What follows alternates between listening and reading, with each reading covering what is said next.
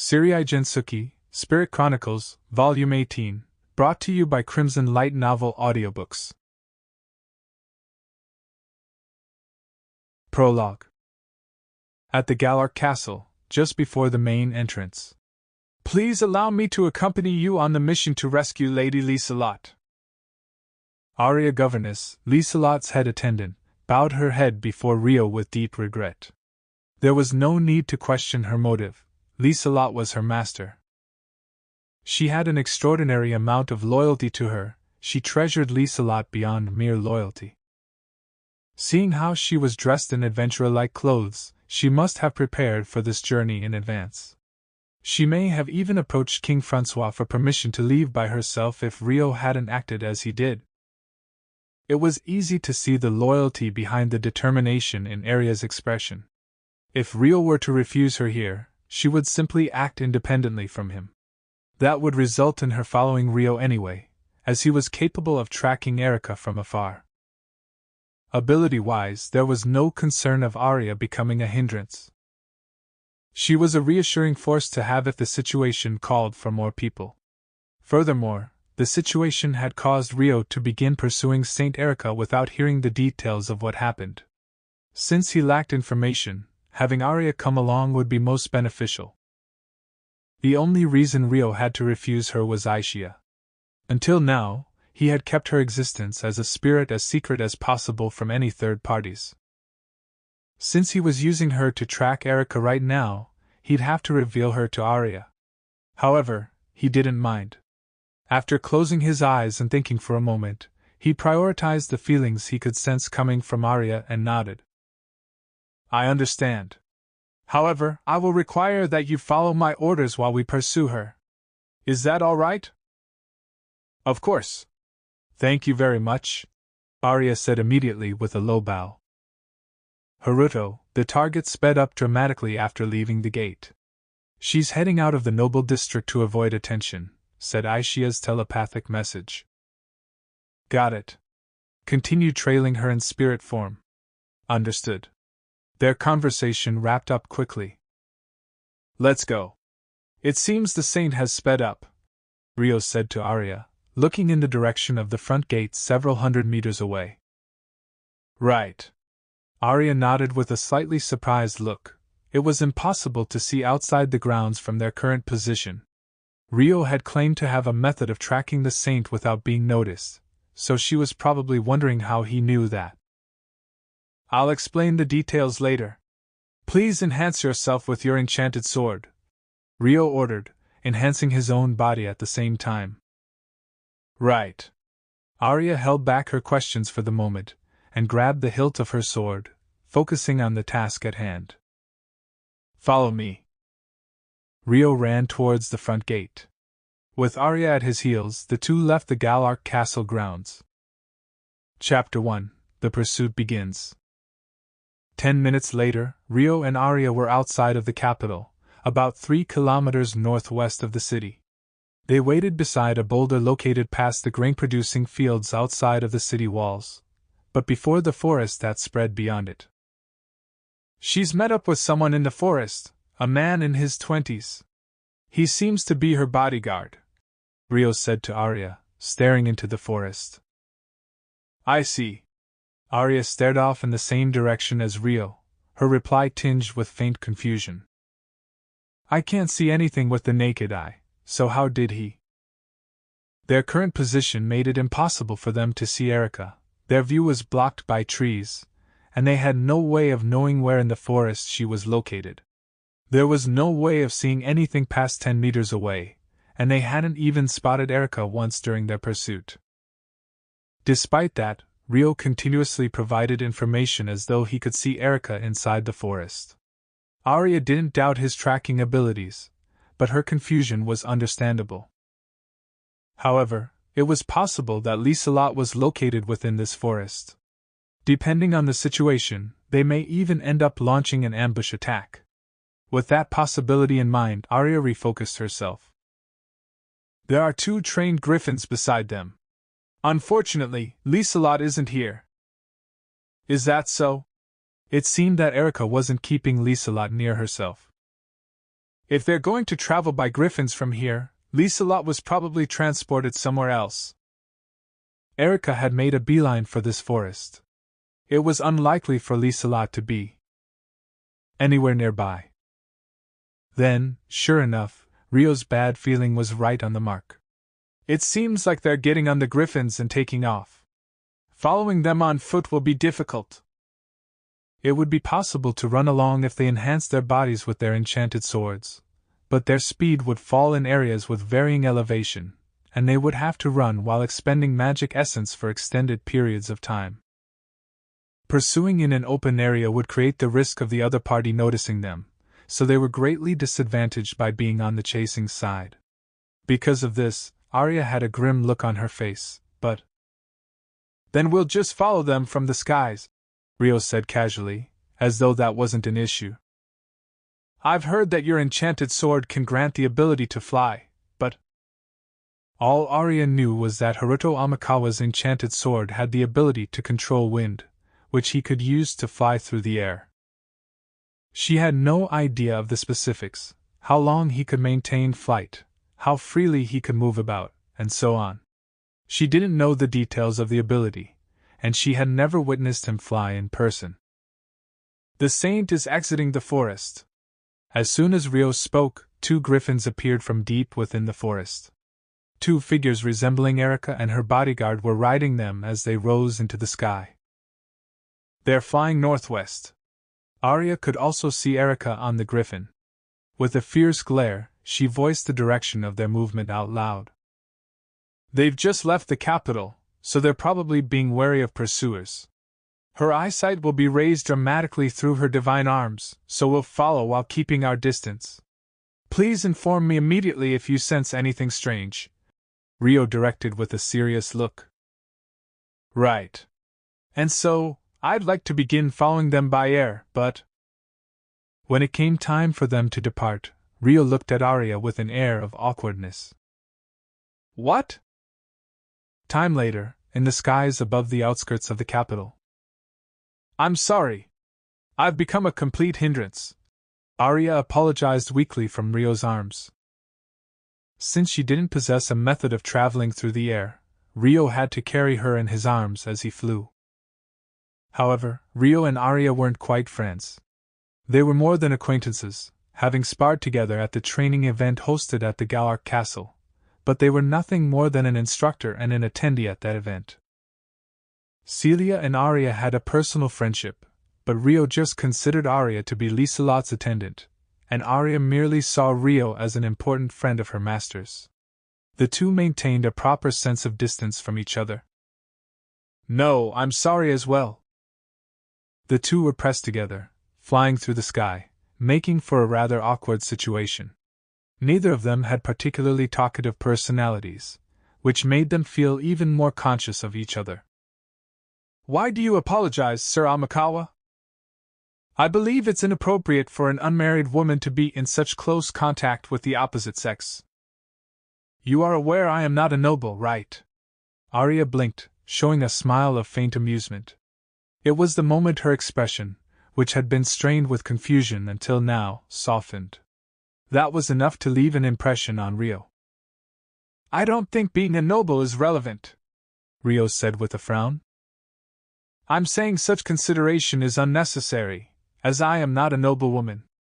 If anything, it's much more inappropriate for you, Sir Amikawa. You're an unmarried nobleman carrying a woman you're not engaged to. That's even less relevant to being a noble.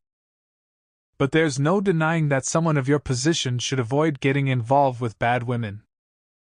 I fear my company will cause those around you to feel apprehension. I was so blinded by the saint, I completely failed to consider that when I asked to accompany you.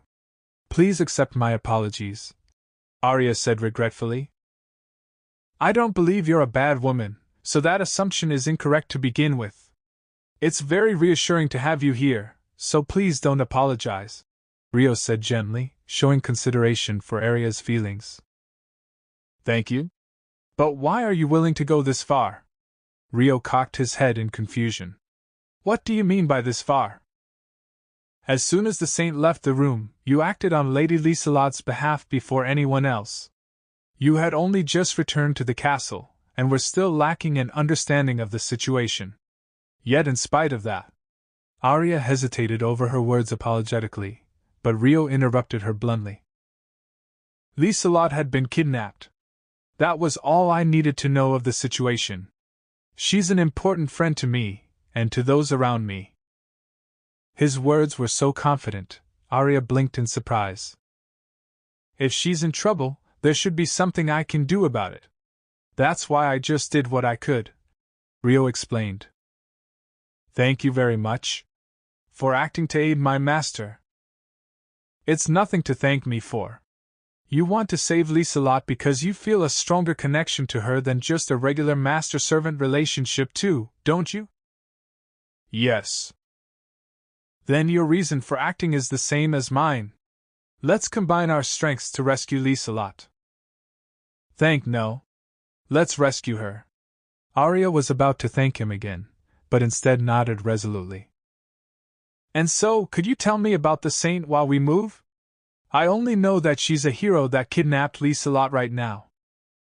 The exact date and time are unknown, but it probably happened around the same time you and the others departed from the castle.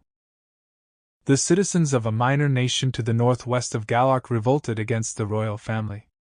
Leading the revolution was that woman, who created the Holy Democratic Republic of Erica in its place. She led the revolution over a kingdom, huh? She mentioned the abolition of the monarchy to His Majesty too. Rio took in a light breath. It was clear that the saint was a dangerous person from their violent interaction in the castle, but her danger had risen to the level of overthrowing an entire nation. She claims to be bringing salvation to the people, to the weak. That's why she wants the monarchy to be abolished and the country handed to its people. I believe she used the same justification when leading the revolution. Considering the uproar she's caused, she seems to have quite the initiative. No average person would ever consider leading a revolution to overthrow an existing government. Why would a woman who had been summoned from Earth feel the need to do something as ambitious as leading a revolution in another world? Why did she need to go as far as declaring war on other kingdoms? Rio considered the possibilities. A revolution could not be created alone. It began with the ideas of one or more people who acted on their beliefs, gaining power by gathering like-minded comrades, creating a revolution as a result. Leading such a thing required a great amount of mental strength, far above that of the average person. If revolutions could be started over mere discontent at royalty and nobility, they would be a common occurrence.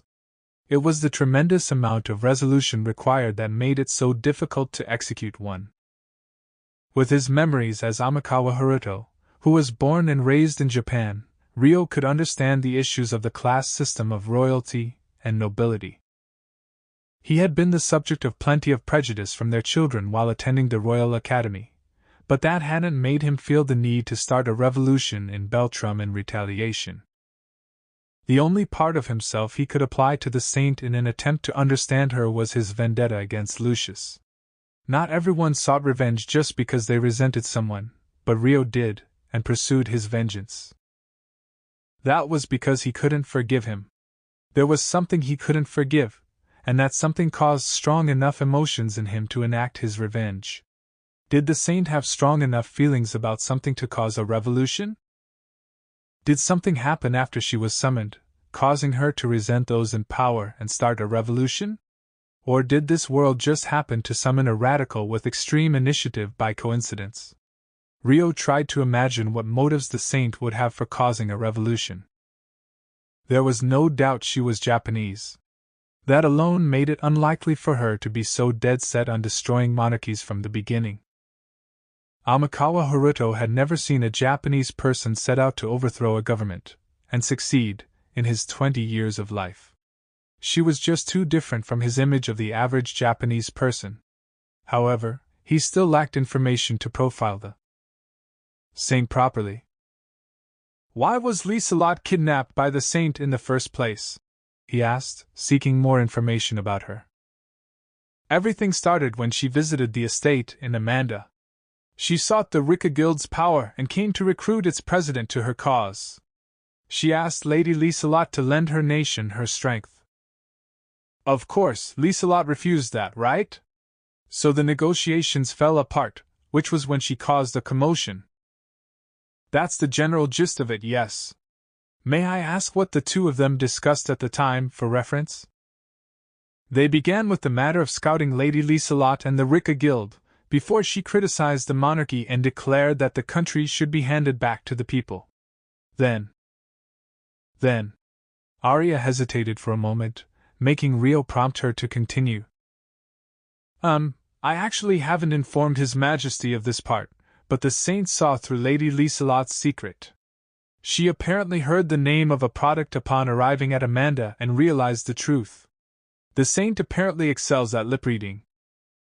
I see. After she brought up Lady Liselot's secret, the two of them started questioning each other in turn. Lady Liselot mostly asked about the saint's background, but the saint only asked about trivial matters like her name and age from her past life, where she lived, and so on. Was there anything that struck you as odd in that conversation? When the topic shifted to my master's secret, the saint's personality suddenly. It softened until she was like another person, like a woman with a bright and warm personality. She said that was her true self before she became a saint. Her true self before becoming a saint. Something about that seemed off to Rio. She said she was creating a world with no weakness, and that in order to do so, she was creating a democracy of the people, for the people, by the people. I don't know what she meant, but she said it was part of her grand revenge. Grand revenge. That didn't sound very peaceful. In which case, something must have happened after she came to this world after all. Something so severe, it snatched away her peaceful values as a Japanese person. Since she's advancing under the banner of abolishing monarchies, I guess it must be a grudge against people in power? Rio himself had dirtied his hands with vengeance in spite of his memories as someone from Japan. Of course, those who were transferred here were different from those reborn here, and it was his judgment as Rio that had made the ultimate choice, but he had certainly experienced inner conflict he wouldn't have felt without the memories of his former self. Amikawa Haruto had only been able to enjoy his peaceful values as a Japanese person because Japan was peaceful.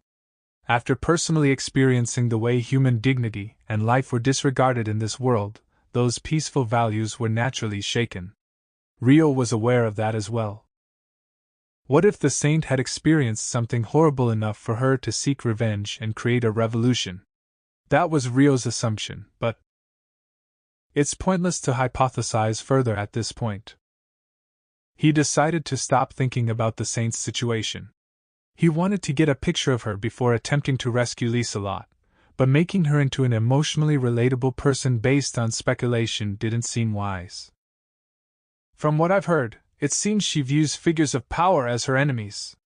But since she kidnapped Liselot after going out of her way to recruit her for the Rika Guild's power, it doesn't sound like she sees Liselot herself as a target of her resentment. Her willingness to do whatever it takes to achieve her goal is somewhat concerning, though. If she wanted Liselot's cooperation, she wouldn't resort to violent means immediately. That meant she would be safe for the near future, Rio surmised. Yes. However, that woman merely appears to have an incoherent and forceful personality. I believe she's actually calm and cunning, calculating everything carefully before taking action. Are you saying she's acting that way on purpose? Yes. She may appear to be foolish, but she is no fool by any means.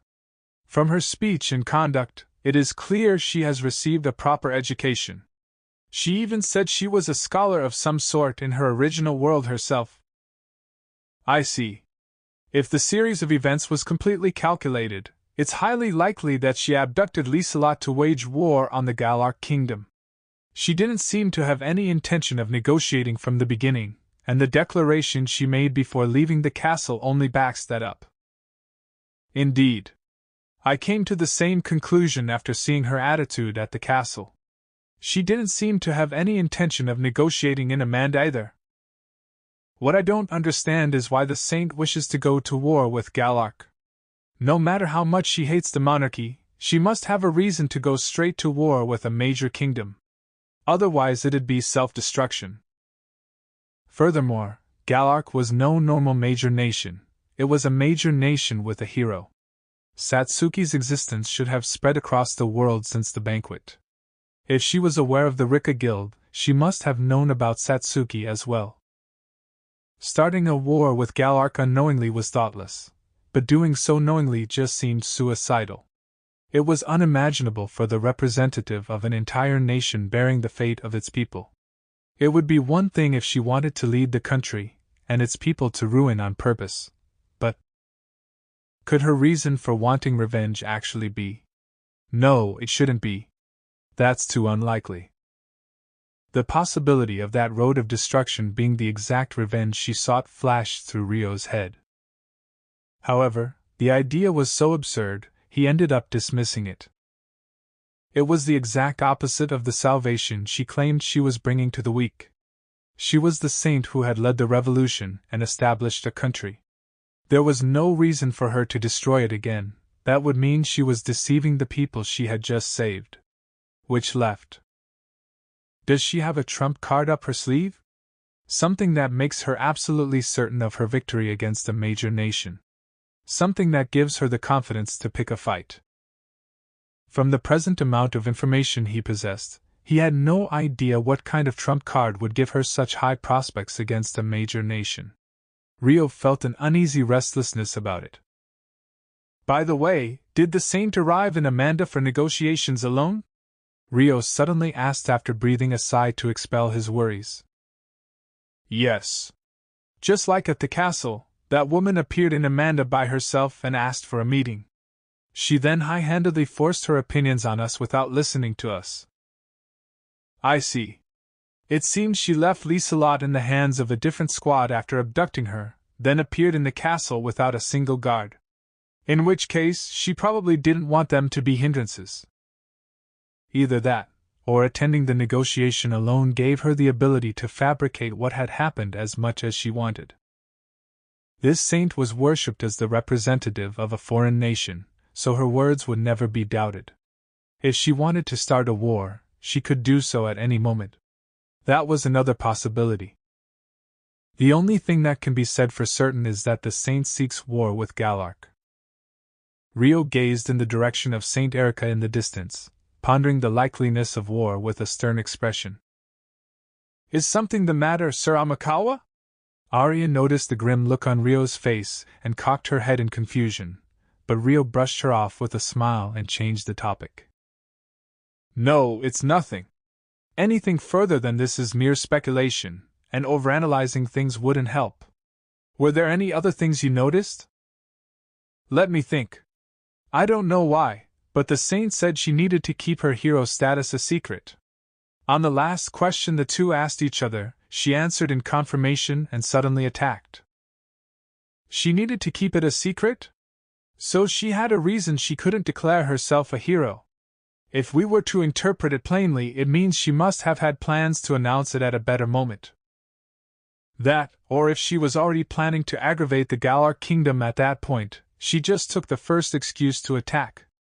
Of course, she may have intended on announcing it at a more beneficial moment as well. We really cannot speculate too much, I see. It's fine, we'll leave the goals of the saint at that. All that's left are her abilities, but... Ryo casually glanced at Arya's face as he carried her. Since she had been present at the meeting between them, that meant the saint had abducted Liselot regardless of Arya's presence. In other words, Arya had been bested by her. Given how well Ryo knew Arya's abilities, he wondered how things had gone down. If it was just in terms of close combat, her techniques were nothing overly impressive.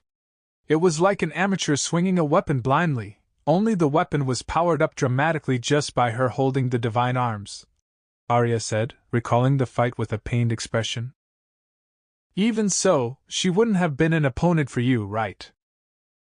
Everything was brought about by my negligence. I thought I had neutralized her with a hard blow, but I had not. You applied enough force to neutralize the average opponent? Considering how her body was enhanced by the divine arms, I struck her in the abdomen with enough force to send a heavily armored soldier flying through a shield. I followed that up with an even more powerful kick to the same area. When I confirmed she had fallen to the ground lifelessly, I assumed she had fallen unconscious. That means even if she had a powerful enhancement solidifying her body, she should have taken damage.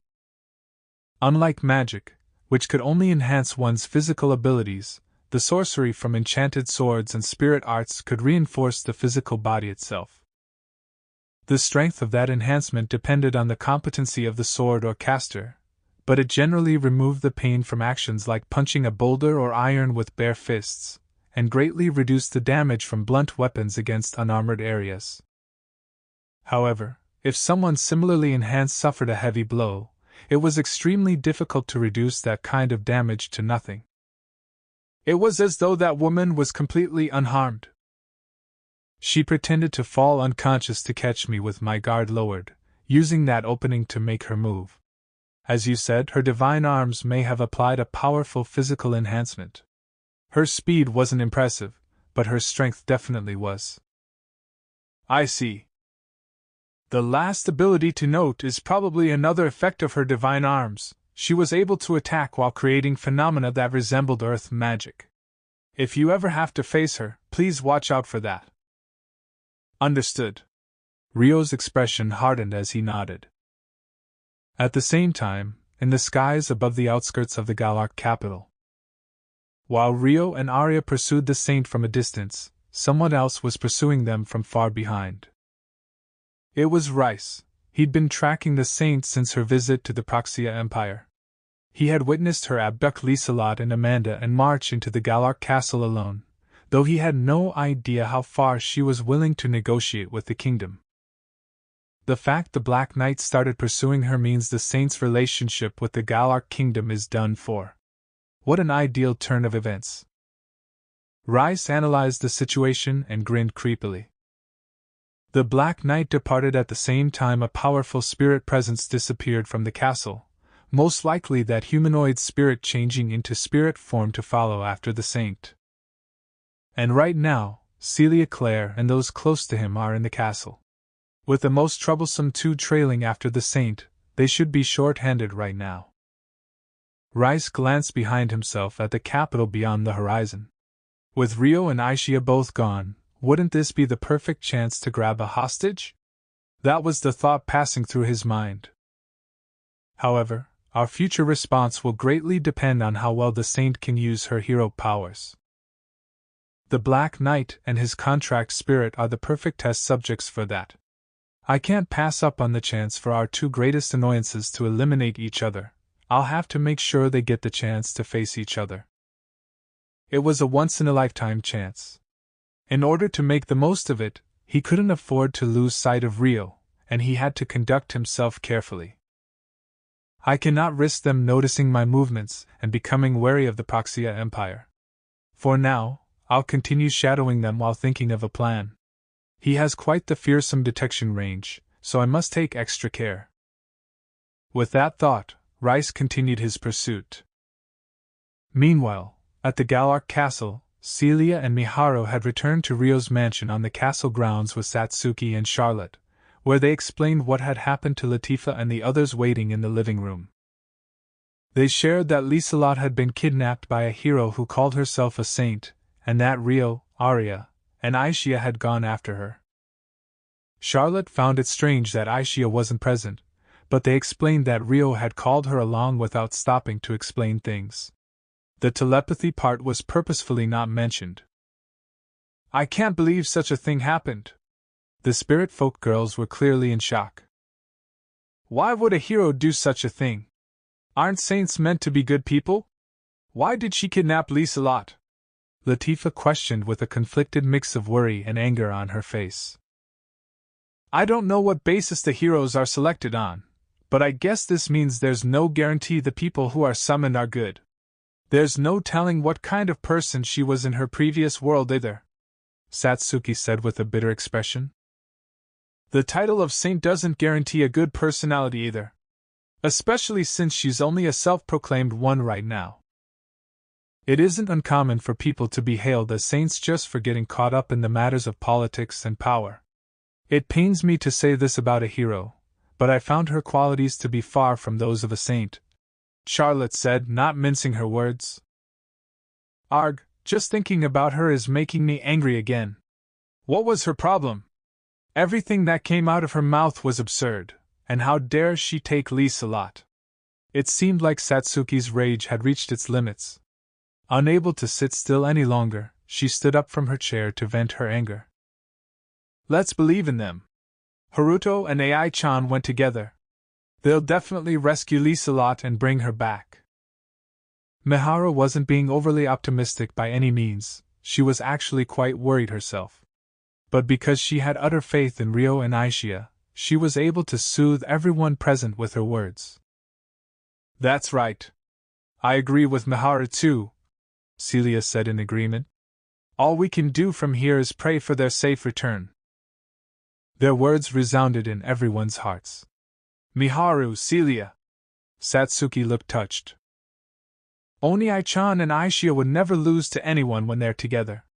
Latifa's voice was cheerful once again. Right. Agreed. Indeed. Sarah, Orphea, and Alma giggled along in agreement. It's exactly as everyone says.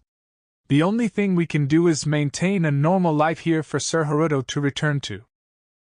There's no doubt the nobles of our kingdom will have split views over this incident, so I'll do what I can to minimize the effects on Sir Haruto and Liselot, Charlotte said eloquently as she expressed her enthusiasm. Satsuki was able to pull herself together with that. Thanks, Char. If there's anything I can help with, let me know. It's not my usual style, but I'll do what I can as a hero. That would be much appreciated.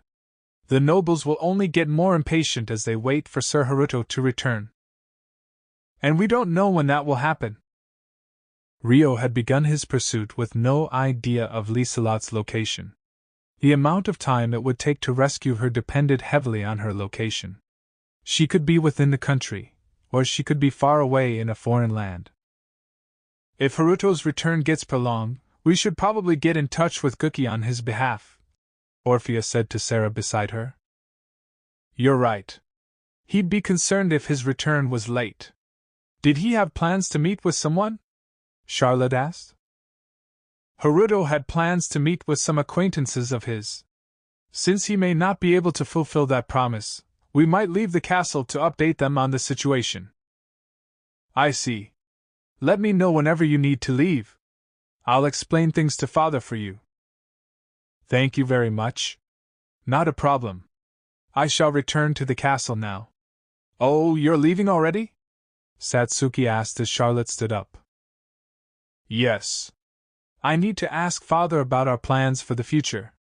I will let you know if anything new happens, so everyone may relax here. I see. Thanks, Char.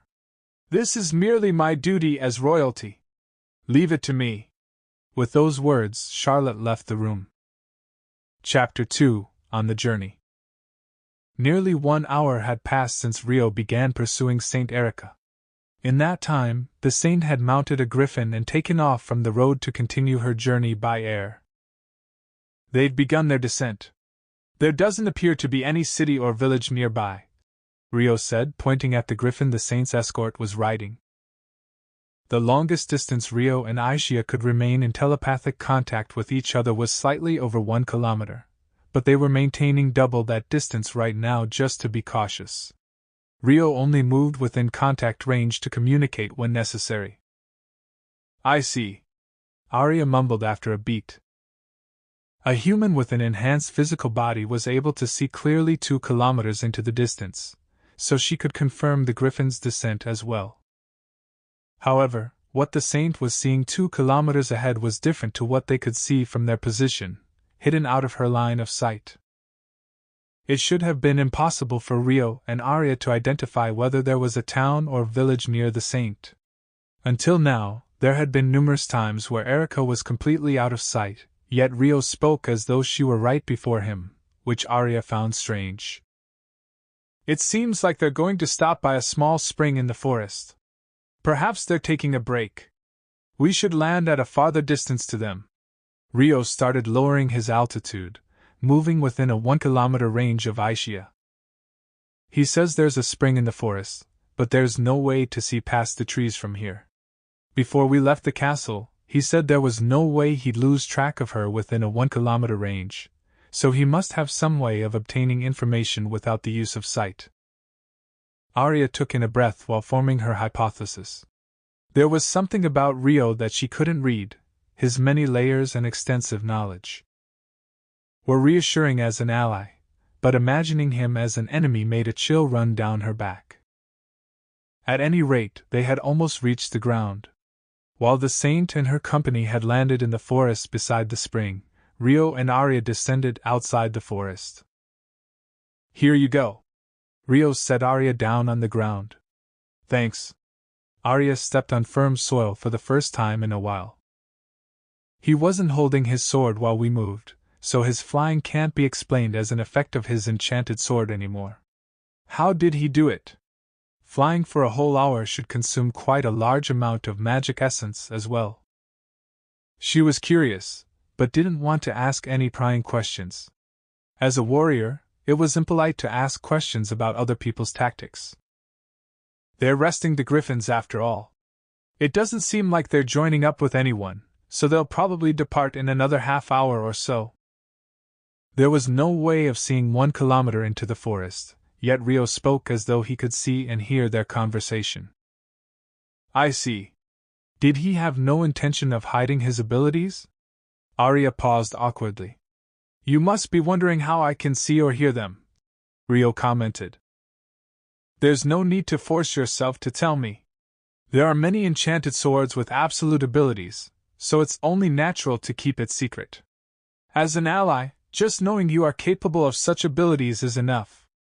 There's no need to explain any further. In fact, it's more than enough information as is. Powerful enchanted swords were special. There were very few of them in existence, and they contained ancient sorcery that could grant a single soldier the power of an entire army. For some kingdoms, having their enchanted swords stolen meant their power was halved. Thus, be it for an individual, nobility, or a nation, the management of enchanted swords was vital. The weapon's abilities would be wasted in the wrong hands, and whoever wielded it had to be both compatible with the weapon and trustworthy as a person. Some people change when given the increased influential power of an enchanted sword, and at worst, they could betray the kingdom and run off with the sword, which was why there were many swords that remained untouched in treasuries.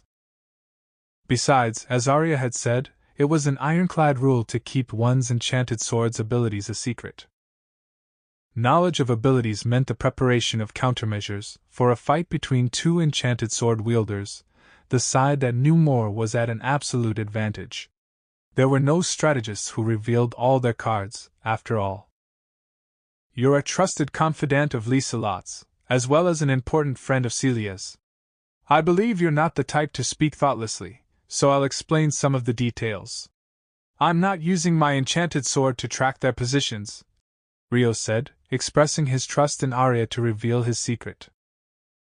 Then is it some kind of magic artifact? It's actually Aishia who's helping me track them. We have a way of contacting each other within 1 kilometer's range without using long-distance transmission artifacts like the kingdom. She's the one who's telling me what's happening by the spring. So that's how you did it. The transmission artifacts used by the kingdom were only capable of sending 100 characters of text at once, and it was clear Rio hadn't used such a tool on the way. Arya had already realized he was gaining information through another method. In addition, while the range is a little shorter than an artifact, there's no risk of any interception. We're not sending each other messages, but talking to each other through our minds. That sounds extremely convenient. It seems useful despite the short range. Arya understood the importance of communication speed in business and politics through her work for Liselot. Whoever had the information first was able to respond earlier, and having someone who could provide live updates during a negotiation allowed for better handling of orders. She could think of many other situations where such a thing would be useful. There were also ways of abusing such an ability. If the other side had no awareness of such a communication form, bets could be easily manipulated in one's favor. I actually asked Aishia to track the saint from the moment she left the castle. Aishia is capable of flying just like me. I see. It's truly reassuring to have Lady Aishia's assistance. Arya was surprised to hear Aishia could fly too, but was more pleased to hear about the unexpected reinforcements. In terms of tracking, even I can't rival Aishia. It's impossible for anyone to detect her presence, so she's able to see and hear things even at this moment. Apparently, Erika is heading for her home country. The saint had shown alertness for any pursuers numerous times along the way, but she was yet to notice Rio and Arya following her. There was no way she'd detect Aishia in her spirit form like that. Humans couldn't detect spirits in their spirit form. Just like how spirits couldn't interfere with reality in their spirit forms, reality couldn't interfere with them in reverse. Their magic essence flowed out in spirit form, but that essence blended in with the magic of the natural world. An experienced spirit art user would only think there was more essence in the area, while a reading from a magic measuring artifact would be dismissed as a malfunction. She's been moving northwest ever since she left the capital. That is in alignment with the direction of the Holy Democratic Republic of Erika. Then it's almost certain that they sent Liselot back to their country ahead of themselves.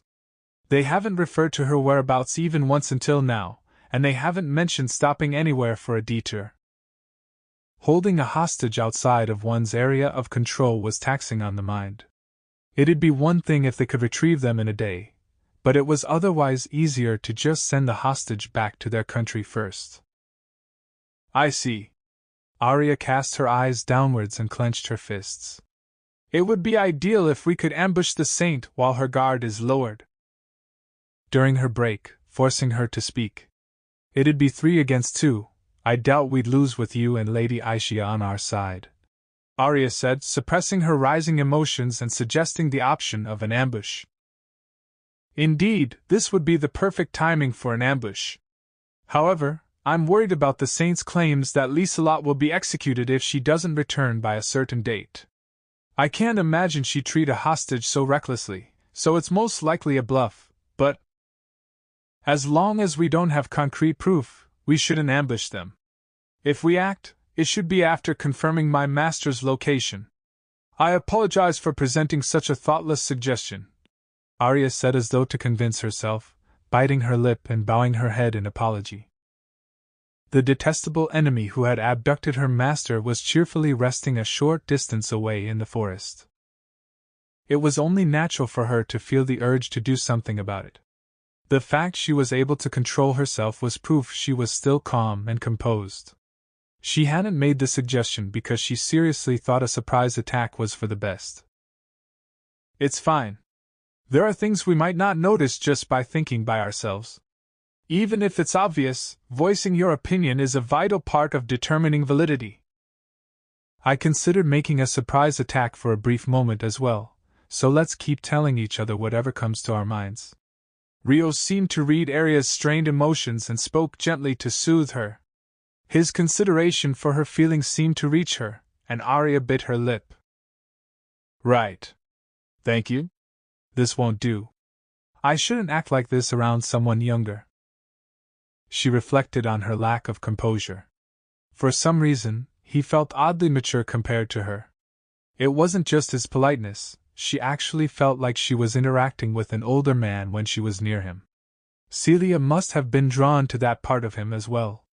Arya was having the same experience right now. There's still some time until they depart. Dissolvo.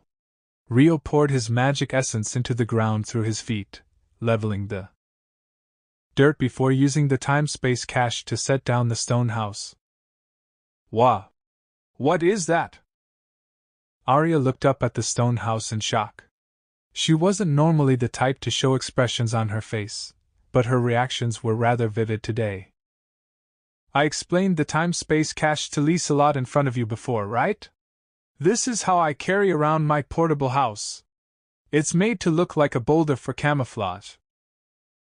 There were also special barriers that prevented it from being perceived by others, but those spells were disabled while it was stored away.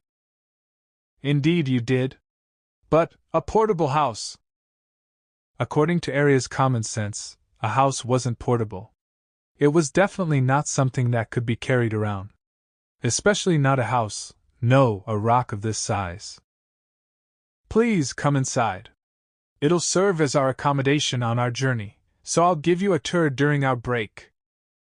Rio had grown accustomed to the reactions of people seeing the stone house for the first time, so he merely smiled faintly before walking to the front door. He briefly introduced the main rooms to Arya before they took their break, then resumed their pursuit of the saint. Several hours later, after 2 more breaks for the saint and her company, the group continued northbound towards the belt of small kingdoms. It's almost sunset. They should be stopping at the nearby city for the night, Rio said, looking at the western sky as he flew. Griffins had great night vision, so they were capable of flying even through the night. However, their human riders having limited sight in the dark made it more difficult to secure a resting point. It was better to move in the daylight, when the ground below wasn't a black abyss. It was likely that they didn't feel an urgent need to return as quickly as possible. Erica's party was going to refrain from moving at night, according to the information Aishia provided during the earlier break. A few mere minutes later, Erica and her company started descending on their griffins. They've begun their descent. It seems like they're going to stay the night in the city over there. We should descend as well. Rio also lowered his altitude, moving within contact range of Aishia. Aishia, let me know once the saint finds an inn. I'll enter the city in the meantime. Let me know if anything abnormal occurs. Understood. With just the necessary messages exchanged between them, he landed in a rocky area off the road. I'm going to set the stone house up here. Would you happen to know what crest is on the flag of that city over there, Arya? Rio asked, hoping to confirm their location. That's the family crest of Margrave Baudrir. He's a noble of the Galark kingdom. From the size of the city, this is unlikely to be the capital of his territory, so it's probably ruled by a governor. Arya's reply was immediate, having memorized every noble family crest in the kingdom. Thanks, that's a great help. I'll go speak to the governor and ask if we can use the transmission artifact to contact the castle. You wait here in the house. I understand. Thank you for taking care of that. Arya didn't seem too content about waiting alone in the house, but the risk of running into the saint in such a small city was too great. It was better for only one person to move on their behalf, and Rio was better positioned to negotiate with a representative using his noble status. Arya wasn't so incompetent that she would let her eagerness get in his way, and so she nodded obediently. The magic artifacts inside the house can be used as I explained earlier. You can eat whatever you find in the kitchen, and help yourself to the bath. Please rest up in preparation for the upcoming days of pursuit. I appreciate your consideration. Arya bowed gratefully. With that, Rio started off towards the city. Around the same time Rio entered the city and arrived at the governor's building. The saints found an inn, and he has entered what seems to be the governor's estate. Since the head attendant is waiting alone outside the city, they probably don't plan on making a move here. That means Liselot Krisha isn't located in this city. I guess he's gone to ask to contact the royal castle, Rice observed the city from the sky, tracking the movements of his targets within the city walls. He made accurate assumptions about their respective motives just from their positions and actions. If they continue at this pace without any detours, they'll reach the Holy Democratic Republic of Erica within a few days. I'll need to make the necessary orders by tonight. Rice placed a hand against his mouth as he decided how to move forward. He'd have to look away for a few hours to go and give his orders, but it was better to have as much preparation time as possible. The later he delayed his orders, the less time those receiving them would have to prepare. Troublesome Rio and Aishia had their attention focused on the equally troublesome saint, There was no way he could pass up this opportunity where their forces were divided. Thus, it was important he gave orders for one of his pawns to move. And if he were to go with the plan that had the highest chance of success. Considering where his attention will be directed, it would be best to have the Heavenly Lions move this time. It's about time they worked to avenge their commander. Rice decided to mobilize Lucius's subordinates. "I've returned, Arya," Rio said, returning to the stone house outside the city 1 hour later. A mouth-watering scent greeted him as soon as he opened the door. "Welcome back, Sir Amikawa." Arya appeared in the living room past the entryway, bowing courteously. She was wearing clothes out of Aishia's wardrobe with Aishia's permission. Aishia usually wore her self-materialized clothes in her physical form, so her store-bought clothes rarely saw the light of day. Right now, Arya was wearing an apron. "I'm back. I used your ingredients to prepare dinner." Being the beautiful girl that she was, Arya looked good wearing anything, but the impression she gave in an apron was completely different to that of her attendant clothes. "Thank you. It smells delicious," Rio said, slightly surprised. "Everything is ready to be served immediately. Will you eat first or bathe first?" I'll eat first. But let me wash my hands before I do that." The exchange with Arya, one that resembled typical newlyweds, was a refreshing feeling for Rio, who nodded with a gentle smile before heading towards the washroom. After cleaning up, he returned to the living room. "Have a seat at the table," Arya prompted from the kitchen. Rio was about to offer to help set out dinner, but she'd beaten him to the punch, so he sat down. Soon after, the food was brought out to the dining table. "They're all simple dishes, so they might not compare with your cooking." Arya set down a golden brown asparagus and mushroom quiche, a pot-au-feu with plenty of bacon and bite-sized vegetables, a salad, and a creamy pasta dish. "Not at all. It looks so good." It was his first time eating Arya's home cooking, but she had to be an experienced cook to prepare so many complicated dishes in less than an hour. "Thank you. Please dig in."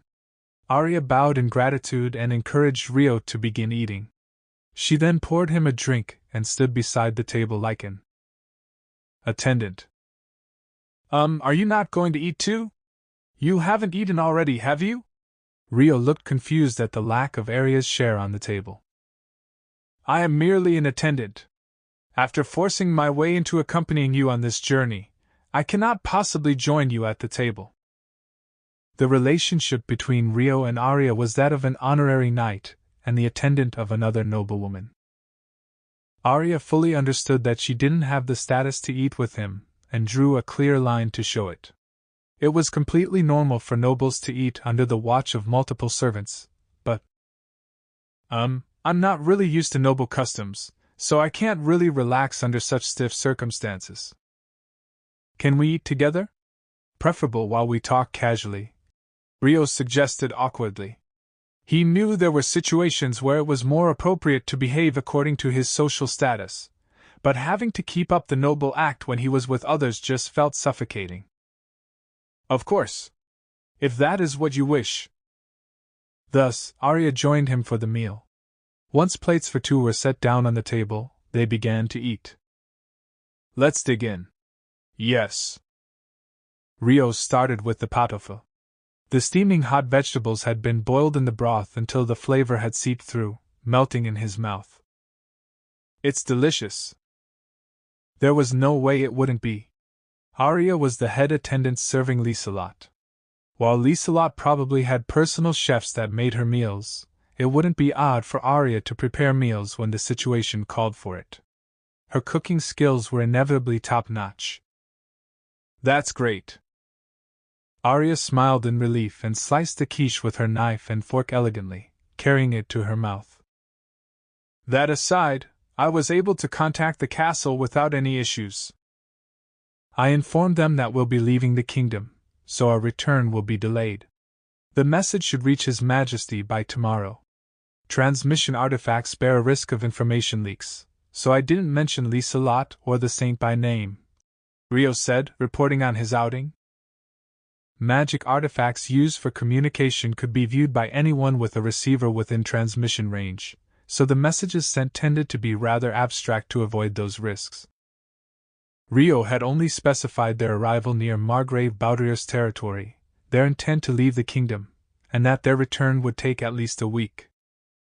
"Thank you for handling everything." "It's no problem at all. I should thank you for this delicious meal." Rio took a bite of the quiche, savoring it in delight. Arya paused in handling her cutlery and stared at his face. Rio looked back curiously. "Is something the matter?" "No, but how should I put this? I'm just so glad you're here, Sir Amikawa. I think I understand why you're adored by Celia and so many others now. I can't put it into words, but there's a mysterious charm about you," Arya said with a gentle look. Rio looked bashful, but confused. "What's up all of a sudden? Your compliments on me are wasted. When I think about how Lady Liselot was kidnapped, I feel my anger rising at the saint and my own powerlessness. But when I look at you, all that pointless anger dissipates, calming me down. Thanks to that, I'm able to forge ahead with my mind and body in the best possible condition." Arya's determination could be glimpsed in her expression, tensing fiercely. It wasn't as though her will to rescue Liselot had relaxed; if anything, it had intensified. But being impatient wouldn't help, and that was what Rio had taught her. She could only do what she could. Just like Rio, who had silently done the same until now. "When you asked to accompany me back at the castle, you had a tormented look on your face. While I don't know if that's a good thing or not, I prefer the look on your face right now. I don't recall doing anything special, but if my actions have had a good effect on you, then I'm glad," Rio said, smiling gently. "It must be that part of you." Rio steadily pushed forward with his own values when it mattered the most. But he never forced his own views onto other people. Of course, he would explain his thoughts when asked, but he first showed them through his actions. That's why he made her think. By watching him move forward silently, she was made to consider her own actions and what she wanted. It was probably that part of him that attracted others. The realization made Arya's lips break into a soft smile. Rio tilted his head, puzzled. "What do you mean?" Arya shook her head abruptly. "It's nothing. More importantly, Lady Aishia has been continuously watching the saint until now. She must need relief from her shift soon. If it's something I can do, I'd like to take the night shift." Of course, it depended on how Rio was communicating with Aishia, but she hoped to lessen the burden if it was a method she could use as well. "Oh, you don't need to worry about that. I also offered to take the night shift, but I was rejected as it was unnecessary. Aishia is able to work without the need for food, water, or sleep breaks." Aishia was a spirit, after all. She enjoyed eating and could immediately convert what she ate into magic essence for replenishment, but they were all unnecessary things to a spirit. She slept a lot, but that was because she enjoyed sleeping. If she wanted to, she was able to continue working without any sleep. However, Arya was still unaware that Aishia was a spirit, so Rio was unsure of how to go about explaining that. "Huh!" As he feared, Arya had a questioning look of confusion. That was only natural, since he had just said she didn't need what were essential factors of human survival. "It'd be easiest for you to see for yourself, but I can only explain it verbally for now. Which works out just as well, since I can explain some other things at the same time. For example, that my flying isn't an effect of my enchanted sword." Of course, it was possible to fly using a sword as a catalyst to produce wind, but that wasn't what Rio had used on the way here. His sword had been in its scabbard, he hadn't even held it in his hand. Rio's sword was capable of refining magic essence for assistance in spirit arts, and amplifying the power of spirit arts by wrapping it around the blade, but it wasn't always a necessity to activate the arts from the sword as an origin. Since arts were activated from the sword, which was separate to Rio's body, it wasn't suited for casting any art that directly affected the caster. Its sword shape also had limits, such as needing to be held by the handle of the sword. In other words, it was easy to activate and control spirit arts that centered on the sword, such as wrapping the blade and slashing, launching something by thrusting, or stabbing the sword into something. But using the sword as an origin point meant there was an extra process involved, so there were cases when the activation speed dropped or had a negative influence. For example, suppose he activated a spirit art on his sword, then had to change the target of that art to another target. If he was going to cast an art on someone else, there was no need to use his sword in the first place. If Rio wanted to fly in the air, using his sword to activate the art would offer no benefit and merely take more time. I'm sure it isn't something you should be spreading indiscriminately, so are you sure about this? I assume it's a secret on par with a powerful enchanted sword. Arya was curious, but had enough honor not to ask for an explanation right away. It's as I said earlier, you're Liselot's trusted confidant, and Celia's important friend. That's why I believe you're not the type of person to go around spreading rumors. In order to rescue Liselot, I'll end up doing things that can't be explained by an enchanted sword. I do not wish to lower our chances of a successful rescue by hiding my abilities, Rio said, listing the reasons for informing her. In that case, allow me to explain my enchanted sword's effect first. It wouldn't be balanced otherwise. Although it still isn't balanced like this. But please allow me to do so as a sign of my trust in you, Sir Amikawa, Arya offered decisively. Are you sure you don't need Liselot's permission? The enchanted sword belonged to her, after all. I will get retroactive permission from her. There's no doubt she'll approve of this. If she doesn't, I will take responsibility for it. But even so, the hesitation you're feeling is the same as what I feel towards you disclosing your secret, Arya protested as soon as Rio expressed uncertainty. I understand. We can both reveal our abilities. Rio nodded with a strained smile, deciding to listen to Arya talk about her enchanted sword. After that, Arya revealed her enchanted sword's ability and combat style based on it to Rio. The enchanted sword she possessed was called Lethal Bringer, which could enhance the slicing strength of the blade and slow the healing of any wounds it caused. On the other hand, Rio told Arya about spirit arts and the fact Aishia was a spirit. Since it was an extensive topic, he only gave her a general summary of things, but Arya was still made to listen to a much longer explanation than she had given. I feel like that wasn't something I should have listened to after all. The information I offered really can't compare, Arya said after they'd finished their explanations of each other's situations. Her expression stiffened at the clear difference in their information value. She was surprised to hear about spirit arts, but she was especially shocked by the fact Aishia was a spirit. It was necessary in order to raise our chance of rescuing Liselot. Now Aishia and I can use the full extent of our powers. Rio shrugged in a joking manner, trying to brush off Arya's worries. In reality, his actions would be limited if he had to hide his strength from her. Instead of having to worry about how to explain each and every move, it was much easier to give her the information beforehand and loop her in on the facts. However, I still feel like I've become an excess burden on you, Arya said gloomily. That's definitely not the case.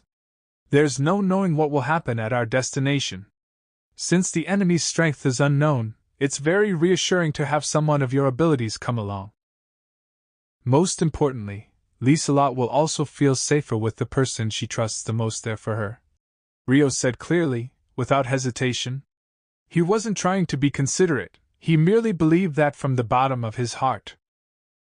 I wasn't able to protect my master, who trusted me so much, though. A guilty look flashed across Arya's face. However, she couldn't afford to keep looking at the past. She had to rescue Liselot, she yearned to. In order to do that, she would do whatever she could. Her gaze met Rio's, who stared straight at her from across the table, and she found fresh determination within herself. I truly cannot thank you enough, Sir Amikawa. With a fleeting smile, Arya gave Rio a look of deep impression. Chapter 3: Holy Democratic Republic of Erica. Roughly 1 week ago. Northwest of the Galark Kingdom in the band of minor nations, at its very northernmost end, stood the Holy Democratic Republic of Erica. In a room of the mansion that was being used as the official residence of the head of state was Liselot.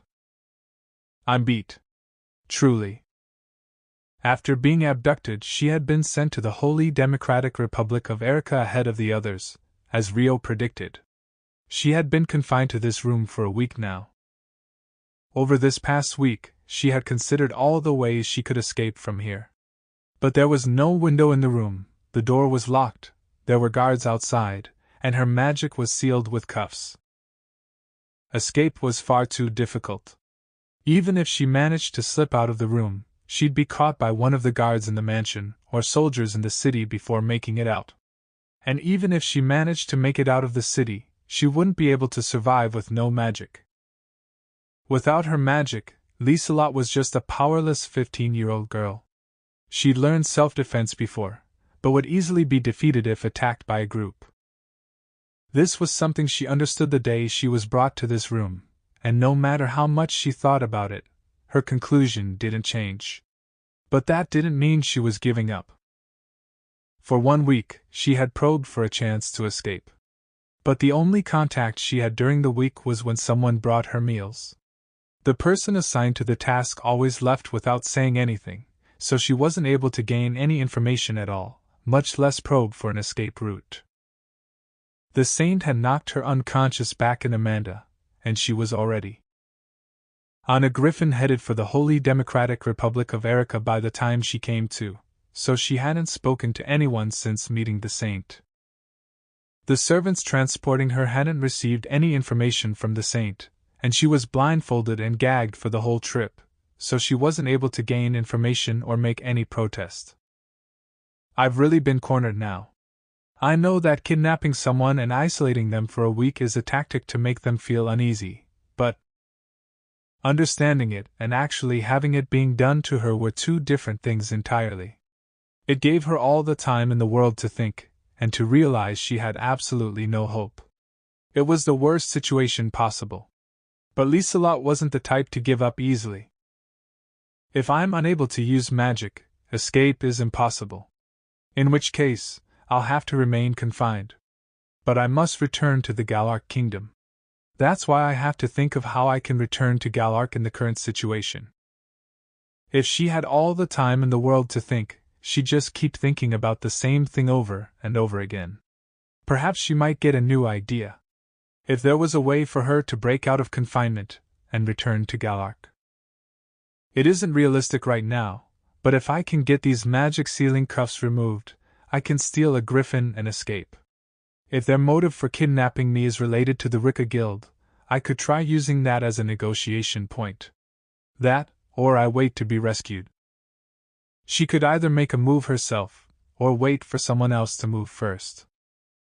The best scenario would be to be saved by someone else, but that's just a convenient dream.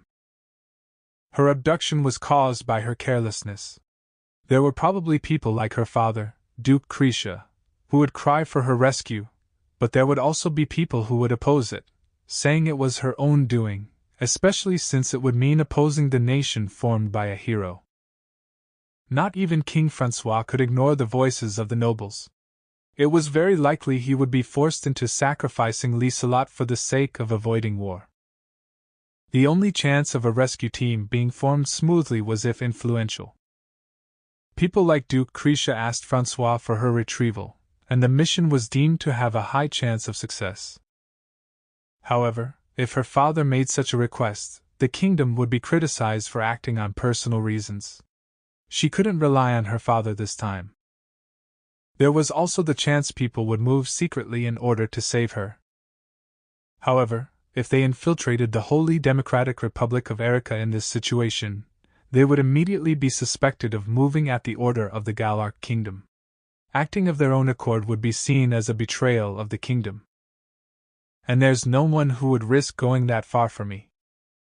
There was one person who flashed through her mind, but such a convenient dream was impossible. It would be more realistic for her attendants to make a move. However, Liselot's attendants were smart enough to understand that they would be putting their master in a bad position if they moved without permission. Without King Francois' approval, they knew they could only watch on silently.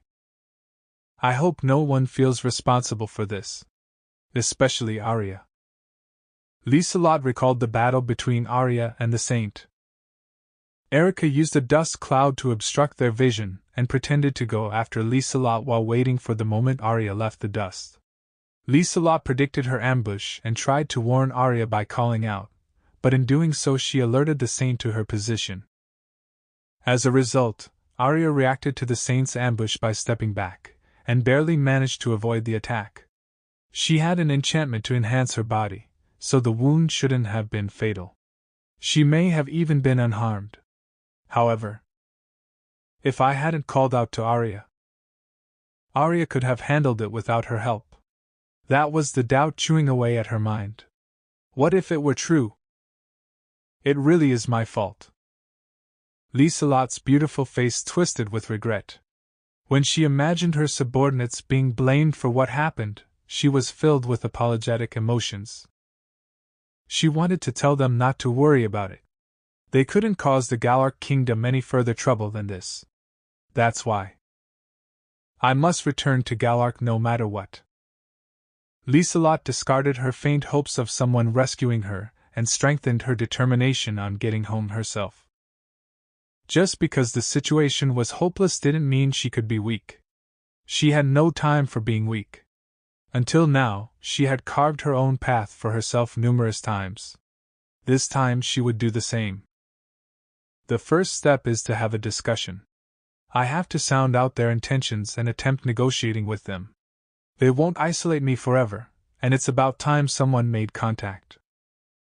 If no one made contact with her, there would be no discussion to have. If they were waiting for her mind to weaken before negotiating, she would just have to turn the tables on them. In a situation where she had no contact for a whole week, a visit would be her first chance to have a discussion. She wasn't foolish enough to abandon that chance. After an imprisonment like this, if she wanted to show that her will was still strong, she should take on a rebellious attitude. Conversely, if she wanted to lure the other side into lowering their guard, she should act obediently.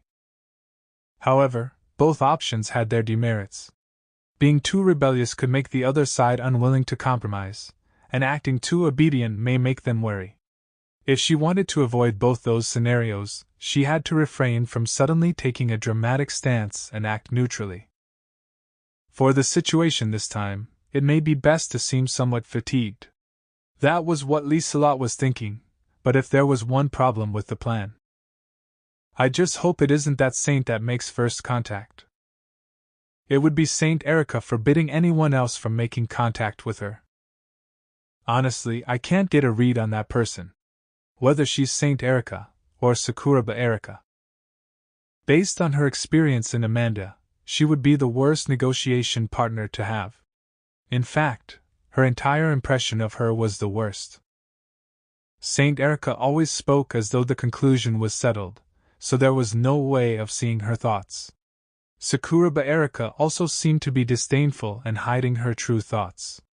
Liselot wasn't even sure if she really had any intention to negotiate with her back in Amanda. I'm sure she'll make contact once she returns to the country, but I hope someone else comes before then. The next day. That morning, after Liselot finished breakfast, a man and a woman showed up along with the usual person who took away her plates.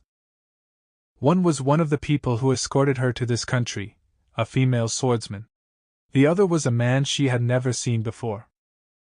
Apparently, the female swordsman was there as the man's bodyguard. Hello? I am the Prime Minister of the Holy Democratic Republic of Erica Andre. The man, Andre, placed his right hand over his chest and introduced himself in a high-class manner. However, he seemed to be nervous, as his expression was rather awkward. He's rather young for a Prime Minister. There's a naivete to him, and it doesn't seem like an act. Liselot analyzed him with that brief introduction, keeping her confusion to herself. A prime minister was an official position that supported the leader of the country, so it was customary for someone well experienced in politics to be appointed. However, Andrei looked to be in his 20s. He seemed to be an agreeable youth with no sign of experience. The fact his nerves could be seen through by the noble of another kingdom meant he was far too unreliable for such a position. That being said, this was Liselot's long-awaited chance at negotiation. While his unreliable appearance was worrying, his position was high enough to negotiate with. "Hello, it's nice to meet you. I'm sure you know already, but I'm Liselot Krisha." Liselot put on an air of exhaustion while giving a sociable reply to Andrei. "Yes, I am well aware of you, or rather, the Rika Guild. I formerly managed a trading company within this country." "Why, I'm honored to hear that. I've heard rumors that the Rika Guild's president is the daughter of a leading noble family, and Natalia over here informed me that you barely looked of age, but you truly are young." Andrei stared closely at Liselot's face. He wasn't underestimating her for her youthfulness, but rather observing her with a mix of admiration and curiosity. You came here for business, right?" Liselot asked, confused. Pardon me.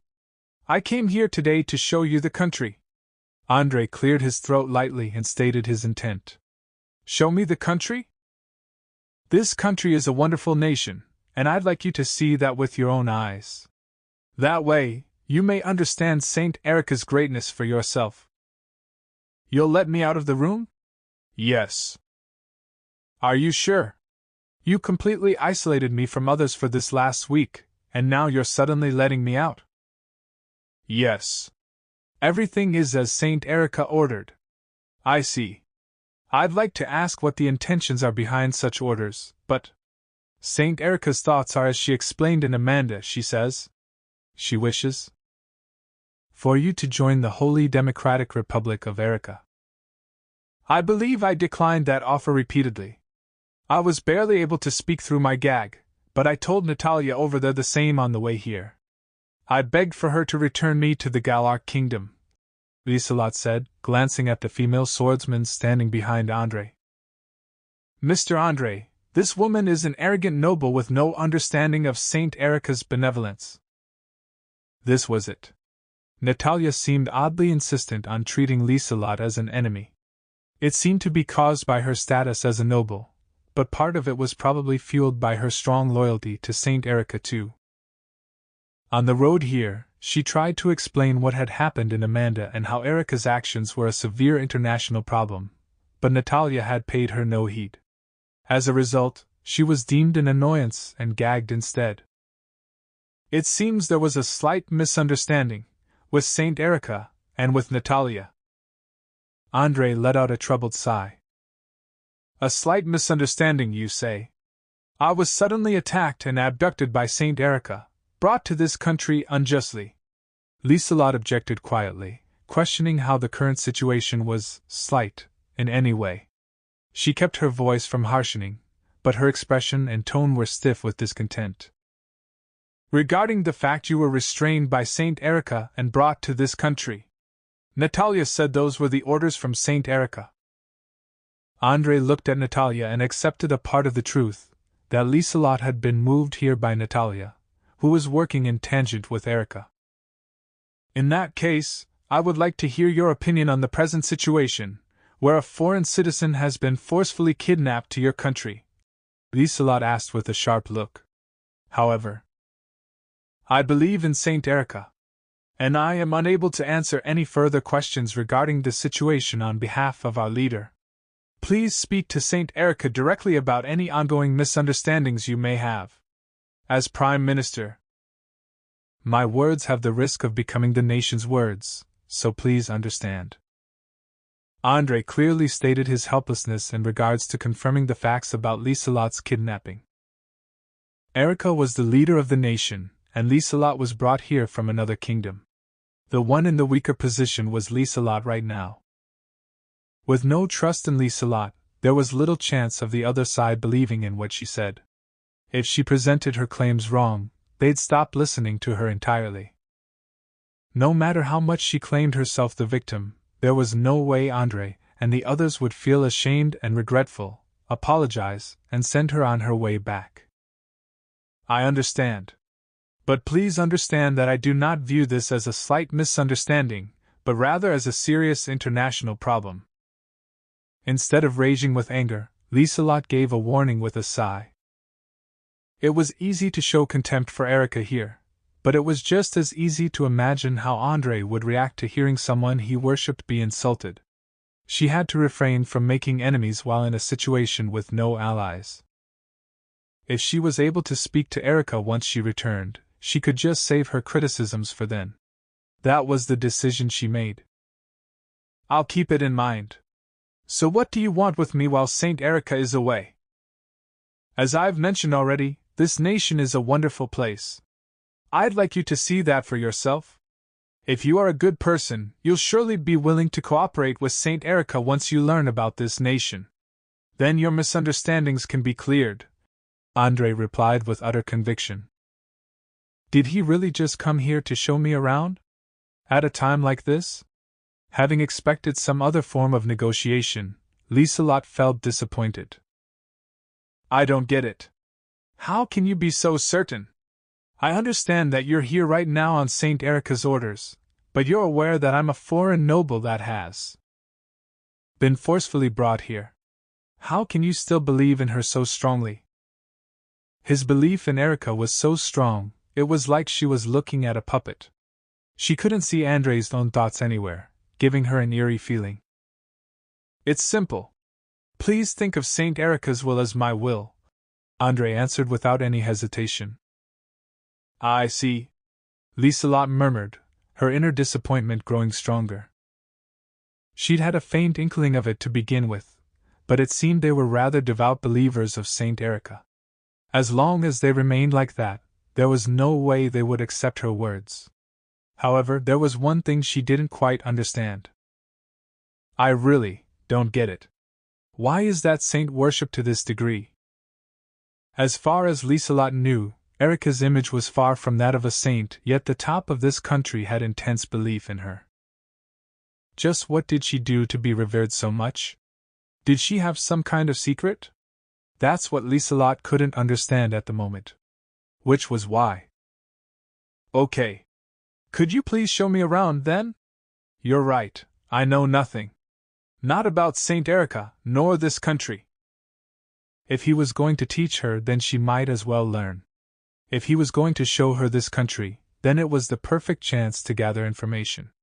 Being too cautious wouldn't help her make progress. Taking the first step was vital. You are a wise woman.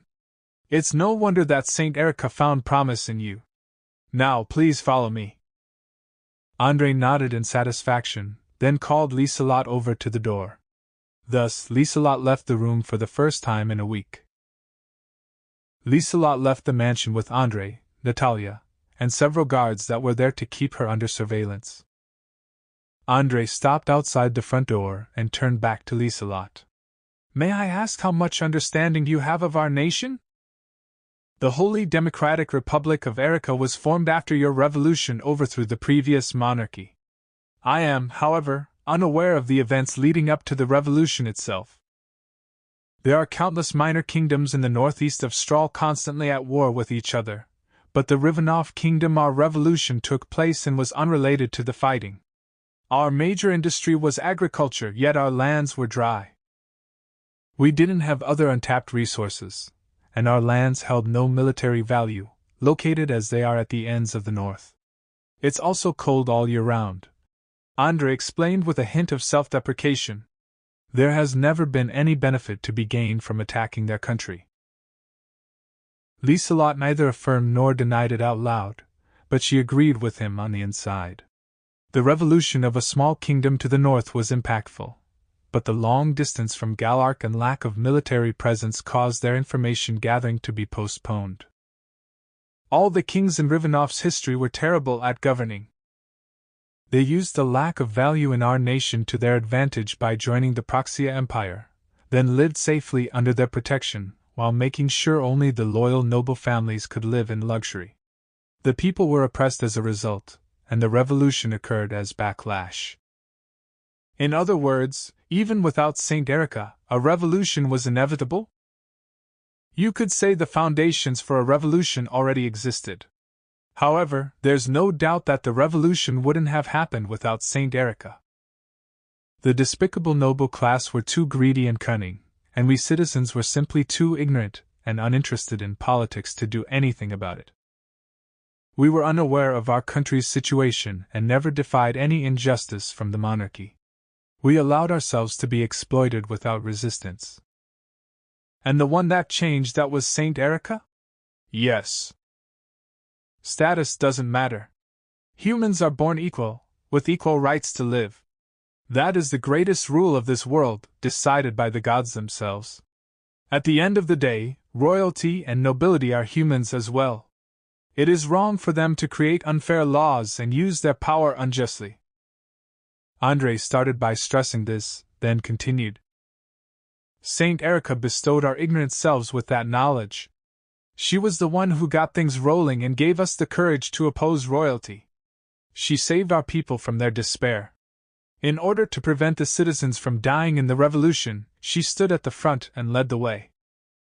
The passionate tone in his voice was backed by his personal experience, but it was just a second-hand account to Liselot, who hadn't experienced it herself.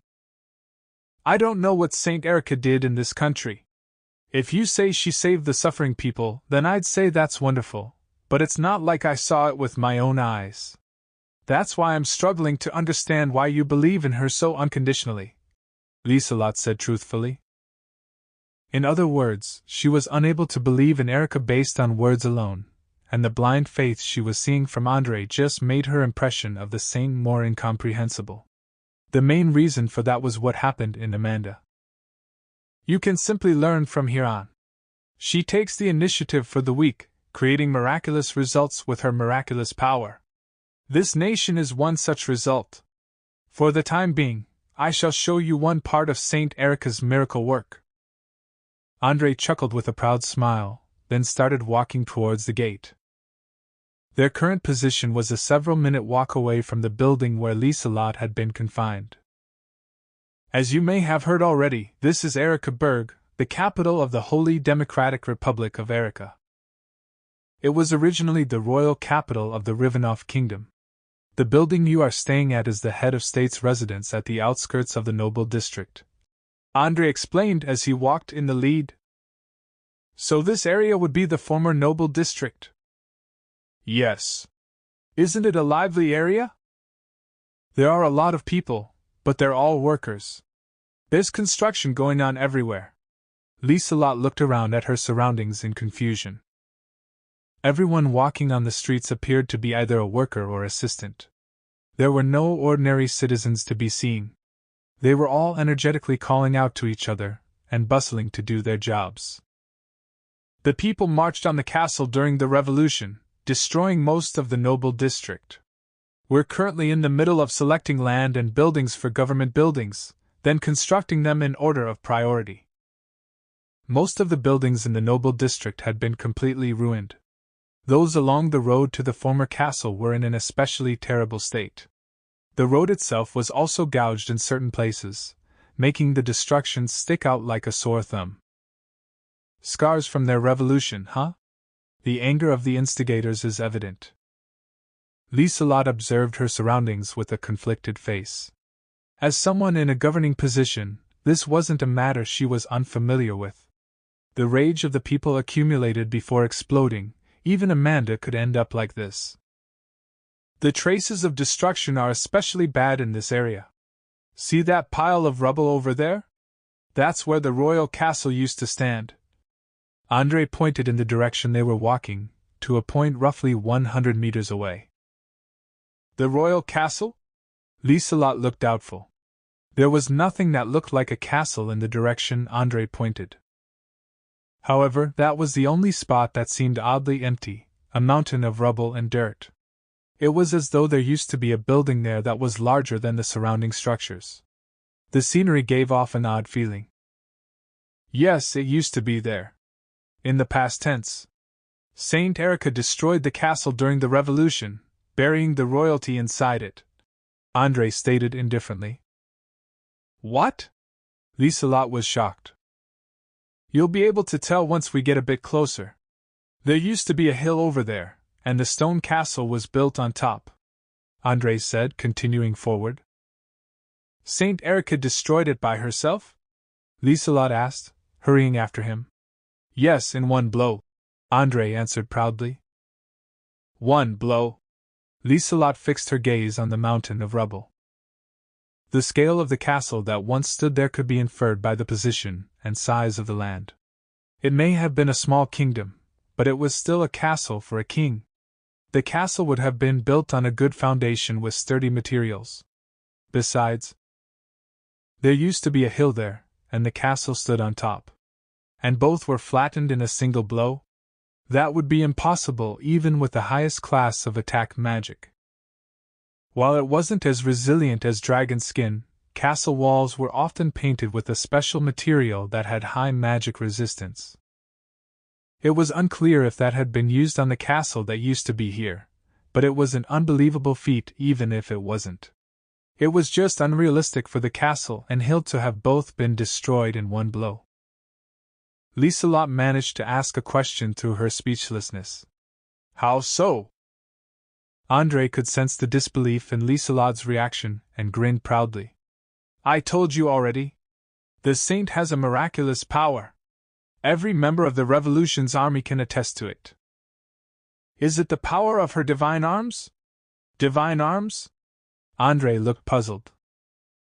They're the legendary weapons possessed by the heroes summoned to Strahl. Saint Erica had a bishop's staff, right? That's her divine arms. Were you unaware she was a hero? Why, yes, it's my first time hearing of such a thing. I have heard the rumors of heroes descending in certain kingdoms, but... Andre nodded with wide eyes. A remote kingdom of this size would have difficulty obtaining much information.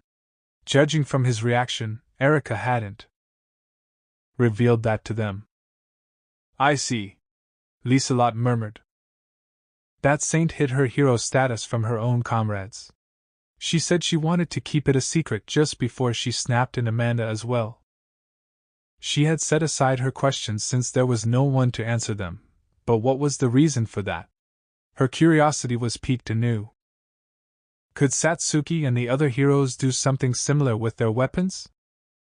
As far as Liselot could remember, the greatest display of a divine arm she'd seen was when Hiroaki manifested the Yamata no Orochi water dragon in his match against Ryo. Hiroaki didn't seem to have complete control over it, but after summoning every water dragon, his power was on par with the strongest class of magic. But even a direct hit from a water dragon wouldn't be able to destroy a hill. Legends tended to get more exaggerated over time. When Liselot saw Hiroaki control the water dragon, she mistakenly assumed that divine arms could create phenomena on par with or slightly better than the highest class of magic. Even that was enough to be a formidable power. However, could the true potential of the divine arms be even greater than that? Several times the highest class of magic. Enough to blow away a small hill in a single blow, at least? It wasn't just a formidable power, it was a threat. It would take an army of 10,000 to have a chance against someone like that. That was how much power the heroes held. But at the present moment, it was hard to say if the other heroes had that much power. They had the same divine arms, so there was no reason they couldn't do what the saint could do, but at the very least it was impossible for Hiroaki, who couldn't even manifest the full Yamata no Orochi against Ryo. Does the saint know how to draw out the mysterious power of the divine arms? Maybe she wanted to hide her hero status to keep it a secret. Even if she ended up at war, a secret like that would be a huge advantage against any enemy. If an enemy army had no information whatsoever, there would be no way for them to counter such a move. It would be foolish to show off one's powers in that situation. If the saint's power was connected to her divine arms, the kingdoms that possessed the other heroes would try to bring out their powers as well. The saint may have wanted to prevent that. She had no proof, but that was the conclusion that Liselot reached. It was a vital piece of information, so it was fortunate that she was able to realize it by being kidnapped. And now she had something to do as a noble of the Galar kingdom. I need to find out more information about the saint, no matter how trivial. For example, what happened to the saint after she came to this world? Why did she decide to become a saint? Just then. Miss Liselot? Andre called out to her. He seemed surprised to hear the saint was a hero, but how much understanding did he have of the heroes? Saint Erica is a hero? If that's true, then how amazing, was the unconditionally accepting impression he seemed to give off. After calming down from expressing his delight, he looked at Liselot, who was frozen in place. I'm sorry, I was just so shocked. Liselot awkwardly smoothed over her expression with a smile. It was worth bringing you here first, then. Do you understand now? Andre asked, smiling in great satisfaction. Understand what, exactly? The reason why we follow Saint Erica. I want to say you follow her because of the power she has, but that isn't the case, is it? The power they abided by changed from political power to pure violence. Erica possessed the strength to crush political power itself. Liselot indirectly pointed out such an interpretation with her question. It is not. She is the symbol of justice itself. She thinks of the people more than anyone else. Saint Erica only uses her power for the sake of saving the weak. She isn't a saint because of her tremendous strength. She has her tremendous power because she is the saint. That's why we believe the future lies in the direction she proceeds. We'll watch her back and follow in her steps. Saint Erica is our guiding light. Andre emphasized without a shred of doubt on his face. He had absolute trust in her. Perhaps trust wasn't the most appropriate word. Your faith in Saint Erica almost sounds like you're worshipping a deity. One on the same level as the 6 wise gods. Yes, it's faith, Liselot thought. There were no religious followers that doubted their god. Saint Erica had established a position for herself as the object of their worship. Her title of saint was also being embodied. Undoubtedly. That's what a saint is it not?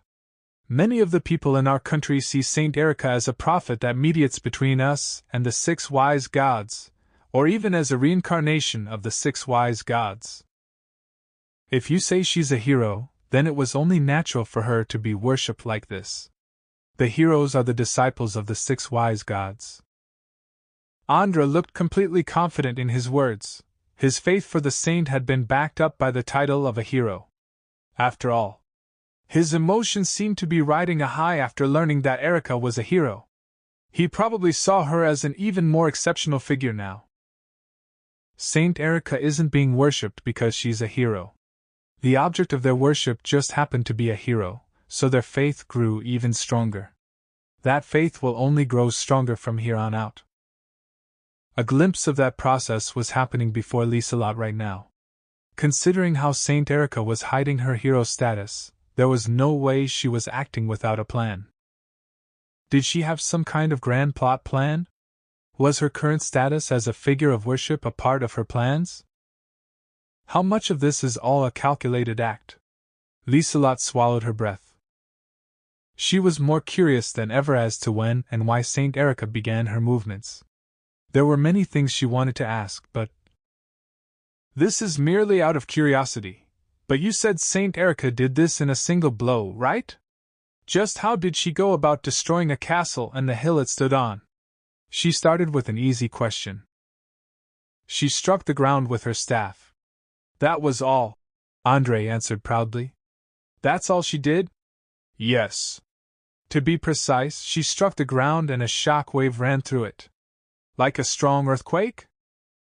It didn't happen frequently, but earthquakes did happen in Strahl.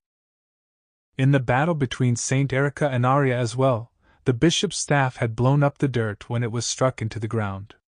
Liselot had believed Erica's divine arms had the power of controlling the earth, so she feigned calmness in order to confirm that now. The ground did shake at the impact, but it wasn't an earthquake. It's hard to describe accurately, but it was like the ground ripped open in an explosive wave. The shock wave gained momentum and lifted the ground up, and once the ground started collapsing, it rose up, swallowing the entire hill, castle and all. Even the memory of it is awe-inspiring, Andrei explained, choosing his words. Indeed, it must have been difficult to explain a phenomenon that could swallow an entire castle. I'm sure it must have been an amazing sight. The result of which was laid out before them. If the Revolution Army was marching upon the castle, there would have been non-military personnel taking refuge inside. Some may have had no will to fight, and were just in the castle to work that day. Unless they had evacuated people in advance, there would have been innocent people buried within that rubble. Liselot gazed upon the destruction with a pained face. Yes, it was beyond imagination. Andrei nodded firmly in praise of the saints. Great feat. But wasn't it a waste to destroy the entire castle? You could have reused the building, and I'm sure there were food and treasures stored inside. If they retrieved the treasures and food first, they would have had a chance to warn the people inside as well. Liselot asked her question in hopes of that. Indeed. I am a former merchant, so I agree with you there. Fortunately, it seems we'll be able to retrieve the treasures, and the royal castle was a symbol of the evils of the monarchy anyway. A negative piece of heritage, if you will. We couldn't allow it to remain standing, Andrei said with a slightly conflicted expression. Including the evil royals and nobles inside? They were a necessary sacrifice. There were some of the noble class that agreed with the saint's ideas, and the only ones remaining in the castle at the end were those who opposed her with hostility. I see. Liselot didn't ask any further questions. Instead, she shot a sidelong glance at the remains of the destruction, and closed her eyes in silent prayer. We didn't condemn anyone on the grounds of merely being of the noble class. Some nobles are prejudiced by their status, but we know that there are nobles out there who care about the people. If they agree with Saint Erica's teachings, we are willing to extend our hand to them. How about you? Andrei turned to Liselot with a judging look. I too dislike any actions of tyranny towards the people. I don't believe myself to be superior just because I am a noble. However, I was raised on the side that you call the exploiters, as a privileged class citizen. That's why I cannot deny that I may view and react to things differently to you, a member of the side that was raised oppressed. Liselot gave her honest opinion without trying to make herself appear perfect. What a good and sincere answer. I've seen many nobles give hollow agreements that they don't believe in just to be spared, but you really are different. Andrei beamed widely, showing off his white teeth. I'm honored. Would you be willing to tell me more? I believe a conclusion can only be reached with a proper understanding of this country and Saint Erica. Liselot bowed once and stared at Andrei. Indeed, it is as you say. I'd like to show you to some other places, so let us talk as we move. First is the area where the general population lives. This way, please. In a delighted tone, Andrei began leading the way with a skip in his step. On the way from the castle ruins to the city area. In our country, legislation is conducted by the assembly members that participate in Congress. They also make some of the political decisions. The leader of the administrative body is the head of state, who acts as the representative of the nation. So you've dispersed the legal and administrative rights the king would have had under the monarchy. Exactly. How are the Congress and head of state selected? In an indirect election where the citizens select the Congress and head of state voters through elections, then each voter puts forward their vote for the head of state and Congress members. In the first election, the leading members of the revolution were selected as the first Congress, and the saint was selected as the head of state. Andrei explained the governing system behind the Holy Democratic Republic of Erica as they walked. Who came up with that selection system?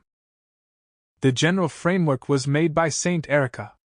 However, there are some points that are still at an impasse, so we're still in the midst of establishing the basic laws around that system. Erica's draft of the system was probably used as a temporary provision to make the election for the first head of state and Congress. I see. She couldn't be sure without reading the actual laws, but to Liselot it sounded like they were extremely motivated in implementing a democracy. What's important is that participation in politics is widely available, and that the country moves according to the will of the people. The monarchy may have moved according to the will of the noble class, but catering to only the privileged class is what led to the exploitation of the lower class, André said, emphasizing how the nation ought to be. So by expanding the scope of who can participate in politics, you'll make it harder for the participants to make light of matters. If the result will affect them, they will feel responsibility behind each and every decision. There are many laws that nobles approve of because it doesn't apply to them, after all, Liselot said. There was no need to listen to the opinions of those who didn't participate in politics, so it was easy to make judgments about things that didn't apply to oneself. It was undeniable that a monarchy made it easier for laws to only benefit those who participated in politics, and that the burden tended to be shifted onto the people. Ah, how wonderful! Saint Erica told us the exact same. Humans are equal. That is why we must eliminate the laws that are used unequally. André seemed pleased with Liselot's statement, as his eyes were sparkling with passion. I think it's a good thing for the higher-ups of the country to keep the will of the population in mind. That will strengthen their sense of responsibility towards the people, Liselot said, agreeing with the ways of the Holy Democratic Republic of Erica. While her intention was to make André feel good by speaking positively about the country, she did think it would be ideal for such a thing to happen. That's why she wasn't lying. Yes. It's important for those elected to have such things in mind. We cannot leave the country in the hands of someone with no responsibility over the people. He must have been enjoying the discussion, as André closed the distance between himself and Liselot eagerly. Why, yes, I agree. Liselot nodded, nearly pulling back. The original plan was to show you our Congress, but now I can't wait to do so. There'll be one held this afternoon to establish the basic laws. We debate every day over it, so it would be a good opportunity for you to see our strong sense of self-awareness. Ah, and please read over the proposed laws as well. I would love to hear your thoughts on them. Why, I'd be very interested in that. I shall look forward to it. Liselot put on an unsettled but friendly smile. It's not like I'm saying anything I don't really think, but... In order to avoid rousing suspicion by suddenly asking about the saint, she was agreeing with whatever he said to obtain information. But André's reaction was so earnest, it left her feeling a little guilty. I thought he was a little young for a prime minister, but could they be lacking in people with political experience? André was a good and honest man. However, an honest man was a bit too unreliable to have as a prime minister. A prime minister shouldn't believe in others easily. If anything, they should constantly be alert. He would be better off as a scholar than a politician, Liselot thought, when... Humph. Her eyes met with Natalia's, who was escorting them without participating in the conversation. Natalia watched Liselot's harmonious conversation with André and snorted in discontent. Perhaps she thought he was being swayed by the attention of a beautiful noblewoman. That aside, could you tell me more about Saint Erica? Liselot ignored the gaze from Natalia she could feel and instead asked André what was most pressing on her mind. Sure. What would you like to know? I know nothing about how she came to be called a saint, so if we could start there? Was she already a saint when you first met her? If she learned of how Erica became a saint, perhaps she would be able to see something new. The first time I met her, or rather, the first time I saw her, she had yet to be called a saint. There was no doubt she was already planning the salvation of the people at that point, though. I've asked her the same question because I was curious as well. André looked back on the memory with a fond smile. If you don't mind, would you be willing to tell me her answer? I'd like to hear why she became a saint. All right. Saint Erica did give me permission in advance to tell you if you expressed interest in hearing it, Andre said as a preface. From what I was told, Saint Erica originally lived in a small village with her fiancé. With her fiancé? Liselot cocked her head. But if I recall. When Erica asked Liselot if there was someone she loved in Amanda, Erica had mentioned that she shouldn't do anything that she'd regret. Which meant. Unfortunately, he has already passed away. Andre shook his head sadly. So her fiancé was dragged into the hero summoning, then died because of some kind of circumstance. Saint Erica said some kind of situation led her and her fiancé to the village. According to the legends passed down in the Straw region, there were 6 heroes that had participated in the Divine War period.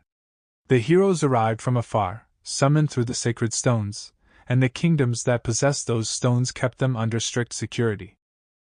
It's hard to believe a sacred stone capable of summoning a hero was kept at a village, but it's not like the location of every sacred stone was known to begin with.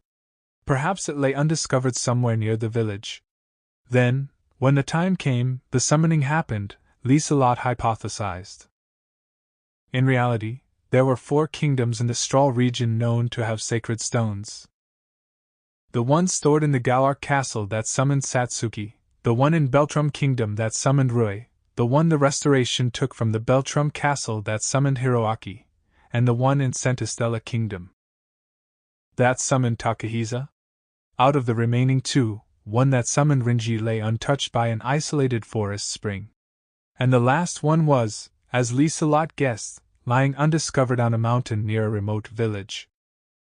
Her fiancé had already passed away, so she didn't say much about that village, but she said she decided to become Saint Erica because of her fiancé's death. How did he pass away? A powerful person came to the village.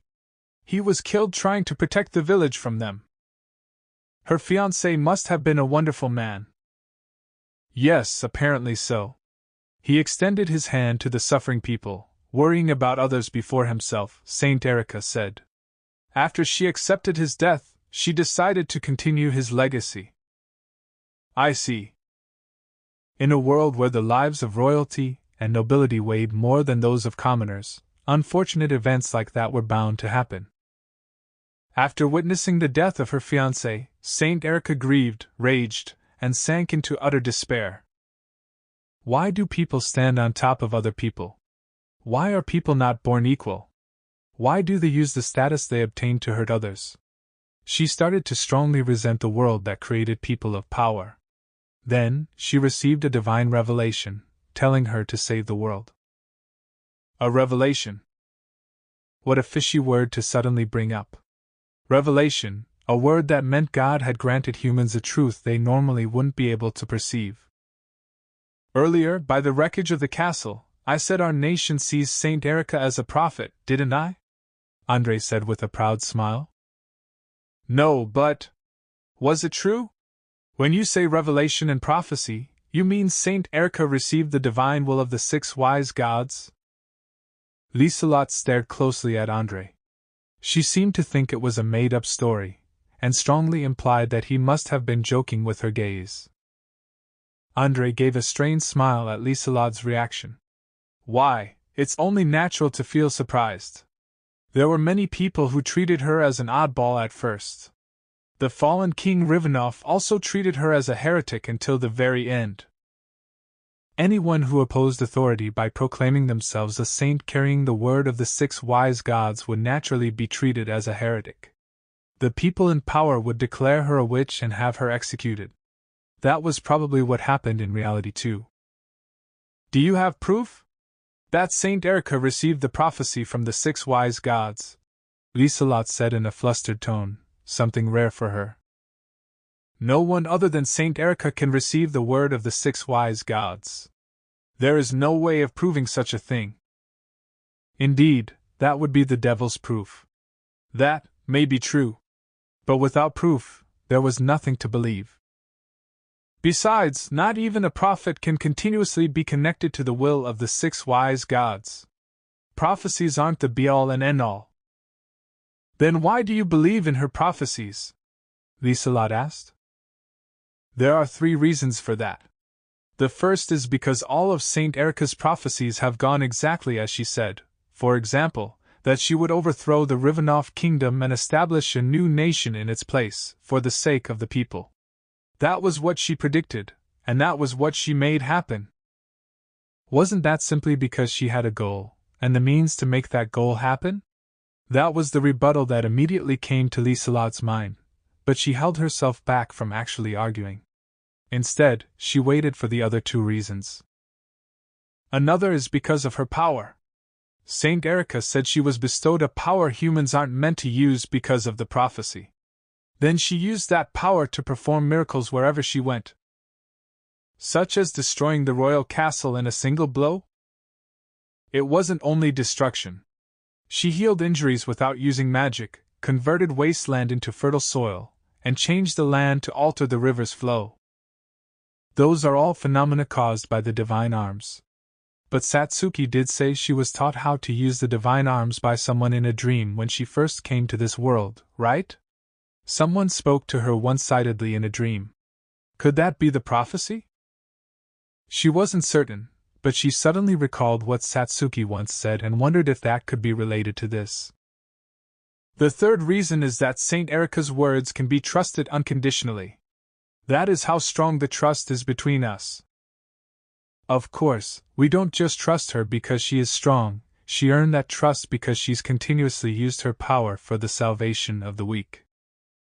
Before she was called a saint by the people, she wandered from village to village after the death of her fiancé, performing miracles wherever she went, helping free the weak from the tyranny of the strong without compensation. I met Saint Erica in the middle of that journey. There was no one who would doubt the words of who they worshipped.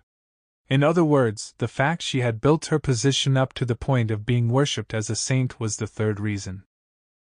However, while everything up to the point of her fiancé being killed made sense, everything afterwards was a little hard to believe. If she had the power of a hero, it wouldn't have been impossible for her to make people believe she was a prophet.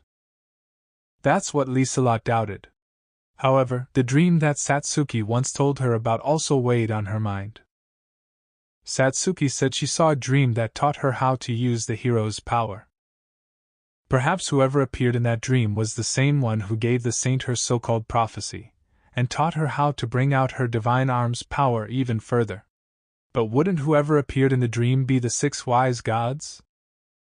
There was no way of confirming her hypothesis, but that just made her imagination grow more wildly. Liselot was lost in her thoughts with a mystified look on her face. She was meant to be in the middle of a tour, but the impact of that information had made her forget that. Andre took that chance to question her again. Well? Do you believe in Saint Erica's prophecy now? Honestly, I'm half dubious, Liselot answered truthfully. Ha! You truly are a sincere person. Your excellent upbringing and righteous values allow you to have a careful outlook of the world. That's why we'd like you to lend our nation your strength. Now we're almost at the central area. Andre seemed to have felt their conversation up until now had been worthwhile, as he gazed at her passionately while inviting her towards the middle of the city right before them. Interlude, meanwhile. In the Palladia kingdom, where Rio had settled his revenge with Lucius, the man who murdered his mother.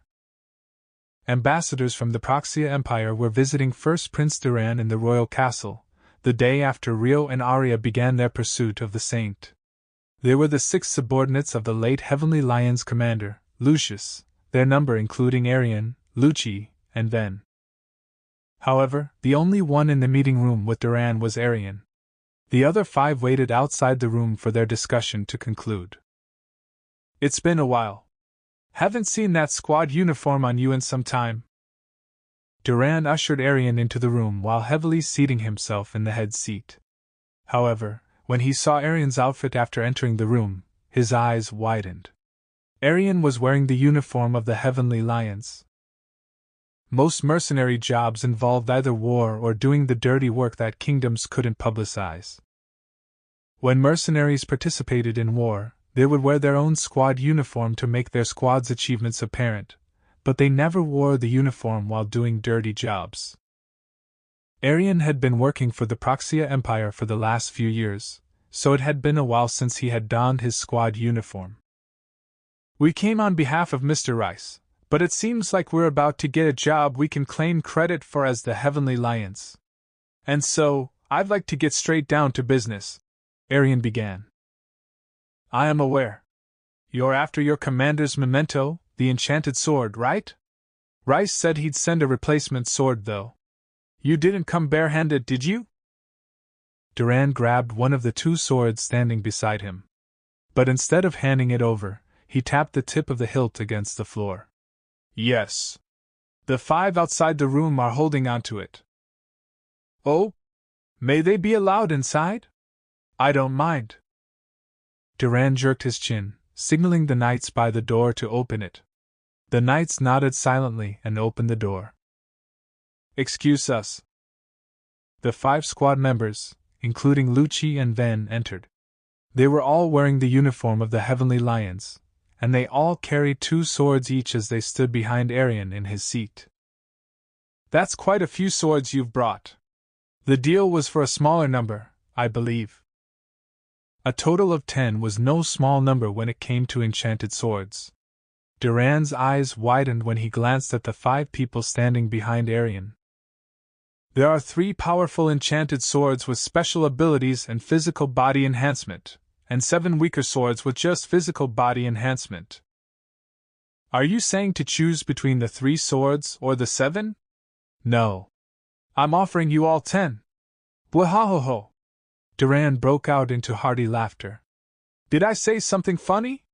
You fool, the deal's too good to be true. What's the trick?" A single enchanted sword could raise the military prowess of a small nation. For a minor kingdom, even 3 enchanted swords was a lot. "It's also an apology for being late to this deal after being the ones to make the offer. We've been incredibly busy these days, you see." "Still sounds suspicious." Durand stared at the man seated opposite him with his sharp eyes. There was an implied request to help them in times of need in exchange for the 10 enchanted swords. "Well, yes. It's also our intention to strengthen the Palladia kingdom, whom we are allied with." "I see. The weaker enchanted swords are the same as those our squad members are using. They're more like imitation enchanted swords than real enchanted swords." "Imitation enchanted swords, you say? It almost sounds like enchanted swords can be manufactured, although their abilities are limited to physical body enhancement." "Yes, exactly. It's not like they can be produced in the hundreds, but just between you and me, these 7 swords were created in the Empire." Incidentally, the reason why they were late to retrieve Lucius's enchanted sword was because it had taken some time to prepare this many swords. "Oh?" There was a glint in Durand's eye. Enchanted swords that could enhance the physical body instead of just affording physical abilities were considered ancient artifacts that were impossible to reproduce with Strahl's modern sorcery. If a knight that could only use physical ability enhancement magic faced a knight with an enchanted sword for the physical body, the one with the enchanted sword would win by a landslide. Enchanting just the abilities meant the results were limited by the body's limits, whereas enchanting the physical body altogether allowed one's movements to surpass the body's limits. If a small squad of soldiers was formed with enchanted swords equipped, that squad would be extremely formidable on the battlefield. "Well, the sorcery effect is a little weaker when compared to the ancient enchanted swords. But even then, if one of your subordinates equipped one, they'd easily be able to take on several knights of the surrounding kingdoms. What a terrifying country the Empire is." "It's not the Empire that's terrifying, but Mr. Rice." "A mysterious man indeed." Durand's brow furrowed at the thought of such a creepy person. "But we don't care about what the Empire wants anymore. Will you return it to us? The commander's memento." Arian and the mercenaries standing behind him stared sharply at Lucius's sword. They seemed rather fixated on the item, which was a memento of their commander. Well, I have no reason to decline. They say that enchanted swords choose their own user, but this one seems extremely picky. Neither I nor any of my subordinates could use it. It'd be a waste of a fine sword, so take it. I'll take your offer. If he was to pick a treasure, he might as well pick the usable one. Durand placed the enchanted sword Lucius had once used on the table before him. Lucci! Arian ordered the large man standing behind him to retrieve the sword. Right. Lucci immediately walked to the table and picked up Lucius's sword. The gazes of all the squad members followed the sword with furious glares. Please do away with the bloodlust, all of you. Durand shrugged with a sigh. He could tell the bloodlust wasn't directed at himself, so he didn't criticize them for it too harshly. He understood. The mercenaries before him had the expressions of men about to head for war. That aside, would you all have any interest in working for me? I'll reward you handsomely. It was probably his natural disposition that spurred his attempt to recruit Arian and the others. Thank you for the offer, but there's something we must do. Do you plan on avenging Lucius's death or something? Well, yes. What rashness! Even if I equipped my subordinates with every sword in this room, I wouldn't want to face that man. There was no stopping them. Durand recalled the fight between Lucius and Rio and looked around at the men with a pitying look. Yeah, but our target this time isn't that bastard himself. We'll be doing this fair and square, the mercenary way. Arian seemed to be thinking of someone who wasn't present, as he glared into empty space with the look of a starved beast. Meanwhile, in the Galar castle, 5 days had passed since Rio and Arya left to track the saint. I'll be going then. Take care. At the entrance of Rio's mansion on the castle grounds, Orphea was bidding farewell to Miharu, Celia, Latifa, Sarah, Alma, Satsuki, and Charlotte. She was leaving in order to give Gookie and the others waiting at the Spirit Folk village an update on the situation. Their original plan was to return to the village within 3 weeks of leaving, so exceeding that period by days would be a cause for concern. Orphea traveled to the gate of the capital in the horse carriage Charlotte prepared, then got off and resumed her journey alone. Now, to find somewhere near the capital good for teleporting. She didn't immediately use the teleport crystal to warp away because she still had something else to do. If she left like this, she would have to fly for 2 weeks to return. Bringing everyone in Gookie's group to Strahl like that would be difficult. This was why she had to set up a teleportation spot in the outskirts of the Galark capital so that Gookie's party could teleport directly from the village to Strahl. Somewhere preferably out of sight from other people, where there was ample magic essence in the natural surroundings. It was decided that Orphea would be the best at finding such a location since she was a high elf with an affinity for Ode and mana. She also understood teleportation sorcery the best out of the remaining members at the castle. I'll start with a lap around the capital. Orphea clenched her fists in a cute self-motivating motion, then enhanced her body to run to somewhere less populated. Chapter 4: The Saint's Return. Nearly 2 weeks had passed since Liselot was sent to the Holy Democratic Republic of Erica. Ever since the day she was allowed out of the mansion, she was given permission to go outside as long as she was accompanied by Andre. Otherwise, she remained under confinement. In spite of that allowance, Liselot only went out to observe various places for the first few days. She soon stopped going outside, and was instead visited frequently by Andre in her room. Part of the reason was because the capital of Erikaberg was a small city with little to see, but it was mostly because their positions had reversed. The original goal was for Liselot to learn about the Holy Democratic Republic of Erica from Andre, but somewhere down the line, it turned out Andre had more to learn from Liselot. Liselot had retained her memories from her past life, gotten a noble class education in her current life, and served as both the president of a trading guild and city governor for the past few years. Those experiences hadn't just been for show. In comparison, Andrei was once the owner of a small business who had only just taken the position of Prime Minister, so there wasn't much he could teach Liselot. He had received a crash course on his position from Saint Erica during the Revolution, but it didn't take long for him to realize that Liselot had a better education and experience suited for politics. Andrei started bringing Liselot questions about governance, and Liselot went along with the discussions in order to obtain more information. That gave Andrei a favorable and intelligent impression of her, giving her more opportunities to ask her own questions. I see. So there'll be conflict between the rights of the people, you say? The citizens are more aware of their own rights now, so the conflicts will be more intense as well.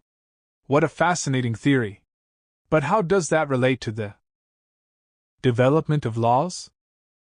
Andrei was once again seeking Liselot's advice at this very moment. If the people all claim their rights at once, it may cause conflict across the country. The more trouble there is, the worse public order will be.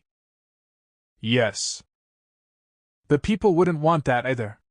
That's why the resolution of such issues needs to be left to the country, for the government to handle. Right. When trouble actually happens, the ones who have to act will be those at the scene of the issue, and whoever conducts the trial. You understand this too, right? I do. But the best case scenario is for no problems to occur at all. And in order to do that, our Congress has to develop the laws. Yes.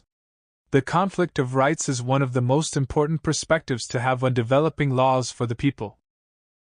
To be more precise, by having this perspective, you'll be able to envision when those rights will conflict, what situations will cause conflict, and what would be the right judgment to make in response.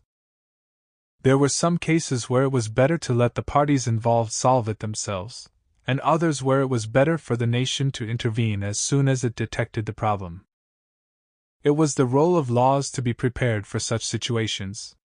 Even if an unexpected situation was to occur, a new law could be created to deal with it immediately. It is exactly as you say. I see. Looking at it that way indeed relates to law development. Andrei let out a sound of admiration as he came to understand her point.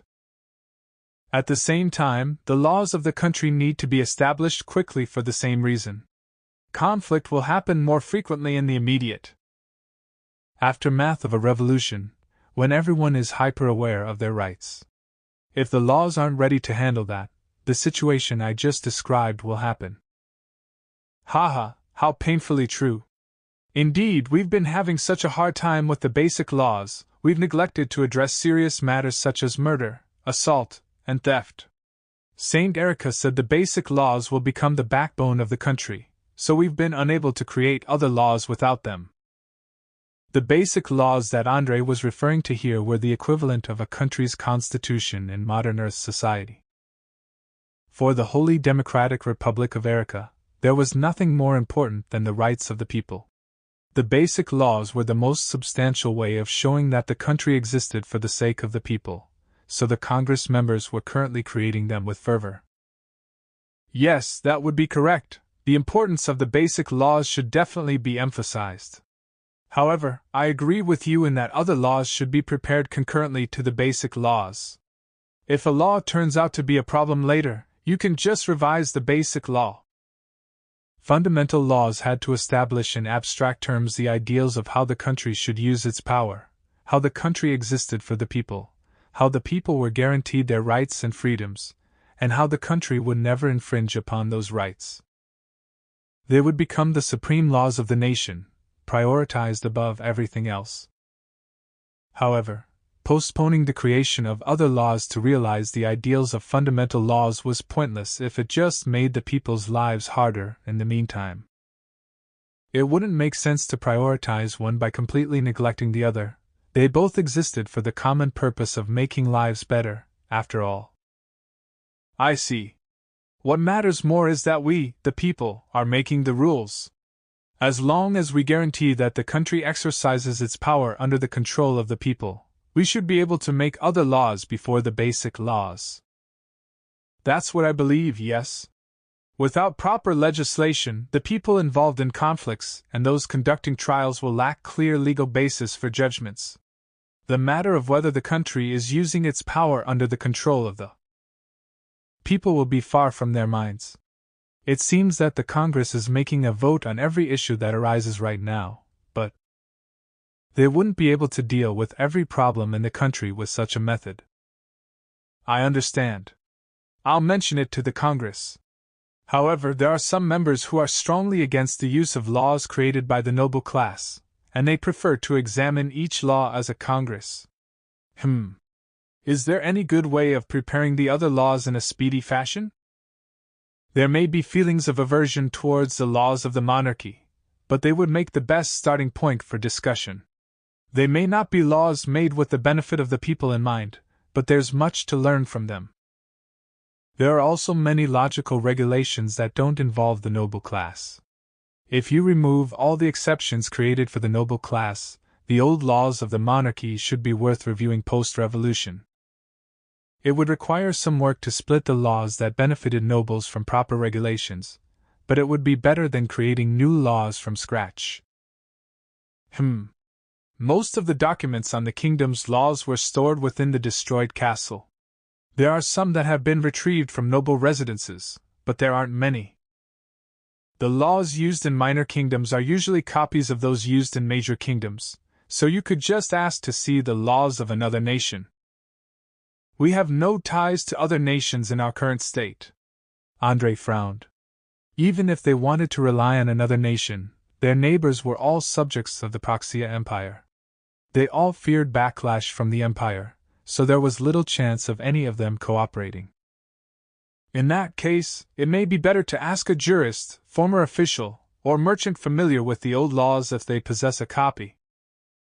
If you still can't find a copy after that, you'll have to rely on your memory to rewrite them.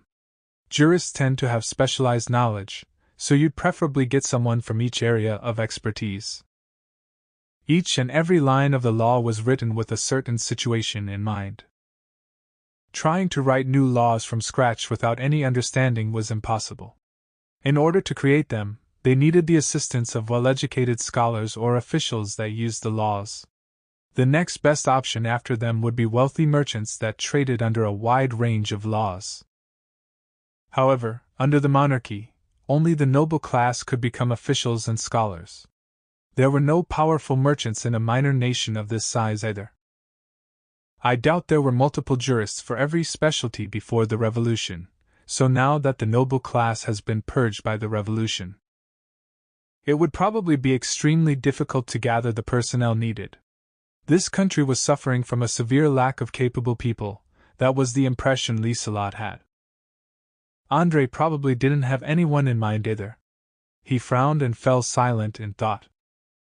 Legislation doesn't seem to be the only problem they're having. Liselot had only looked around the Holy Democratic Republic of Erica for a few days, but she had noticed a lot in that time. The pride the people had in knowing they had won over the monarchy. The sense of fulfillment they had in knowing that their nation existed for them. The peace of mind and trust they had in knowing that the nation was being represented by their own comrades, and not unfamiliar royalty. The vigor of the people living in this city was being supported by such factors. The upper ranks of the country were also overflowing with passion in pursuit of the ideal nation. However, this country is lacking in everything. There was no knowledge, no technology, no experience, no resources, no industries other than agriculture. That's why they couldn't fully establish the organizations and systems required for the nation to function. There was no one in their Congress that had any familiarity with politics. None of them were from the former noble class. The Congress members were all commoners with no connection to politics, coming from origins like farming, construction, shoemaking, smithing, and trading. While they had gathered a wide range of people from the commoner class, the way they were left to make political decisions on their own was quite concerning. They probably didn't even understand the state of international politics. In reality, the current Congress was inadequate for developing laws, and the administration was in danger of becoming completely dysfunctional because of it. The constant postponement of individual legislation and any specific definitions also amplified the issue. Because of that, the state of the country's authority was vague and unclear. As Liselot had described, the Congress currently met for every decision that had to be made, and the nation had too many problems to solve in such a way. After all their efforts in creating a government with a Congress for legislation, a nominated leader of the state, and a democratic control of the authority, they're being shaken by the system. I observed one of their Congress meetings, and the members seemed to find enjoyment in arguing over things, like they're drunk on it. They were failing to use that system. In particular, the main legislative body, the Congress, was the root of democracy. The reason why the legislative and executive power that the monarchy held was split into the new system was so that executive power could be democratically controlled through a Congress. If there was no democratic control over the Congress as an administrative body, they would be able to use their power just like the previous monarchy. If they don't solve those issues first, this country will fall apart in the very near future. Frankly speaking, the Holy Democratic Republic of Arica was only successfully established because the nation was small, their activities were limited, and they had nothing of interest to foreign nations. Because of that, they were barely managing to exist as a country, and were simply lucky. If a foreign nation were to attack now, the Holy Democratic Republic of Arica would not be able to win. It was hard to tell how they had even succeeded in the revolution, actually. Perhaps Saint Arica wasn't being given enough credit in that sense. The military strength of the Holy Democratic Republic of Arica changed greatly depending on her existence. That was Liselot's analysis, which was greatly influenced by seeing the ruins of the destroyed castle. The effect Saint Arica had on the morale of the people was immense as well. It was because of her that the revolution happened, and succeeded. However, for better or for worse, Saint Arica's existence had influenced this country too much. The people may have gone along with the revolution, but the one who made it succeed was Saint Arica alone. The power of the divine arms won the revolution, establishing the country at a rapid speed. Could the issues in this country be caused by the omission of most of the processes of a revolution? They've experienced consecutive successes, which is why the people are so confident in themselves. Arica had supposedly traveled the country to start the revolution, preaching before the public in every region governed by nobility. In doing so, she'd planted the image of authority figures as evil in the minds of the people, then executed them. This had roused the people of those regions, and by doing so, she'd skipped decades' worth of how the process would happen on Earth. Instead of 10 to 100 years of wealthy intellectuals sharing their knowledge and awareness of human rights, Arica had planted those thoughts straight into the heads of the people through a clear reality. Then, after putting together a makeshift democracy system and being appointed as the first representative of the nation, the saint goes off on a journey? What is she trying to accomplish? It looks like she's just trying to start a war with every person of royal and noble blood she can. She should have known that abducting Liselot would result in a serious international issue with the Galark kingdom. Yet, that was exactly what she did. It was hard to imagine that she wanted to make an enemy of every kingdom and empire in Stroll, yet her actions were indiscriminate enough to imply exactly that. Even she should know that starting needless wars would just result in the deaths of the weak she was trying to save. I don't get it. Is Arica's goal really to bring salvation to the weak? She said she was creating a country for the people, by the people, in order to save the weak, but Liselot could only see the saint as a dangerous person. Well, there was no doubt she was dangerous to begin with, but her methods of accomplishing her goals were fatally flawed. At the same time, she gave these people permission to interact with me while she was away, revealing the weakness of this country directly to me. Liselot had been lost deep in her thoughts until now, but she suddenly looked up and realized Andre was looking at her with a heated gaze. Is something the matter? No, I was just thinking about why Saint Arica brought you to our country. She truly understands what our country needs the most, that is to say, people like you. Oh, Is that so? Liselot murmured awkwardly. Liselot, I need you. Andre suddenly uttered what sounded like a courtship line. I've already rejected that offer many times already. Liselot shook her head with a sigh. Indeed, she had experienced this conversation with Andre multiple times since he began frequenting her room. But you're needed here. Andre didn't back down and protested firmly. I'm afraid I cannot help. Knowing he would only get more persistent from here, Liselot stated her thoughts gently but clearly. Andre was easily swayed by his emotions, so she knew he wasn't the type to understand with just a gentle answer. Mr. Andre, your words are turning into a confession of love again. Natalia, the girl accompanying them as a guard, commented with a grin. She didn't care for the political talk, nearly dozing off in her chair in the corner of the room, but the change in topic had brought her back to attention. Oh no! That isn't my intention. Andre blushed, reacting like an innocent young man. Is that so? Natalia continued to grin wickedly. What's that look for, Natalia? Oh, nothing. Come to think of it, I heard a rumor yesterday. The straight-laced Saint Erica devotee, Mr. Andre, is spending every day with a young and beautiful unmarried woman. Perhaps spring has finally come for him? I am not. I'm purely after Liselot's cooperation for the sake of our country. Andre denied in shock. Oh? I didn't say anything about the woman being Liselot, did I? In fact, I spend all day guarding you too, don't I? Natalia was one step ahead of him. And Natalia. I am so sorry about this, Liselot. Ahaha. It's fine. Liselot glossed over things with a sociable smile. Andre wasn't a bad person. His intense belief in Saint Erica blinded him at times, but he had a good personality at heart. Many people would find him an honest and hard-working man. He was still lacking experience as a politician, but he was very willing to learn, and absorbed the information he was given rapidly. However, Liselot was abducted and brought here against her will.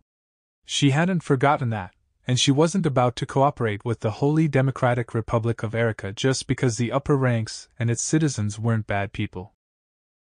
As a noble of the Galar kingdom, Liselot had a duty to gather information about this country. That's why she cooperated to a level where the other side would lower their guard and trust her enough to give her beneficial information. In order to do that, she gave them some useful advice, but it wouldn't amount to much with their overwhelming lack of personnel. In reality, she seemed to have gained quite a lot of trust from the two of them in these last several days. For example, Andre's guard, Natalia, who was a former adventurer. After listening to their conversations every day, she started to relax, even cutting in to put a stop to Andre's ranting at times. She was 19 years old, and while she had acted rather crabbily towards Liselot for being a noblewoman in the beginning, her personality was actually rather friendly. But I shouldn't get too close to her. These people are from a potential enemy nation. I cannot empathize with them too much. Winning the other side's trust while keeping her own intentions at a distance was something Liselot had to do, naturally, as a noblewoman and merchant. And the other side was trying to do the same to her. Despite that, she felt like she was deceiving them. When she considered the future turbulence awaiting the Holy Democratic Republic of Erica, she couldn't help but feel ashamed. Perhaps it was because she knew that even if she pointed out the issues that would soon arise, no easy solution existed for them. Or perhaps she had learned too much about these two. They were too honest to deal with a merchant like Liselot. If they had met somewhere else, they may have become friends with her like Haruto and Miharu were. Perhaps it was because she had started thinking of these two in the same way. How would this country look to Haruto's eyes, as someone who was also reborn into this world? Suddenly, that question popped into Liselot's mind. She didn't consider her own opinions to be absolute, and it was possible the impression she received of this country was off the mark. She wondered what Rio would think, as someone born in this world with the memories of growing up in another democratic world. Sir Haruto, huh? At the thought of Rio, a somewhat saddened, somewhat uneasy, conflicted look appeared on Liselot's face as she watched the exchange between Natalia and Andrei. Enough teasing, Natalia. Liselot is a noblewoman, so I'm sure she has a much more worthy fiancé than me, Andrei said suddenly, bringing up the topic in order to hide his embarrassment. But by doing so, he had touched upon a rather delicate topic. If Liselot answered that she did have a fiancé, things would only get awkward for Andrei and Natalia, who were keeping her captive. Well, I suppose that makes sense. Do you? Natalia asked nervously. No, I don't have a fiancé. Liselot shook her head with a forced smile. What about a crush? I don't, really. She faltered, unable to deny it immediately. There was someone who immediately came to mind, but she wasn't sure whether her feelings were romantic or not. It looks like she does. Natalia's instincts immediately tipped her off. Ahem. Anyways, it truly is difficult, isn't it? The task of creating a country for the people, by the people. Wouldn't you agree, Liselot? It seemed like such romance talk was still too early for Andrei, who cleared his throat and changed the topic in embarrassment. That's only to be expected. If the ways of the monarchy were wrong, then the new nation has to show the people what the right way is. That burden falls upon you and the other politicians, Liselot responded with a slightly saddened smile, thinking about someone who wasn't there at the moment. It's truly a big responsibility. I hope Saint Erica returns soon. She should be expected back around this time, but, feeling the weight of the nation on his shoulders, Andrei smiled wryly. Erica would return to the country the next day. The next afternoon, first head of state Erica of the Holy Democratic Republic of Erica returned. Oh, how long it has been! We have missed you so much, Saint Erica. Thank goodness you have returned safely. As the Prime Minister, Andrei worked in the same official residence as Erica. As soon as he heard Erica had returned, he hurried to her office, rejoicing over her return from the bottom of his heart, as she remained seated in her chair. It's good to see you full of energy, Andrei. I'm also glad to be back. Did anything major happen while I was gone? Erica smiled brightly as she sought an update on the recent state of things. Let's see. There were no major problems. The city repairs are ongoing, and the people are in high spirits. The Congress is also actively discussing how to bring a better future to the people. Why, that sounds lovely. I knew I could count on you, Andrei, Erica immediately said in praise. And not at all. Everyone did their best to protect the country while you were away. It was nothing of my own doing. You did your best too, no? That was what came to my mind the moment you stepped into the room. Ah, what a good expression, I thought. Ah, really? Such words are wasted on me. Andrei bowed his head shyly. It may be a bit late to say this, but I left this country because I wanted you and the other Congress members to gain experience. Of course, I had no doubt everyone would be able to handle it, but hearing your words just now made me very pleased. You thought that far into it. Hee hee. Erica grinned at Andrei's emotional reaction. Oh, that's right. Speaking of changes, Liselot is truly a wonderful person. As expected of Saint Erica to see promise in her. Andrei's voice was high-pitched with embarrassment as he spoke about Liselot. Right? She's a bright and clever girl. Despite being the daughter of a leading noble, she thinks of the people and governs them well. Yes, I was surprised by the depth of her views. I had more to learn from her than the other way around. The Holy Democratic Republic of Erica needs more people like her right now. Yes. I keenly felt our shortage of personnel by talking to her. That's why we must bring her into our country. That's what you intended, right? Andrei. Erica didn't speak any words of confirmation or denial, instead calling Andrei's name as though she was touched. She can definitely be swayed. I'm sure she will agree with our thoughts soon. What does she think about how she was restrained and forcefully brought to this country? As per the orders Natalia and the others received, I told her the first time I showed her around the capital that there was a slight misunderstanding, and to wait until you return to discuss the details. She hasn't brought up the topic since then. But unfortunately, I don't think she feels very happy about it. Andrei frowned a little. Ever since he'd started frequenting Liselot's room, he'd started to understand her nature more. She was born as a high-ranked noble, yet she interacted with commoners like them on equal standing. If such a person was so enraged, perhaps there was validity behind her reasoning? Andrei continued following Erica's orders out of his near-religious devotion to her, but he was beginning to wonder if he should lend an ear to Liselot's reasoning as well. I see. I've given you a difficult role to bear, Andrei. Forgive me. Erica saw through the subtleties in Andrei's expression and apologized with a bitter smile. And no, not at all. It is my duty as Prime Minister to support you, Saint Erica. I know that this is expected of someone in a political position.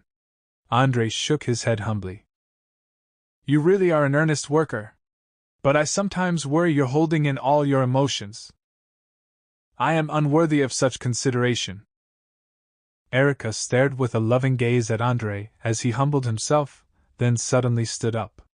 She walked up to him and stroked his cheek gently. Saint Erica? Andrei froze. If anything is bothering you, tell me all about it. She giggled. All right. Gladly. Andrei nodded enthusiastically. Now, it's time to pay Liselot a visit. Andrei, gather all the Congress members that are available right now. As soon as they're ready, bring Liselot to the Congress office. I understand. Andrei nodded readily, then hurried out of the room with brisk footsteps. An hour later, Liselot was shown out of the room she was confined in by Natalia, who led her to the meeting room. Waiting inside the office were Erica, Andrei, and dozens of other Congress members from the Holy Democratic Republic of Erica. Liselot hadn't heard that Erica had returned, so she walked in assuming she was observing another Congress meeting. When she spotted Erica standing on the platform, her eyes widened. Natalia nudged her to stand before the platform. Hello, Liselot. It wasn't Sakuraba Erica who greeted her, but the saint. She had a sociable attitude, as though she had never attacked Liselot in Amanda. Liselot didn't respond. She furrowed her brows in a glare, expressing her anger. Even the normally good-natured Liselot could be enraged. That was how awful this saint had been to her. She had behaved maturely before Andrei and Natalia because there was no point in being hostile to them, but she didn't have to hold back before Erica. Oh my dear Liselot. You'll get wrinkles like that. It'd be a waste of such a cute face, wouldn't you say? Liselot's expression wasn't severe enough to form wrinkles, but Erica feigned ignorance and pointed it out anyway. The Congress room wasn't that big, so her voice carried clearly even at a normal speaking volume. I'm still 15 years old, so I don't need your concern. Oh, really? You don't look 15 at all. Considering her knowledge of Liselot's previous life as Rika, she was probably being sarcastic. I couldn't recognize you either, Ms. Sakuraba. The last time I saw you in Amanda, you had the face of a savage beast. Liselot returned the favor by purposefully calling Erica by her last name. Andrei and Natalia, who were standing behind Erica, cocked their heads in confusion, unaware of Erica's last name. Oh my, what are you talking about? Erica maintained her feigned ignorance. Are you suffering from memory loss? I truly don't remember. It's been a long and eventful journey, so the trifling matters that occur along the way get forgotten. Trifling matters, you say? I see, your exhausting duties must have accelerated your aging. Do take care of your health. Liselot looked at Erica's face as though she were genuinely concerned. Why, thank you for your concern. Ha! Erica and Liselot smiled gently while throwing knife-sharp words at each other. Andrei, Natalia, and the others in the room watched their exchange in silence. Natalia, does the air feel rather hostile to you? It's not just the air that's hostile right now. An intelligent woman is speaking sarcastically with a smile. You better carve this moment into your intuition. Standing behind Erica, Andrei sensed the serious atmosphere in the room and turned to question Natalia about it. Natalia answered in a cold sweat. Now then, could you explain this situation and why I was kidnapped to the Holy Democratic Republic of Erica?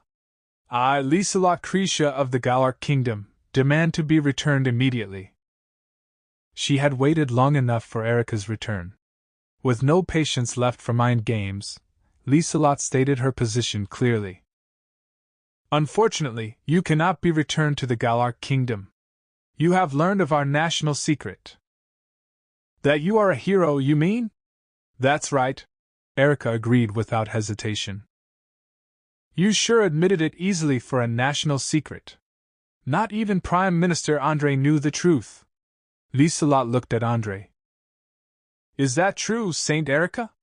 Andrei asked with a hopeful look. Now that it's out in the open, I can only accept it. It's true, Andrei. I am apparently a hero, Erica answered. The room buzzed with noise. Quiet, everyone.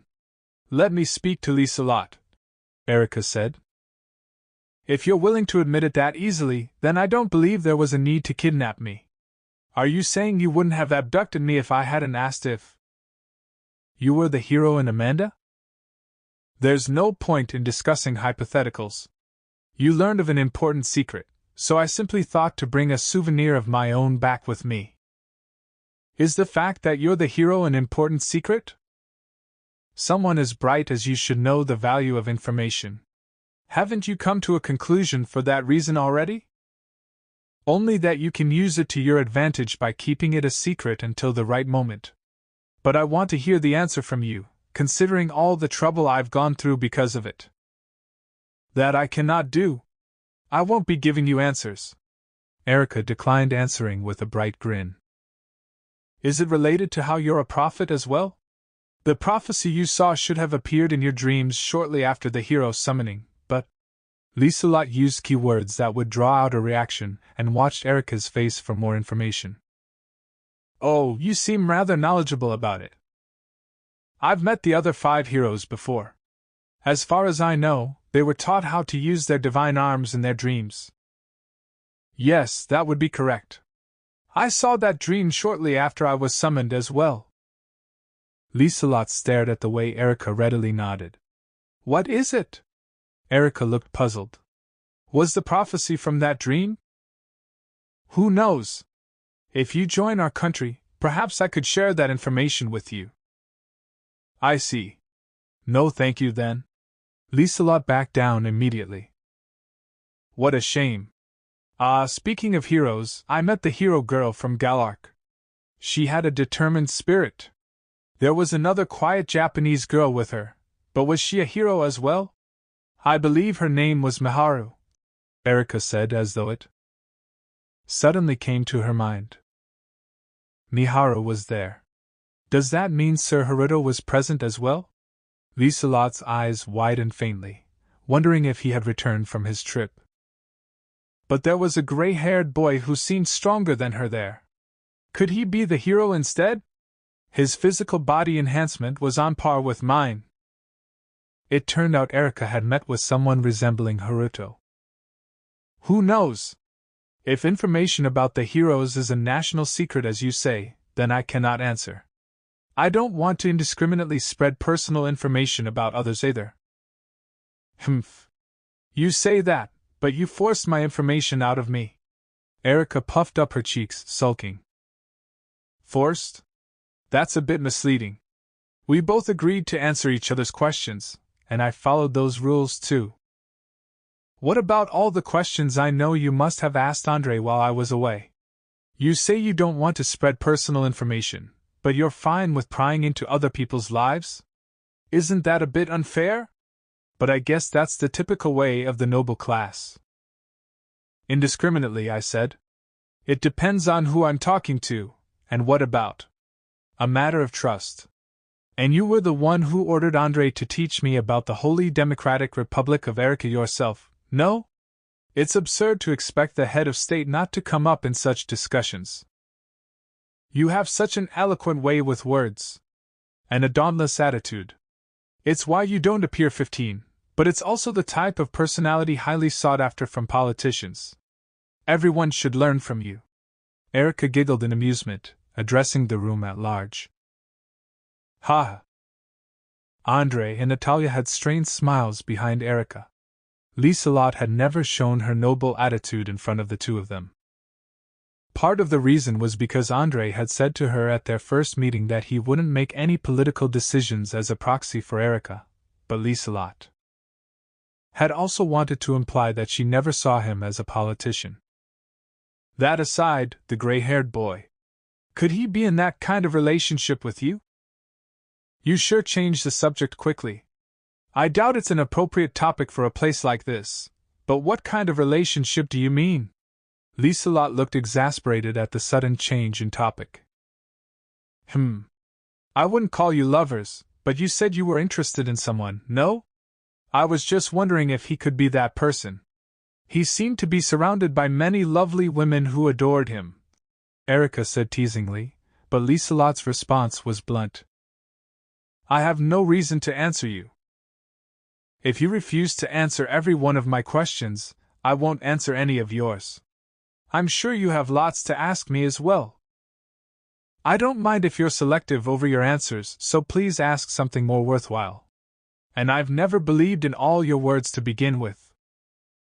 It seems I really am hated after all, Erica said, expressing a disappointed mood that the whole room could pick up on. I understand. Then let's get to the point, though I'm not sure what to discuss first. If there's anything you wish to ask, feel free to ask it, Erica said in compromise, making a display of how generous she was. She sure excels at making herself look good. By doing something that showed the difference between herself and the other party, she could bring down their image. It was a cunning but clever trick. The side being insulted would not be amused and would be more prone to snapping. It was clear that Erica was used to inciting others. However, Liselot wasn't so easily provoked into becoming angry. If you met the three of them, does that mean you went to the Galark castle? If Erica was willing to give answers, then she wouldn't hold back her questions. Yes, I figured I had to address the matter of your abduction. I spoke to the Galark king as well. With His Majesty. The Galark kingdom is no good. I warned them to abandon the monarchy, but the evil king is obsessed with his power. He wouldn't heed my words at all and threatened me with his military power instead. Erica sighed sadly. That doesn't sound like the king that I know, Liselot said, indirectly suggesting Erica was lying. But that is the impression I received from him. Oh yes, your strong attendant was also there. I see. So Aria's safe. Liselot had been abducted immediately after Erica sent a powerful attack at Aria, kicking up a cloud of dust and blocking her view, so she hadn't been able to see what happened. Knowing that Aria was still alive was enough to fill her with relief. She seemed very lively and ready to attack me at any moment. Perhaps our different impressions of the king are caused by her making a misleading testimony? She seemed to be extremely hostile towards me. That's only to be expected after what you did in Amanda. But Aria would never give a testimony that twisted the truth, Liselot stated clearly. You seem to trust her a lot. Just like how I trust the people of this country, including the people here right now. Erica turned her head slightly, looking at the people gathered in the room with a gentle smile. Everyone beamed back at her happily. Aria and I have gone through a lot together. Enough to form a foundation of trust. It was hard to imagine Erica had any trust accumulated. If anything, she seemed like the type to discard the subjects of her human relationships after gaining their trust. There was nothing to believe about a person like that who looked down on Aria. That's what Liselot was implying with her words. I see, so you treasure those experiences. That must be what we're lacking. With you. We'd like you to join us at this very moment, but it seems impossible to ask you to trust and assist us without those experiences, Erica said. Naturally. Yes, that was a given. That was the last thing Liselot wanted to hear from her, but she kept her sarcasm limited to a single word of agreement. Andre and Natalia have been very good to you, no? They truly believe in making a country for the sake of the people. Shouldn't you have accumulated some experiences with them while I was gone? Yes, I suppose. More than with you, at least. Liselot glanced at Andre and Natalia and nodded. In that case, why don't you speak your mind in front of the two of them? Do you wish for me to repeat what I said in Amanda here? No matter how many times you ask, my answer won't change. And I've discussed many things with Andre during your absence. Even then, I want you to express yourself in front of everyone here. As the daughter of a great lord born and raised in a major kingdom, please tell us how you see the rule of the monarchy. As a member of the noble class with actually respectable values, what is your perspective? I've received a brief report on what was discussed while waiting in this room, and it seems like you gave a lot of advice on our administration system. Thank you for that. I didn't say anything of that much importance. Not at all. I found the topic of the conflict in rights a very fascinating topic. It is a problem sure to arise between the people in the future of this country, one which will strongly influence how our administration system can bloom as a democracy. That's why I'd like to hold a discussion over that topic today, Erica said, leading the meeting with the aura of a teacher. She said she was a lecturer at a university, if I recall. No wonder she seems so familiar with this kind of thing. Liselot recalled what she'd heard from her in Amanda. I'm fine with that, but may I ask one thing first? She asked, adding a condition before participating in Erica's discussion. Yes? Judging by the way you're leading the discussion, I believe you must have realized the latent issues this country is carrying already. Liselot asked to confirm if Erica was already aware of the problems, and had left them alone knowingly. How observant of you! Indeed, I've noticed what the direction this country is heading towards is and what issues will arise already. Really? Why didn't you? Andre looked shocked behind her. The Congress members in the room stirred quietly. It's easy for me to order you to make countermeasures, but I cannot be giving you orders for everything. I want everyone to gain experience, not knowledge. You already have unconditional belief in everything I say. Merely following orders isn't enough for you to grow. Erica turned around and smiled gracefully at Andre, then looked around at the faces of the Congress members. You truly predicted everything, he murmured. Is that why you made them show me the country in your absence? So that I could see through the issues and tell them to Andre? Since your people are less likely to believe me as an outsider. You truly have superb observational skills. I was sure you would notice this country's problems. Whether you would actually pass them on to Andre or not was a 50-50 chance in my mind, though. Liselot found Erica's gloating smile rather unpleasant and eerie. She couldn't tell at what point Erica had everything planned, how far her plan extended, or why she would do such a thing. Although she stated her various intentions, Liselot couldn't help but feel like those statements were misleading as well. However, she had no proof. Erica hid everything too well. If you're done with your question, let's move on to the main discussion. For some time now, I have been preaching to the people of the flaws of human governance. Human rulers make laws convenient for themselves, and those laws change every time the ruler changes. It's a highly unstable system. Is that why you want to create a society where the laws rule over people equally? So that people can be judged as equals? As expected of you. You understand that what I want is universal laws to bring justice and salvation to the weak, don't you? That's why humans cannot create the rules. They're different things. Humans cannot create laws of a higher order than other humans, so those laws are not absolute. For example, It would be out of the question to accept a law that approves of the noble class and social status system. It's a bit of a simplification, but that's the gist of it. In Earth terms, this way of thinking was called the rule of law. It was originally a principle developed from the foundations of Anglo-American law, but they were currently in a world with vastly different cultural foundations. It was hard to say if such ideas would have ever budded here of their own accord. As an aside, there was a similarly named rule of law in this world with different principles that was developed as a continental law. If the rule of law from modern Earth was to spread in this world, for example, if Japan's constitution were to be applied here, the privileges of the current royalty and nobility would immediately become negated. Either their statuses would be entirely abolished, or they would remain in name with no real privileges left. However, forcefully spreading that idea would inevitably result in fierce rebellion from royalty, and nobles unwilling to part with their vested interests. Don't you think it's a wonderful way of thinking? Erica turned to question Liselot, who was seated across from her, with a cheerful expression. Liselot knew she was being tested as a member of the noble class. I believe I said something similar in Amanda, but it's unjust for the noble class to oppress the lower class without reason, and humans have no right to discriminate. This is my personal opinion, she replied firmly. You truly have splendid values. If all royals and nobles were like you, the world would have remained a kind place to live in for a long time. However, not everyone thinks like you. Humans are foolish creatures. There are those who want to discriminate.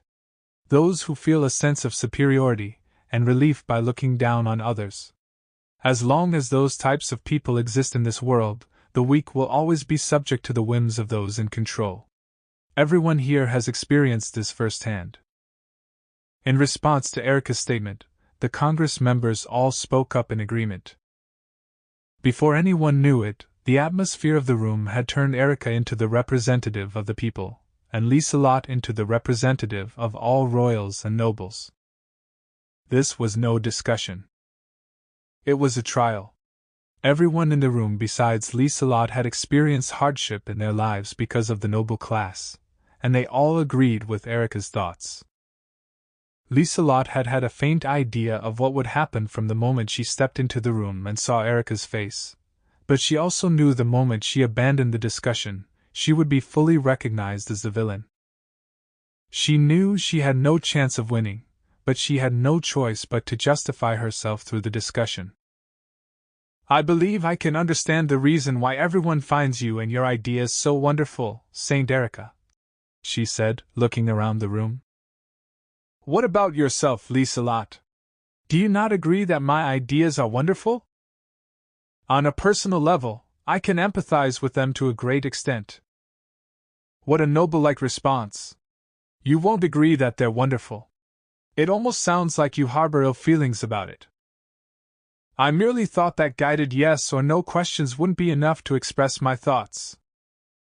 And as a result, I sensed there were ill feelings in your response. What's wrong with that? Do you disagree with the idea of guiding people to the correct path through a higher-order law, a truth of the world that realizes the justice of bringing salvation to the weak? It's not wrong. I just think that rapidly promoting such an idea can result in chaos. Oh? How so? You'll be making an enemy of every noble who wants to maintain their interests. Such a thing will result in war. The noble class are the ones in the wrong, no?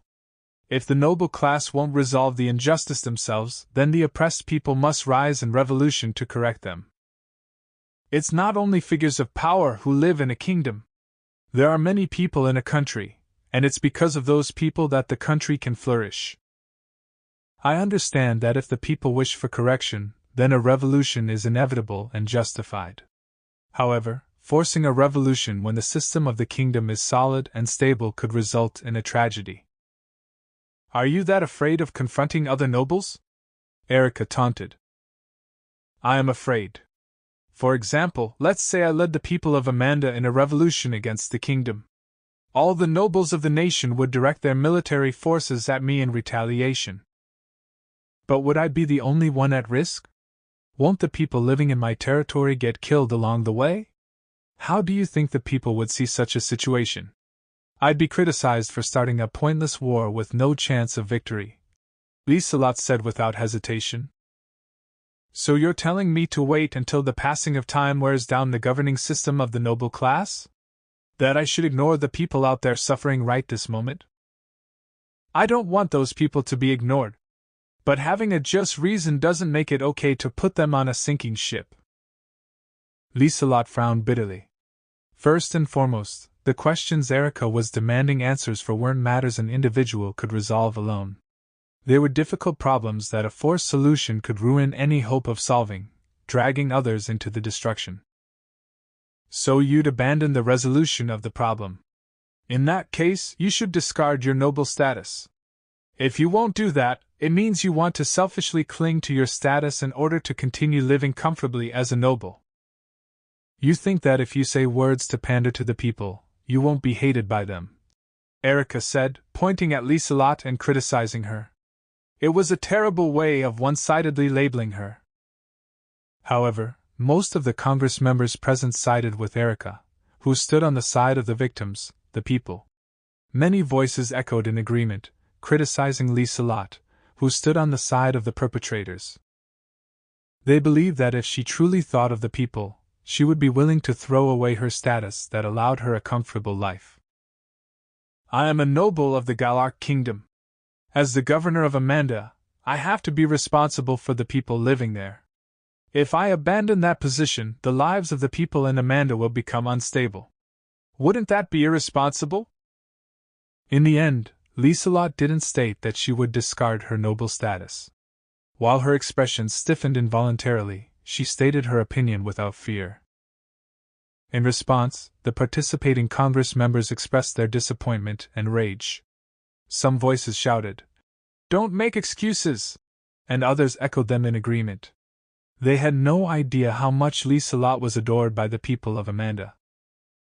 I know that Amanda is a wonderful city. Indeed, without you, the lives of the people there would be of a much lesser quality.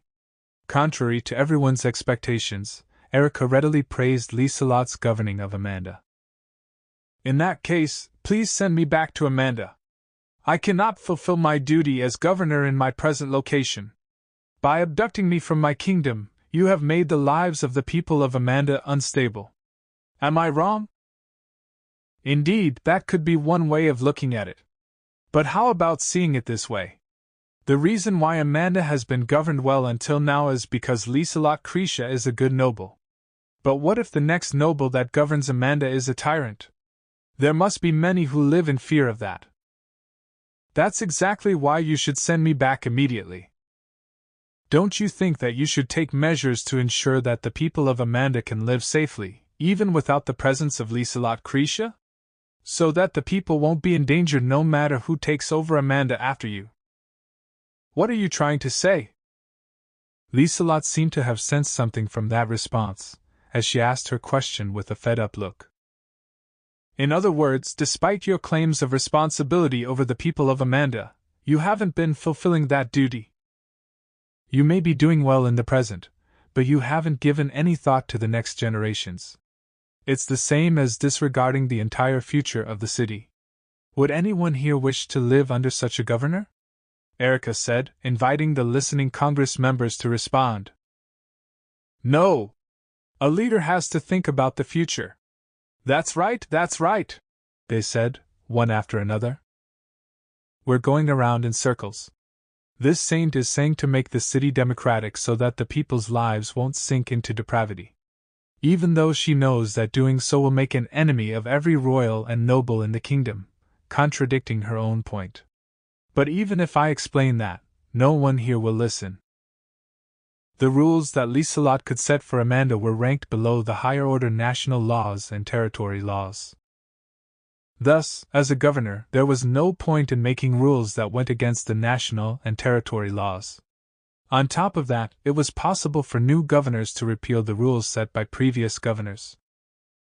Even if a new system was introduced to keep the rule ongoing after a change in governor, it would require special permission from the territory lord and king, and even that permission could be reversed if a new lord and king came into power. In which case, it would ultimately require a revolution to rebuild society and implement the rule of law. This is probably as far as Saint Erica wants this discussion to go. Since she wasn't able to shift the destination of their talk, it was Liselot's defeat. She knew she had a slim chance of victory to begin with, and that was exactly what happened. Now that things had come to this, there was no point in repeating herself in this discussion. The only thing to do was to move on to the next stage herself. I believe we've drifted rather far from the main point of the discussion. Is that okay?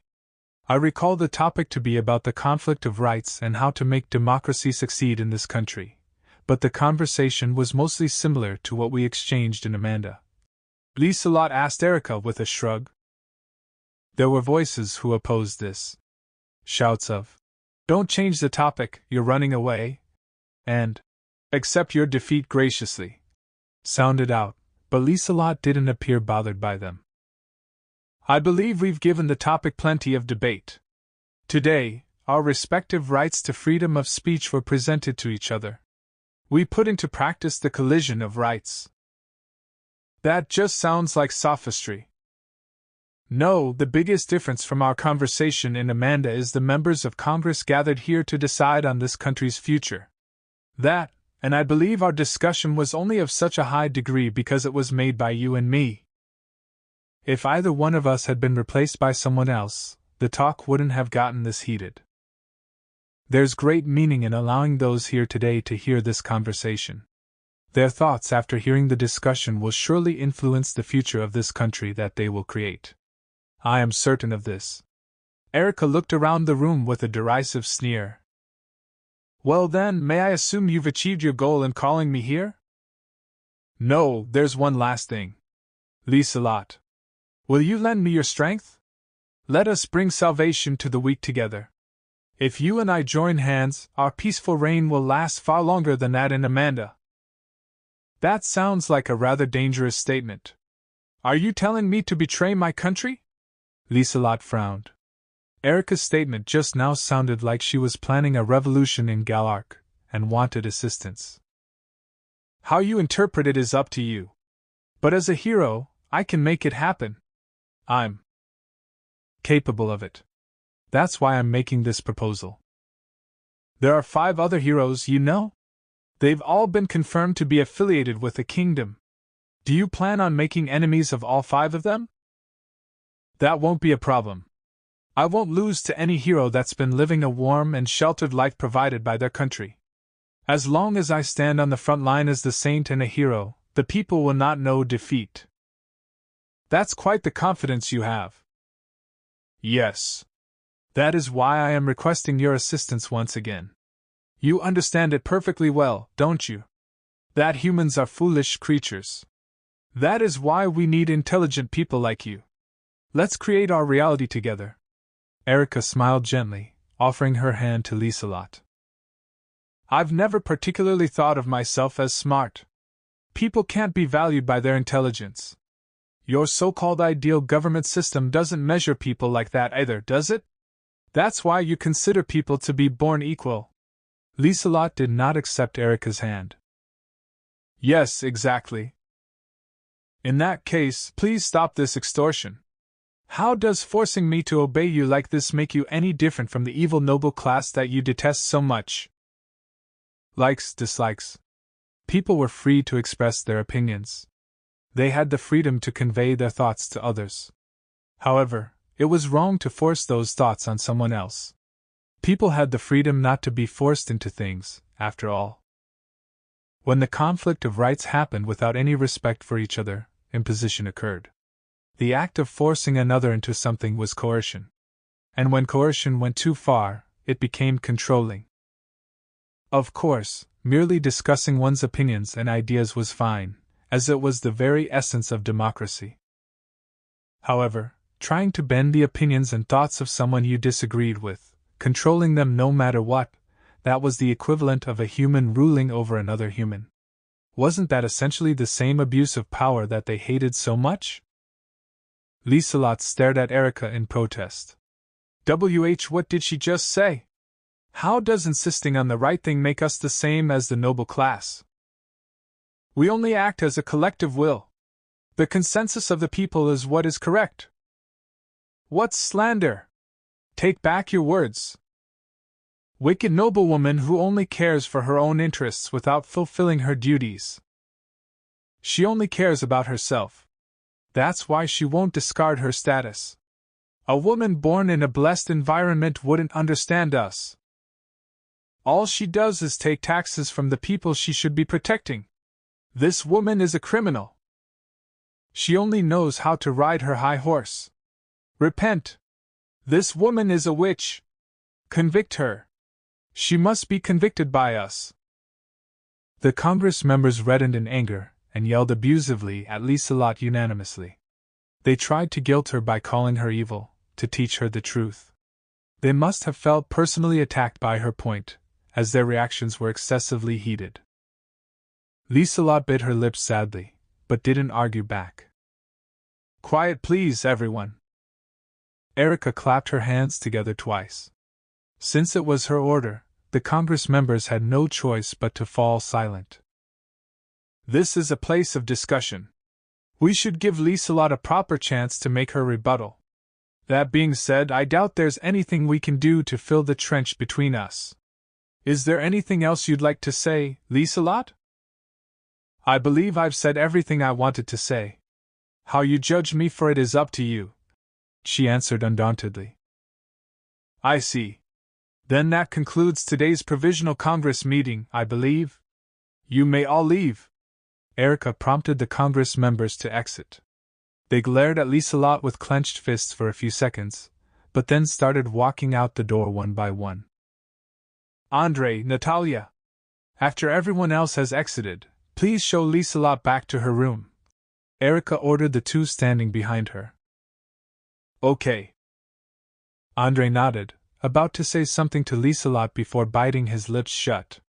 Then, Erica approached Liselot. That was a wonderful speech, Rika. If you were one of my students, I'd give you full marks. Don't worry. When the right time comes, I'll return you safely to your kingdom. She whispered into Liselot's ear, not as Saint Erica but as Sakuraba Erica. Perhaps it was because she showed her face as Sakuraba Erica, but Liselot made the decision to ask about her deceased fiancé. Please let me ask one more question. I heard that you started down this path as a way of succeeding your late fiancé's way of living. Are you truly continuing his legacy right now? Would he really agree that your actions are for the sake of the people? What a silly question. How can I know, when I'll never hear his voice again? I can only confirm that I started down this path after accepting his death. Erica had a conflicted look of sadness on her face. But that look only lasted for a brief moment before the saint's mask went back up and she gave her reply. I see. Liselot hung her head weakly. Meanwhile, the Congress members had just finished leaving the room. Now, please show Liselot back to her room. Before Liselot could reply, Erica gave her orders to Andre and Natalia. Thus, Liselot was returned to her room. Chapter 5: Rescue. Roughly 1 hour before Liselot was invited to the meeting room, Rio, Aria, and Aishia had arrived in the Holy Democratic Republic of Erica alongside Saint Erica's return.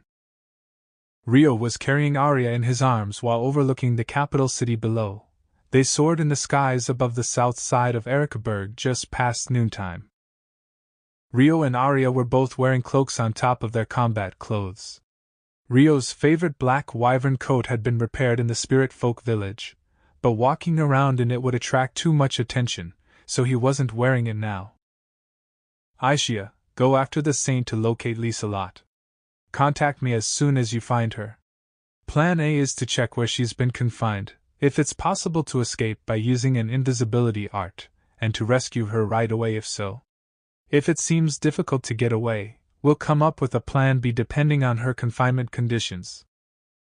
He had come up with a rough outline of the plan with Aria while they were moving, so once he came within range of communicating with Aishia, he gave her a short summary of what they had decided on. Got it. The saint has descended in the heart of the city. She's going into a building. I'll contact you later. Thank you, Arya, and I will check the state of the city in the meantime. Rio could see the saint's griffin descend in the noble district with his own eyes. He then ended his communication with Aisha. She's entered an official building. Aisha's going to follow her and check whether Liselot is inside, he said to Arya in his arms. Okay. From what I can see from above, the entire city is under repair. It must be the aftermath of the revolution.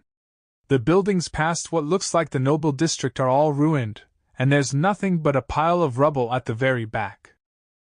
They could see workers laboring away at the ruined city, a rather heartrending sight. Position-wise, that should be where the castle stood, I'm guessing. Perhaps. Just how could this happen, though?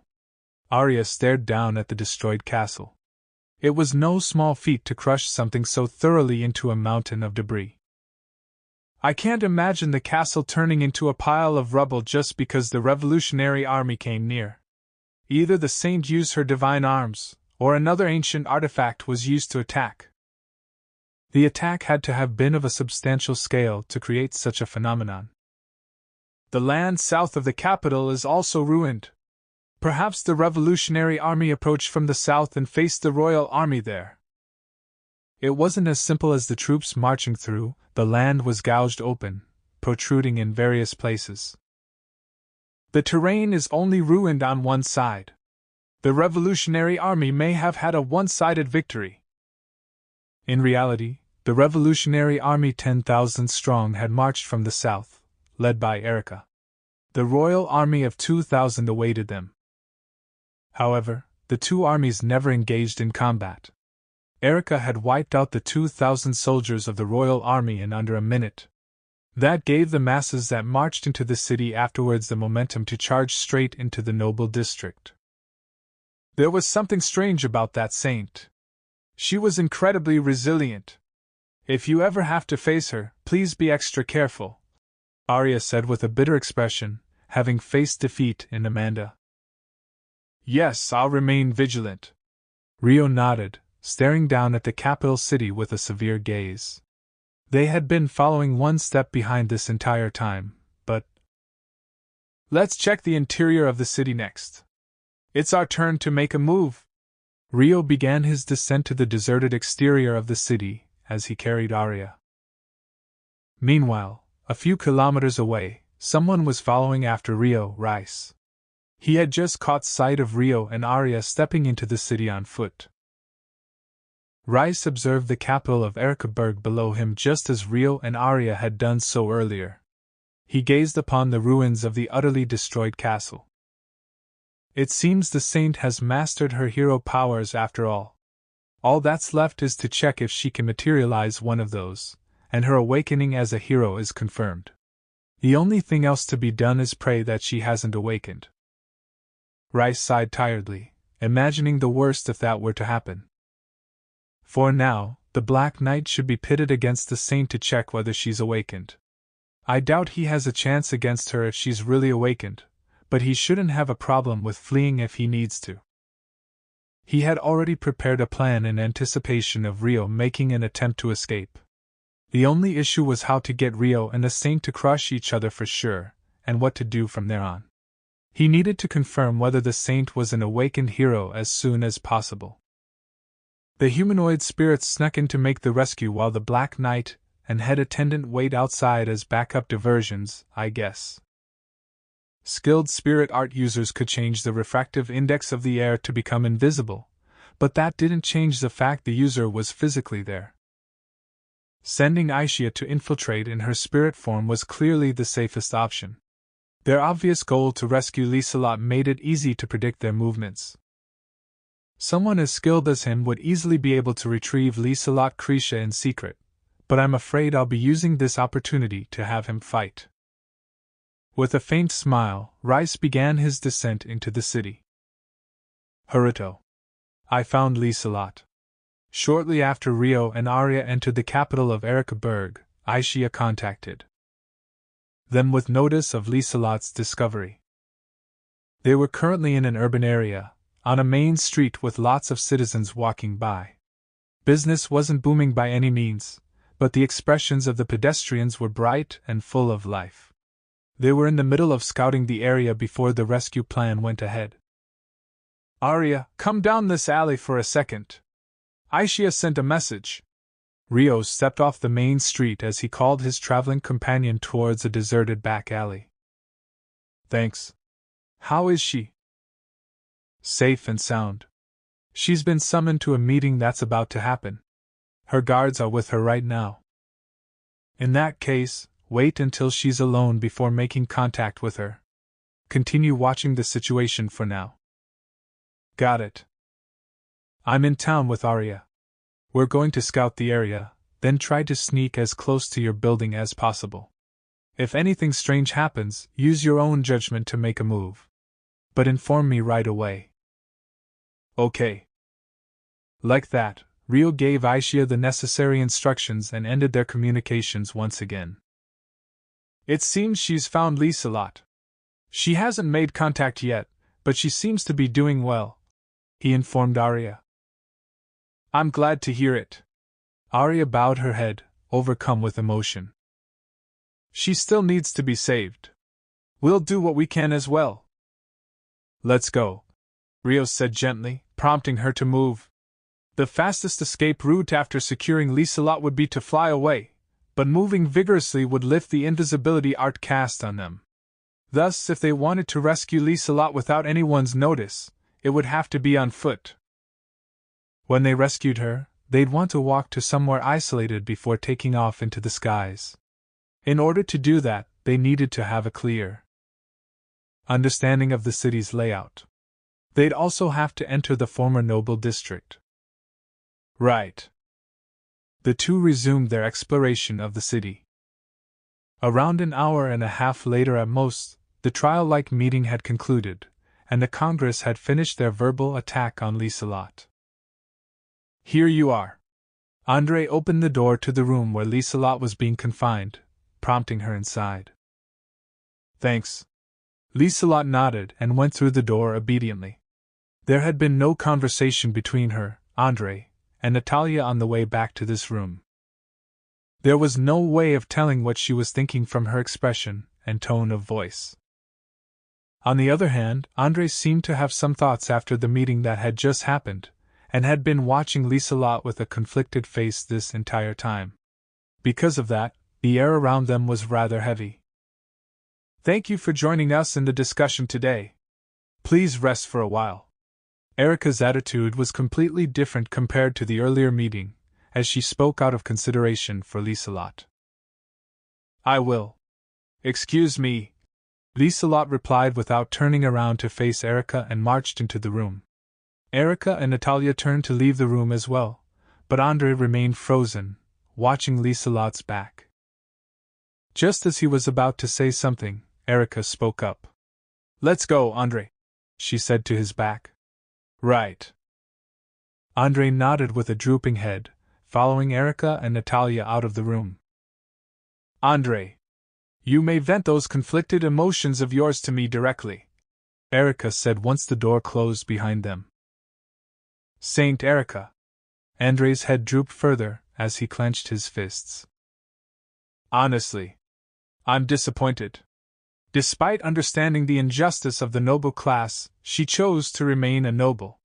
At the end of the day, even someone as wise as her prioritizes their status.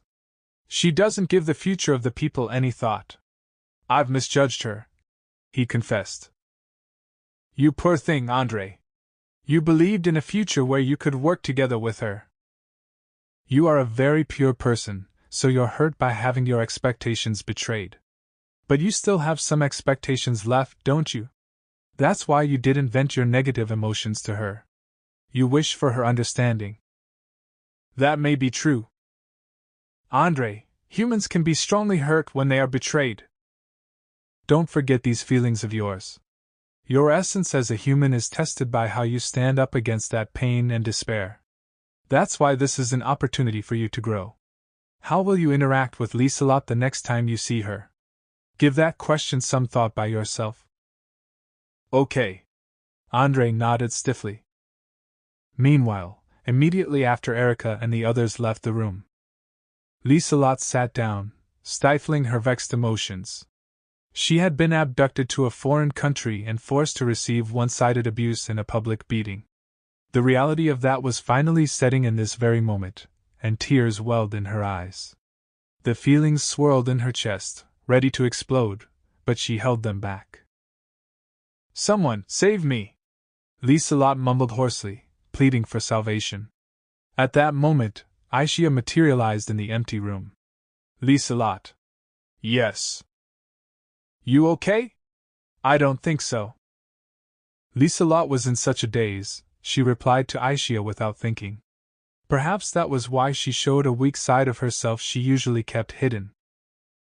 "I'm sorry. I watched the whole meeting happen, but I couldn't do anything to help." Aishia apologized regretfully. "It's fine." "Wait, what?" Aishia. "Is that you?" Liselot finally noticed whom she was talking to. "Yup." Why was Aishia here? How did she sneak in? She just said she watched the whole meeting, but how could she do that? All kinds of questions filled her head, confusing her more and more. "Wh?" She let out a rarely heard sound of clear astonishment. "Quiet. I came to save you." Wait a minute. What's the meaning of this?" Liselot asked quietly. "I was waiting for you to be left alone. That's why I'm here now. We're going to sneak out of here together." "You came out? Of where? How long have you been here?" "I'll explain the details after we get outside. Haruto and Arya are waiting." "Huh! Sir Haruto and Arya are here too." They had come to save her. Realizing that filled her with an indescribable happiness. Could this be a dream? She pinched her cheek as though to check. "It's not a dream. So it seems. I'm here. You're not alone." Aishia. Unable to hold herself back any longer, tears spilled from Liselot's eyes. "Don't cry." "Sorry." "Don't apologize." "Wait, I'm contacting Haruto right now." Aishia held up her left hand to tell Liselot to wait. "What?" What was Aishia saying? Just how could she contact him from here? Liselot cocked her head in confusion. Aishia stood in silence for a moment. "Haruto gave the okay. The preliminary investigations are done, and they're ready to go. All that's left is for me to bring you out of here." It seemed as though she'd really managed to contact him. "Okay? What was going on?" "I'm going to neutralize the guards outside the room. Wait here a moment." As soon as she said that, Aishia turned into particles of light and disappeared. "Huh!" Liselot's eyes widened in shock. Mere seconds later, the door to the room opened with a click. "I knocked them out." Aishia came back into the room, having knocked out the male guard. She closed the door behind her, laying him down on the floor. "An explanation. Please give me an explanation. It doesn't have to be right now, but later." Liselot fell speechless for a moment, then gave up on thinking for now. She asked for an explanation later and steadied her nerves for whatever shocks might occur from this moment onwards. "Sure. I'm going to make us invisible now. Don't let go of my hand, and don't make any loud noises." "Okay." She can turn invisible? Wow! Simple thoughts raced through Liselot's mind as she gave a short but delighted reply, holding on to Aishia's left hand tightly as directed. Aishia opened the door with her right hand and silently activated her spirit arts. A soft wind wrapped around them. The next moment, Liselot could no longer see her surroundings. It was as though she was separated from the world by a layer of fog. Aishia, who could visualize magic essence, didn't have an issue seeing outside the fog. At the same time, anyone outside the fog wouldn't be able to see them within it. "What? This isn't magic?" The confusion in Liselot's mind was overwritten by amazement. There'd be no end to it if she acted shocked by everything that happened. Don't touch the fog you can see. The space will shake and it'll undo the illusion. All right. There was one thing she understood. Haruto, Aishia, and Arya were the strongest people in the Galar kingdom right now. And the three of them were currently risking themselves for her. She'd suffered alone since being brought to this country, making her all the happier that the three had come for her. They were so reliable, she couldn't suppress her elated emotions. Thank you very much. Instead of replying loudly, Liselot gave Aishia's hand a firm squeeze. No worries. All that's left is to walk quietly to Haruto and Arya. Let's go. Aishia pulled Liselot by the hand, leading her towards a bright future. At the same time, Rio and Arya were waiting in a deserted alley roughly 5 minutes from the building where Liselot was being held captive. They were ready to execute their rescue plan, so Rio was wearing his black wyvern coat. They've just left Liselot's room. We'll be able to meet up with them in 5 minutes at the earliest. It's finally time, Rio informed Arya. They were to act as diversions and guards if something were to happen, but if Liselot and Aishia were able to leave the room in an invisible state, then they shouldn't have any issue getting here. Once they met up, the plan was to either continue on foot if no one noticed Liselot's disappearance, or take to the skies and speed away if a commotion was stirred up. Hopefully they'll be able to reach us without any issues. As long as the invisibility art is up, it'll be hard to detect them without having extremely sharp senses. I'm sure it'll be fine. If I may ask out of curiosity, what does it actually look like when they disappear? Arya asked hesitantly. Would you like to see for yourself? Rio activated his spirit arts. A gentle wind wrapped around his body. From Arya's view, the air where Rio stood distorted for a few seconds before he completely vanished. An empty space without any distortion remained. No matter how you looked at it, there was no sign of anyone standing there. I see. That's impressive. You become one with the background in a matter of seconds. Arya's eyes widened. It only makes you invisible to the eye, so voices can still be heard and presences can still be felt. The illusion only removes visual information. Vigorous movement will undo the invisibility, and anything that touches the barrier will make the air shake. Anyone who can visualize magic essence will notice that abnormality. It's not an almighty trick, so it can't be trusted too much, Rio said, listing the demerits of invisibility arts. It wasn't as though they disappeared from this plane like when a spirit turned into their spirit form, so it was hard to use in combat. Against a spirit art user who could visualize essence, it was little more than a party trick. It's still plenty useful, I believe. It's extremely hard to detect your presence from afar. Anyone who doesn't know about the trick will be completely fooled. We're able to make such a bold rescue plan because of it too, Arya said, impressed. It was at that moment that they heard it. A booming explosion roared from the direction of the official building, several times in succession. Immediately afterwards. I'm sorry, Haruto. Someone saw through the invisibility art. A telepathic message from Aishia reached Rio. Shortly before Rio showed the invisibility spirit art to Arya, Aishia and Liselot were marching through the mansion. We really can't be seen by anyone. Amazing. They passed numerous soldiers patrolling the building, but not a single one had noticed the two of them. The only problem was the guard in front of Liselot's room going missing. If anyone noticed that and checked inside the room, they'd see she had gone missing. But it was unlikely for that to happen in the time it took them to leave the building.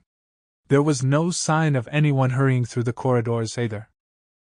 However, the real problem happened just as they were about to leave the door and go outside. They were walking through the courtyard towards the gate, when... Hey, the hostage is trying to run! It's Liselot!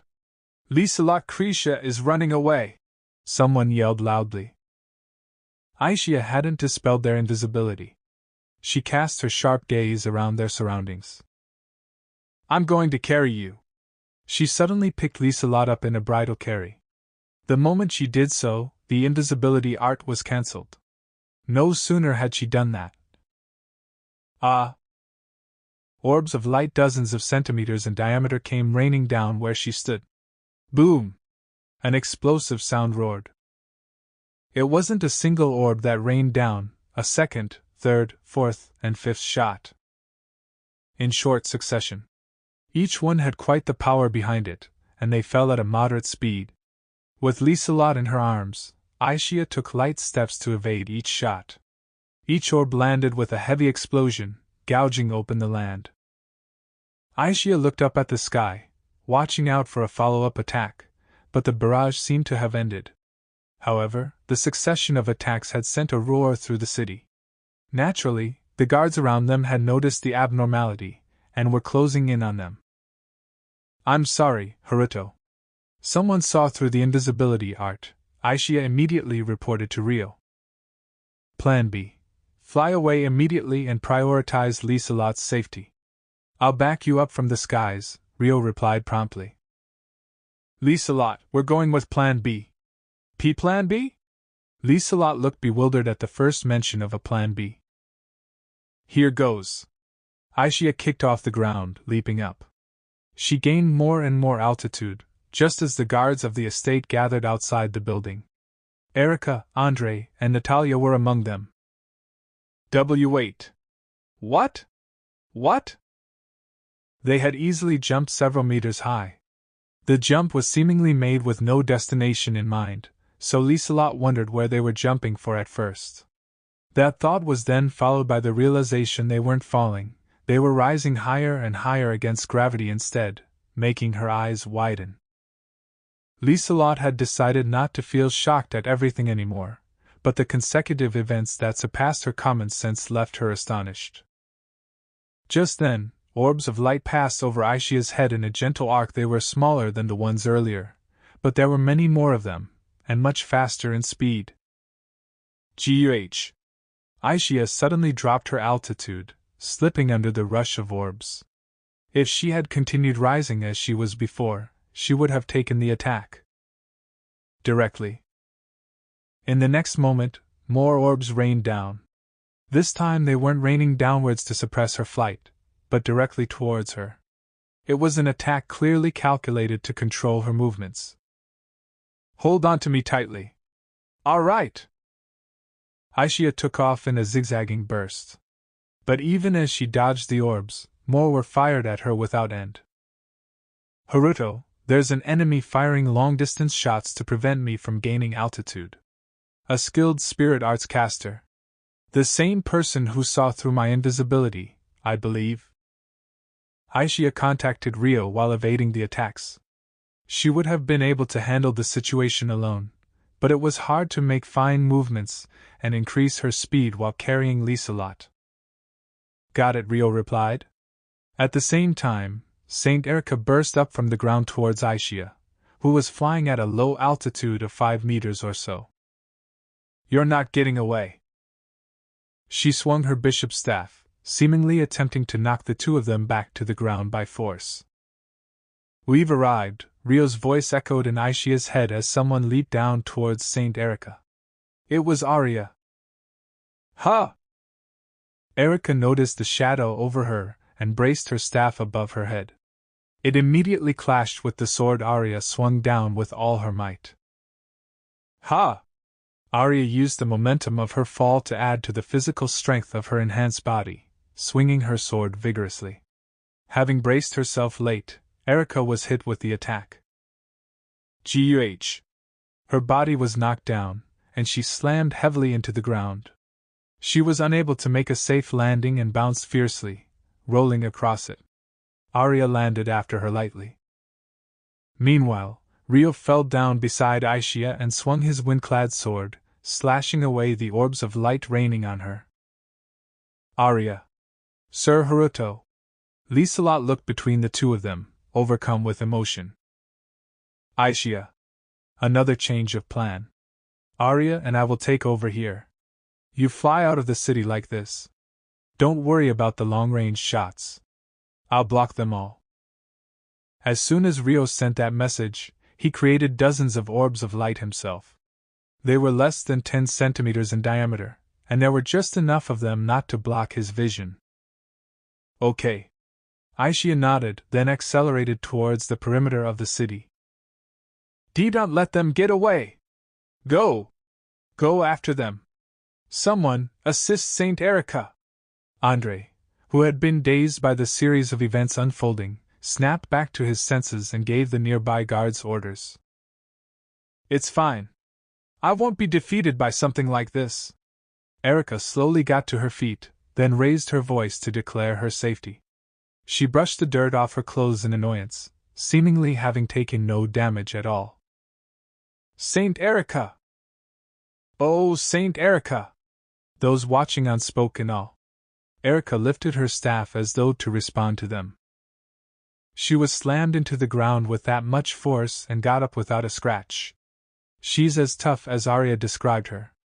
Rio observed Erica below him and swallowed. I was wondering who was causing this commotion, but I see now. And the boy above you is the one from the Galark castle. So you followed me? Erica looked between Arya standing before her and Rio floating above her, then sighed tiredly. Leave the saint to me! Arya yelled at Rio.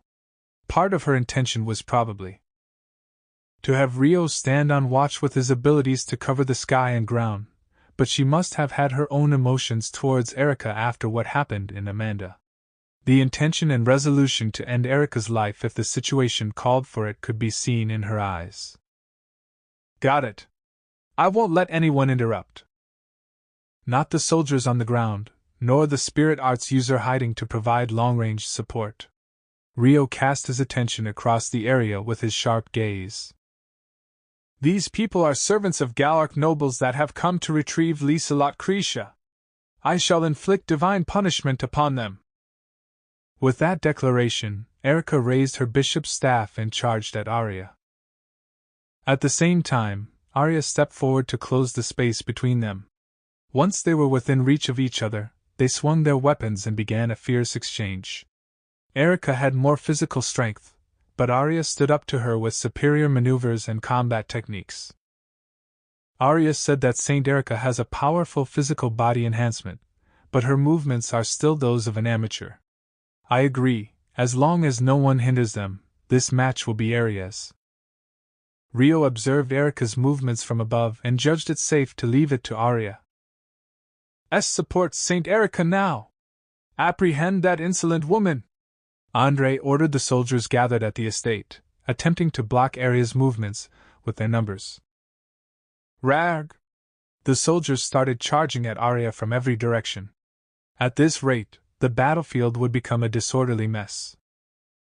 Foreseeing their movements, Rio scattered the orbs of light he had set up around himself, raining them down on the soldiers from a height of 10 meters. None of the orbs had enough force to kill unless they hit critical points, but they had enough force to send a large man flying several meters with a direct hit. Guh! Whoa! Every single orb hit its mark, knocking the soldiers unconscious. In the span of a few seconds, more than a dozen soldiers fell to the ground. There were still soldiers on their feet, but eek! They faltered at the sight of their comrades being blown away by the rain of light that appeared out of nowhere. Once they realized that approaching Arya meant coming under Rio's fire, their legs stopped. Rio replenished his light orbs as soon as he fired them, so their will to fight was whittled away. What are you doing? Fight! If you can't approach that brazen woman, aim for the man flying there. Release your spells, your arrows! Andre ordered the soldiers around him anew. Glacies projectilis! Several people with the means to attack at a distance fired their bows and chanted spells for low-level attack magic, aiming them at Rio.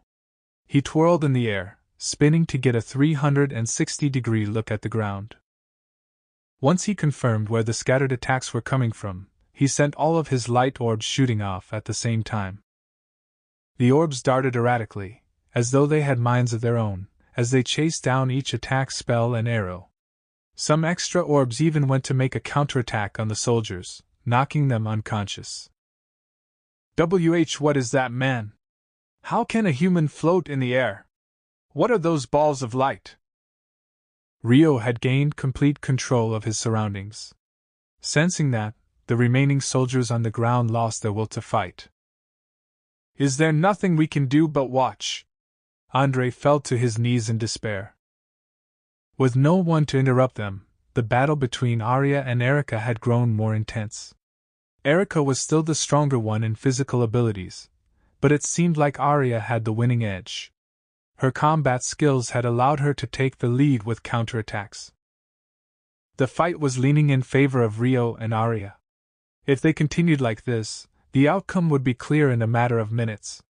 But for some reason, the saint had yet to enhance her physical body. Her hidden strength was still unknown. Something strange. I've had control over the air this entire time, but the person who shot at Aishia hasn't made any attempts to attack me. Unlike when Aishia tried to escape with Liselot, all aerial attacks had ceased. Rio had taken position in the air since he had been the most wary of the mysterious spirit arts user, so he found this quite strange. It seems I am at a disadvantage here after all. I can't fight with all my strength. Erika suddenly came to a stop on the ground. Refusing to accept your defeat? Arya said, cautiously pausing. I cannot exert my power to the fullest. The citizens I should be protecting have fallen around me, writhing in pain. If I were to use my power under these conditions, they'd be killed. This man in the sky may seem like a gentleman, but his methods are rather cunning, Erika said as she looked up. Aishia, how are things over there? Anything strange? Rio asked, ignoring Erika. Nothing yet. I've reached the southernmost edge of our communication range. In other words, she was roughly 1 kilometer south of Rio, a short distance out of the city, most likely. All right. The spirit arts user that obstructed you has stopped attacking here. They may have gone your way, so be careful. We're about to wrap things up here. Okay. With that, their transmission ended. Pretending I don't exist? What a cold man, Erika lamented from below. I don't see the person that interrupted your escape before we arrived. I have a bad feeling about it. Let's retreat soon, Rio said to Arya below as he ignored Erika's words yet again. Understood, Arya replied. If she had to choose between fighting Saint Erika and securing Liselot's safety, she'd prioritize the latter. She wasn't about to forget that through her hatred. Arya was still as calm as ever. Oh? Did you think you could escape so easily after making such a commotion on enemy grounds? Erika raised her staff, grinning in defiance. You were the one who started it in our kingdom. You have no right to be criticizing others. Arya snapped back immediately. Arya raised her sword, ready to stop Erika at a moment's notice. But in the next moment, Rio launched all his light orbs at the ground, surrounding Arya in a cone shape. The wall of orbs separated Arya from Erika, and in that single instant Rio descended to the ground to pick Arya up in his arms. Let's go. He rose into the air once more, continuing to an altitude of 10-odd meters high. There still aren't any attacks preventing our escape. At the same time, there were no reports of a surprise attack from Aishia. Why? Rio racked his brain for a reason as he hurried to meet up with Aishia and Liselot. Meanwhile, so she can't use her power fully with people around. But if she lets them leave the city, she'll be helpless. What will the saint do now, From far above in the skies, Rice was watching everything unfold. Meanwhile, in the estate garden immediately after Rio and Arya left, a dismal mood hung in the air. Everyone in the garden had just tasted what despair was like. It was their first defeat since the revolution, and it seeped into them like a poison. The Holy Democratic Republic of Erika was lacking in any real combat experience. Most of the battles that took place during the revolution were won with Erika's power. They were victories unachievable without her. Thus, the soldiers were far less proficient compared to the armies of other kingdoms. Their opponent this time was a bad matchup, but he had provided them a vivid lesson. They were completely underprepared. Utterly powerless. Oh, Saint Erica! Forgive me, forgive us! We were helpless against him. We were unable to do anything, leaving you to fight alone. Andre was as shaken as a man sinking in a swamp of despair, apologizing to Erica with everything he had. It's all right, Andre. Everyone else too. You all fought courageously. Erica gave them a kind, motherly smile and shook her head. Saint Erica! Saint Erica! Saint Erica! Everyone called Erica's name, seeking salvation. Liselot Krisha is a witch after all. A witch! She brought misfortune to this country. She is the symbol of disaster. Andre's face twisted with murderous fury as he declared Liselot's existence as evil itself. I'm sorry. I was the one who brought her here. This was all because of my poor judgment. Erica suddenly adopted a sorrowful look as she admitted her own mistake. No! Not at all. Who could have known? Who could have known that her gentle, saint-like demeanor hid her true face as a witch? She sympathized with the people and recited impressive words at us to win our hearts. That woman is a cunning witch. Andre insisted that Erica wasn't to be blamed by expressing contempt for Liselot. Those who invaded us today are the powers possessed by the evil noble class of a major nation. The evil we defeated through revolution was tiny in comparison. As long as huge nations like theirs exist, our country will always be in danger. Oh, we were so ignorant, truly. How could we have been so foolish? You must not become conceited, Andre. I've always reminded you, humans are foolish creatures. Andre gasped, then looked even more regretful. I was truly, truly foolish. How could I have been so blind? But you must not forget this either. Humans are only able to face their true selves when they face their despair. So face it. Learn, without running away. About yourself as a person, about your emotions that remain after the despair. Then use those emotions as fuel to step forward. Do you still have the will to keep moving? Democracy won't progress without utterly crushing the noble class of the continent. You should be well aware of that. Will you let that stop you? Do you still wish to make a world for the people? Erica raised her bishop's staff high, fanning the emotions of her audience with her questions. I want to move forward. We want to keep going. But how can we? Do we have the power to do such a thing? Those listening to her raised their voices. You do. I said this to them. Did you think you could escape so easily after making such a commotion on enemy grounds? So don't worry, you have me with you. Can you believe in me? In me, and in the miracles I've performed until now? Of course. Without question. I believe. We'll believe in you. Me too. The voices gradually grew more lively. In that case, I shall show you another miracle today. I was planning on saving my power for invading the major nations, but it cannot be helped. A major nation has trampled all over our soil. With the bishop's staff in her right hand, Erica spread her arms wide and looked up at the skies. Protector of the weak, the people, this nation.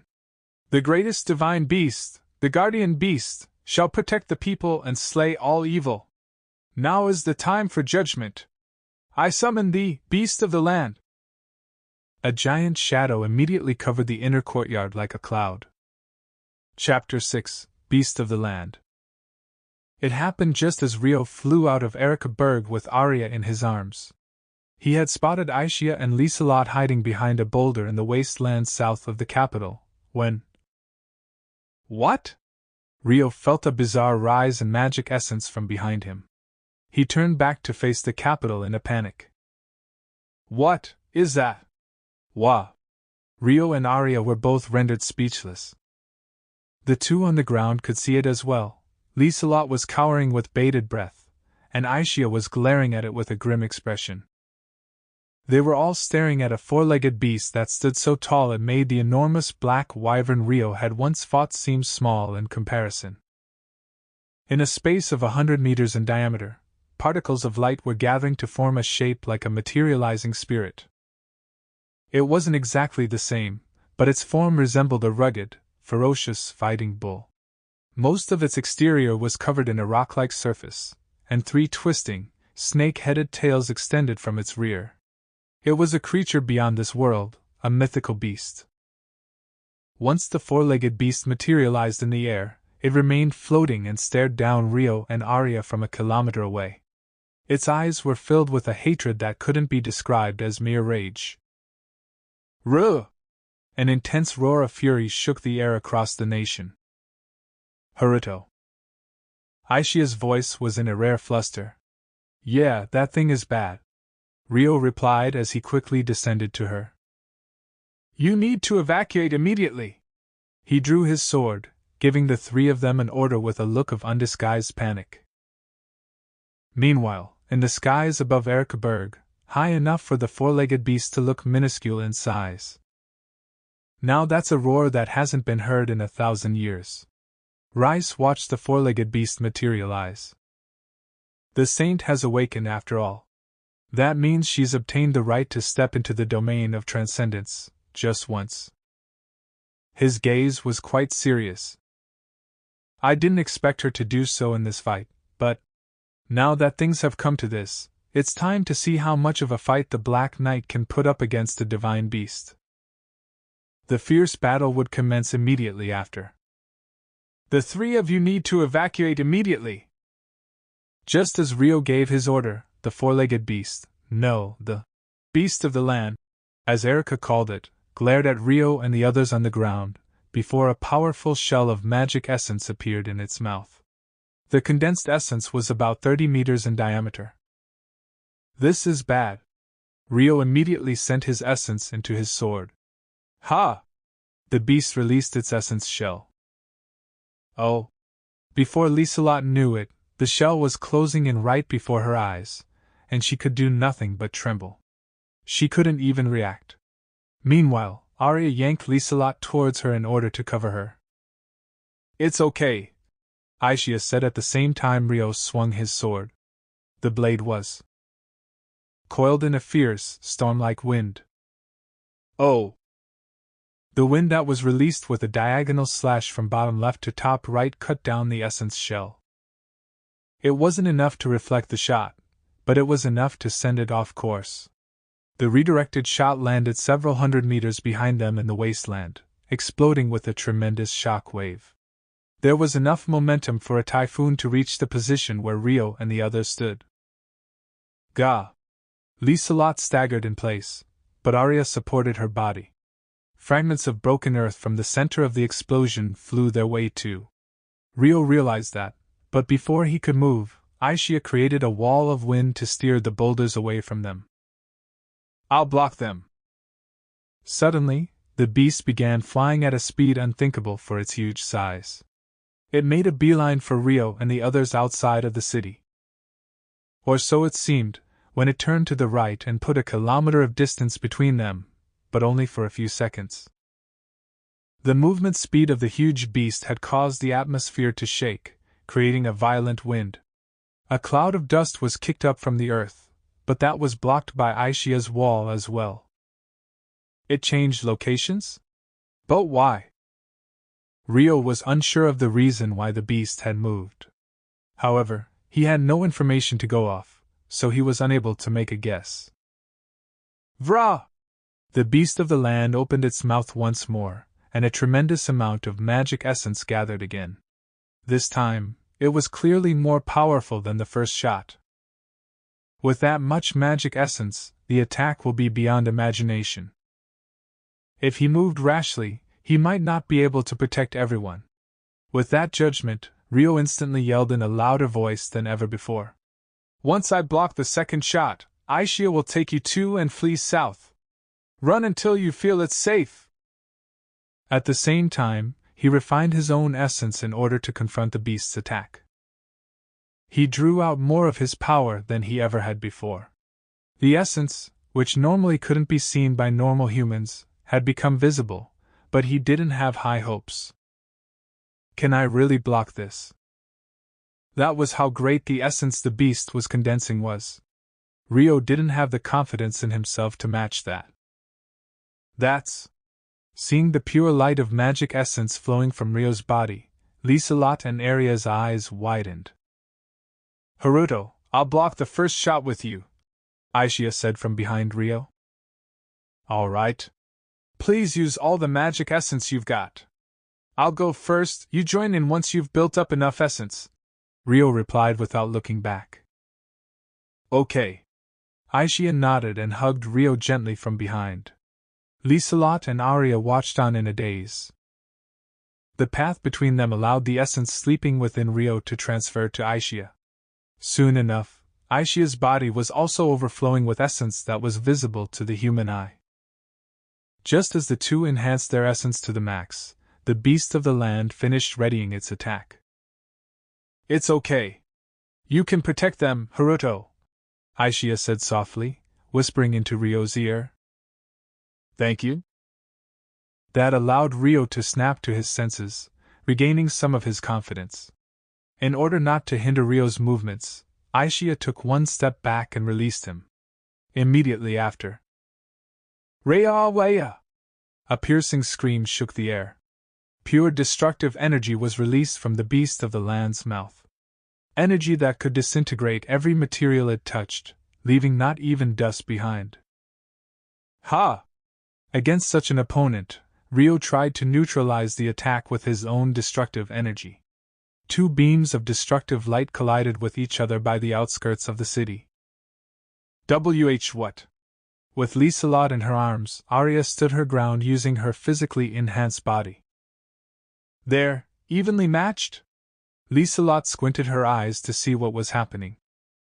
However, she couldn't process the situation at all. Her vision was blinded white by the collision of light against light. Considering how the attack hadn't reached them, they must have been able to compete with each other. I don't know. It's too hard to tell, but... Aria couldn't tell what was happening either. It took everything she had just to keep them from being blown away. All right. We can only believe in them. Liselot squeezed her eyes shut in prayer, clinging to Aria. The current situation was like a back-and-forth pushing game. In other words, whoever wasn't able to maintain their attack first would lose the push.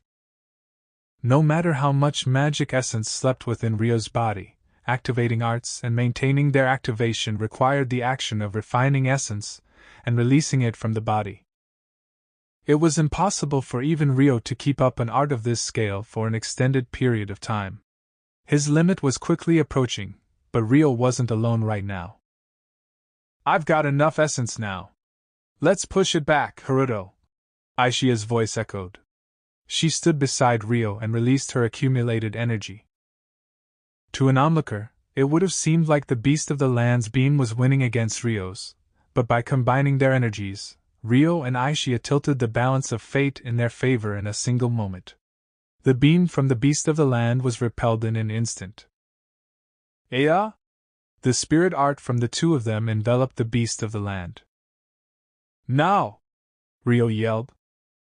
Right.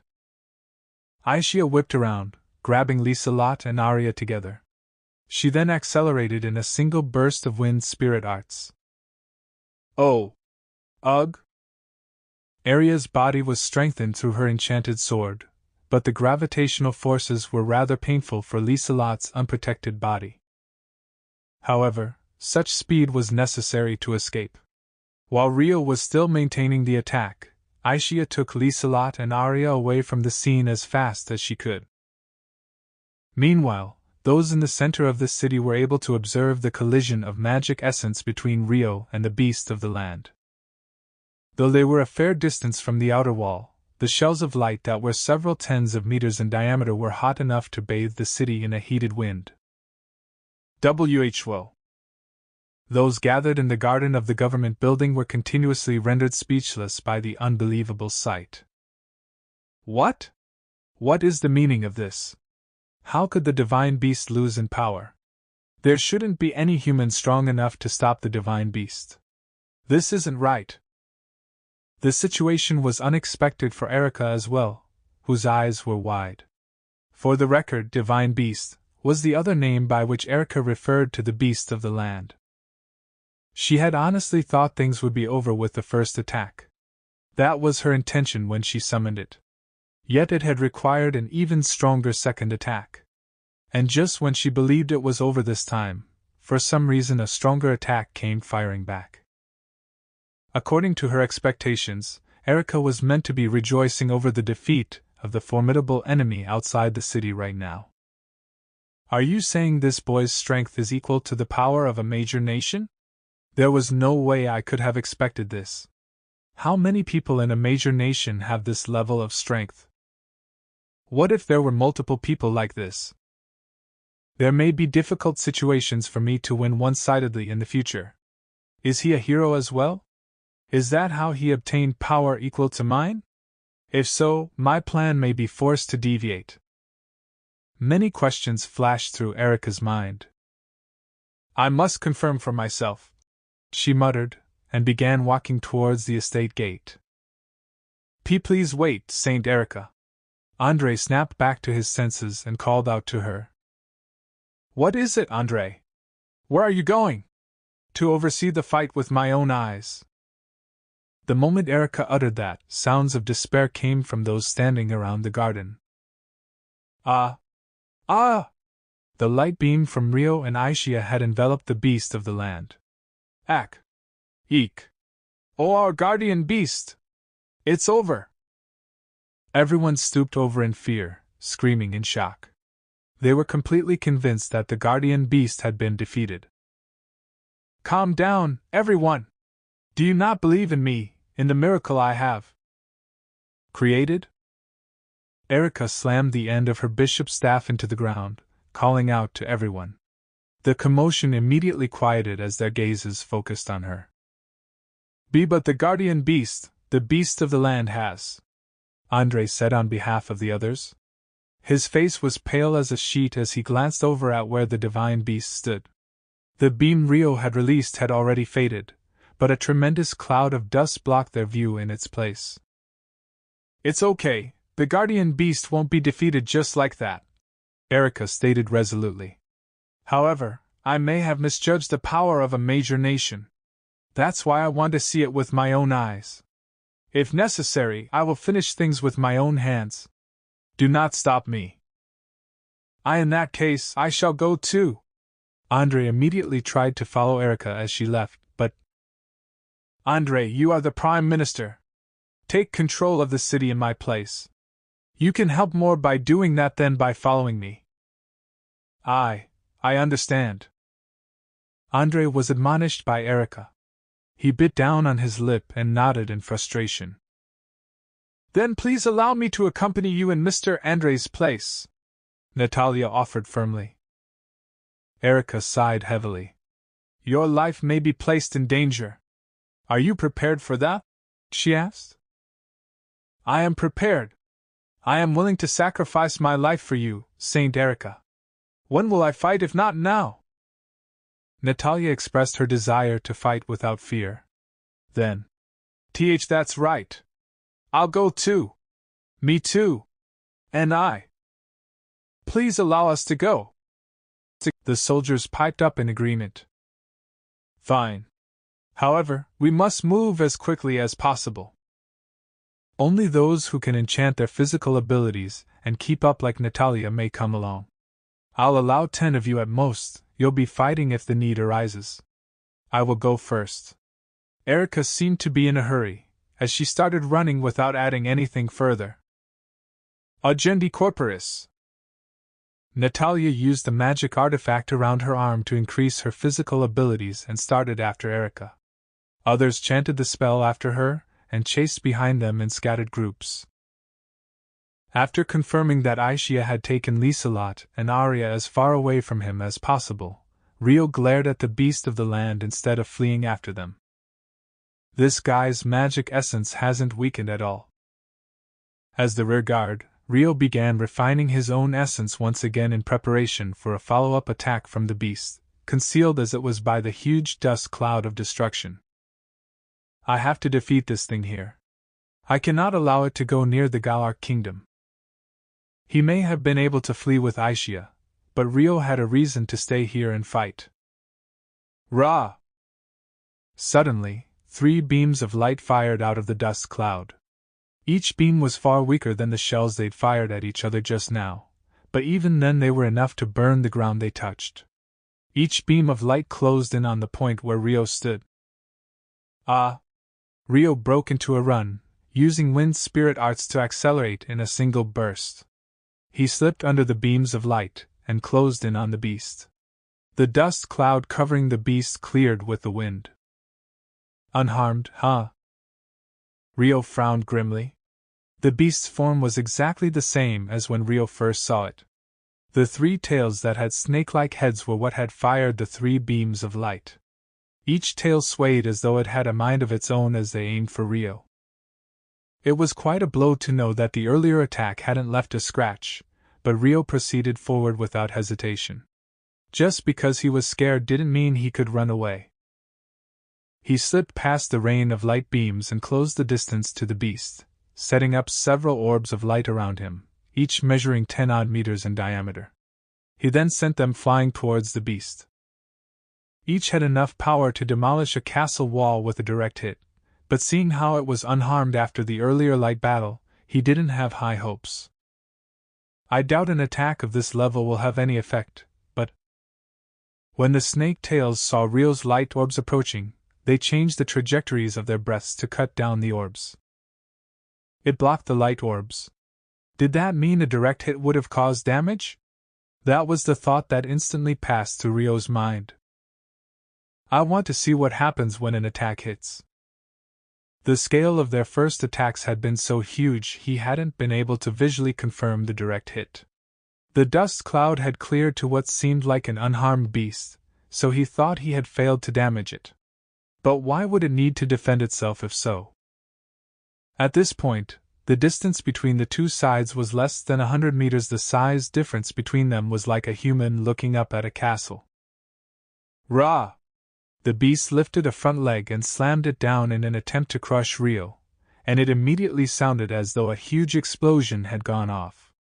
The area around the point of contact was folded upwards by the shock wave, shaking the entire surroundings.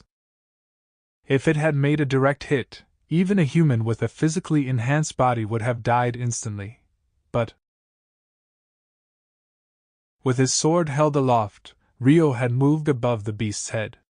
While floating with his spirit arts, he landed a direct hit against the back of its head with a wind-clad blade. Ura? The beast stumbled, dropping towards the ground. So it can be damaged after all. Rio clearly witnessed the attack make a direct hit, confirming that the back of its head was gouged open. However, he could see the wound heal itself cleanly right before his eyes. This left him unsure if it counted as true damage or not. Guh. In place of the head that was thrown off balance, the 3 heads at the end of its tails snapped at Rio instead. Rio waited until the last moment to see through the abnormal movements of the tails, then twisted himself midair to avoid the attack. Vrah! He landed on one of the tails and ran the tip of his sword from top to bottom, running along the tail. It split open like a neat scalpel cut. Perhaps it could feel pain. A screeching roar filled Rio's ears, but the wound was already stitching itself back together. The other 2 tails snapped, trying to swallow Rio and the tail he was standing on whole. Gwa! The tail that was bitten squirmed in pain. The other 2 tails seemed to think they had bitten down on Rio, as they were chewing furiously. However, Rio had already jumped onto the beast's back. He watched the tails and launched 2 huge orbs of fire at them, directly hitting the heads of the tails. Gwa! The 2 tails stopped chewing when they were shrouded in fire, and started shaking themselves to extinguish the flames. At the same time, Rio put more magic essence into his sword. Ha! He accelerated along the beast's back with wind spirit arts, running towards its rear. As he approached the tails, he released a slash of light that was more than 10 meters wide, slicing off the 3 tails at the base. He then leaped off the beast's rear and immediately turned back to check the state of the wound. How about that? The 3 tails were all decapitated. However, all 3 were still moving, and began flying like long-bodied wyverns. On top of that, all 3 were automatically healing the damage Rio had dealt to them. NGH. The tails fired laser beams from their mouths at Rio. The beast's main body also looked up at Rio and released 5 beams of light from its mouth. Each one had just as much power as the beams coming from the tails. A total of 8 beams of light tried to pierce through the air and cut Rio down. Rio changed his course of movement and jumped, evading the attacks. It was difficult to evade 8 beams while at close range, so he distanced himself for now. He stopped at around 1 kilometer from the beast, but at this size scale it still felt close. Separating it from the body and allowing it to move freely is basically increasing the number of enemies. There'd be no end to things like this. He was definitely doing damage with attacks of a certain scale. But the instant self-recovery was nullifying that damage. Up until this point, Rio had been one-sidedly dealing damage, but it was hard to say the battle was in his favor. It could hardly be called an even match. If I get hit just once, I'll be in trouble. 8 beams of light fired at Rio incessantly, and evading them all was mentally wearing. What could he do? How could he prevail? What is this thing, anyway? It suddenly appeared in the sky above the city. A spirit? But can spirits have this much power when they're not in humanoid form? The saint is controlling it, right? If her secret power is to control Earth, how can she create creatures like this? What is the ability hidden in her divine arms? He considered possibilities of the beast's identity in order to find its weaknesses, but he couldn't settle on a conclusion. Rio desperately racked his brain as he dodged the beams. I can't see an end to that regenerative ability, but should I try to make another attack on the body? If I can behead the beast itself. One idea filled his head, that there was no creature that could live with its head cut off. The heart was another weakness of a living creature, but it was hard to tell where the heart was located in a body this huge. That's why he would aim for the neck. Perhaps he could defeat it that way. He sure hoped so. However, in order to do that, he'd have to dodge the 8 beams of light and approach the body again. It took all he had to evade them at this distance already, so it would be even more taxing to get closer. On top of that, from the regeneration he'd observed until now, there was no guarantee that beheading it would be enough to defeat it. Just then. Is that the saint? He spotted Saint Erica bursting out of the gate to the city. She had come running from the official estate with her body enhanced by her divine arms. Natalia and the others, who could only use the weaker physical ability enchantment, were still yet to arrive. Is this beast being controlled by her after all? The beast was so big, it wouldn't be strange for the city to be affected by its attacks, yet it had been completely unharmed until now. If she's the one controlling it. One possibility came to Rio's mind. Perhaps if the saint died, the beast would disappear too. If the saint was in control, then that was a possibility. In fact, based on the situation, he was almost certain of this. The battle would only get worse for him at this rate.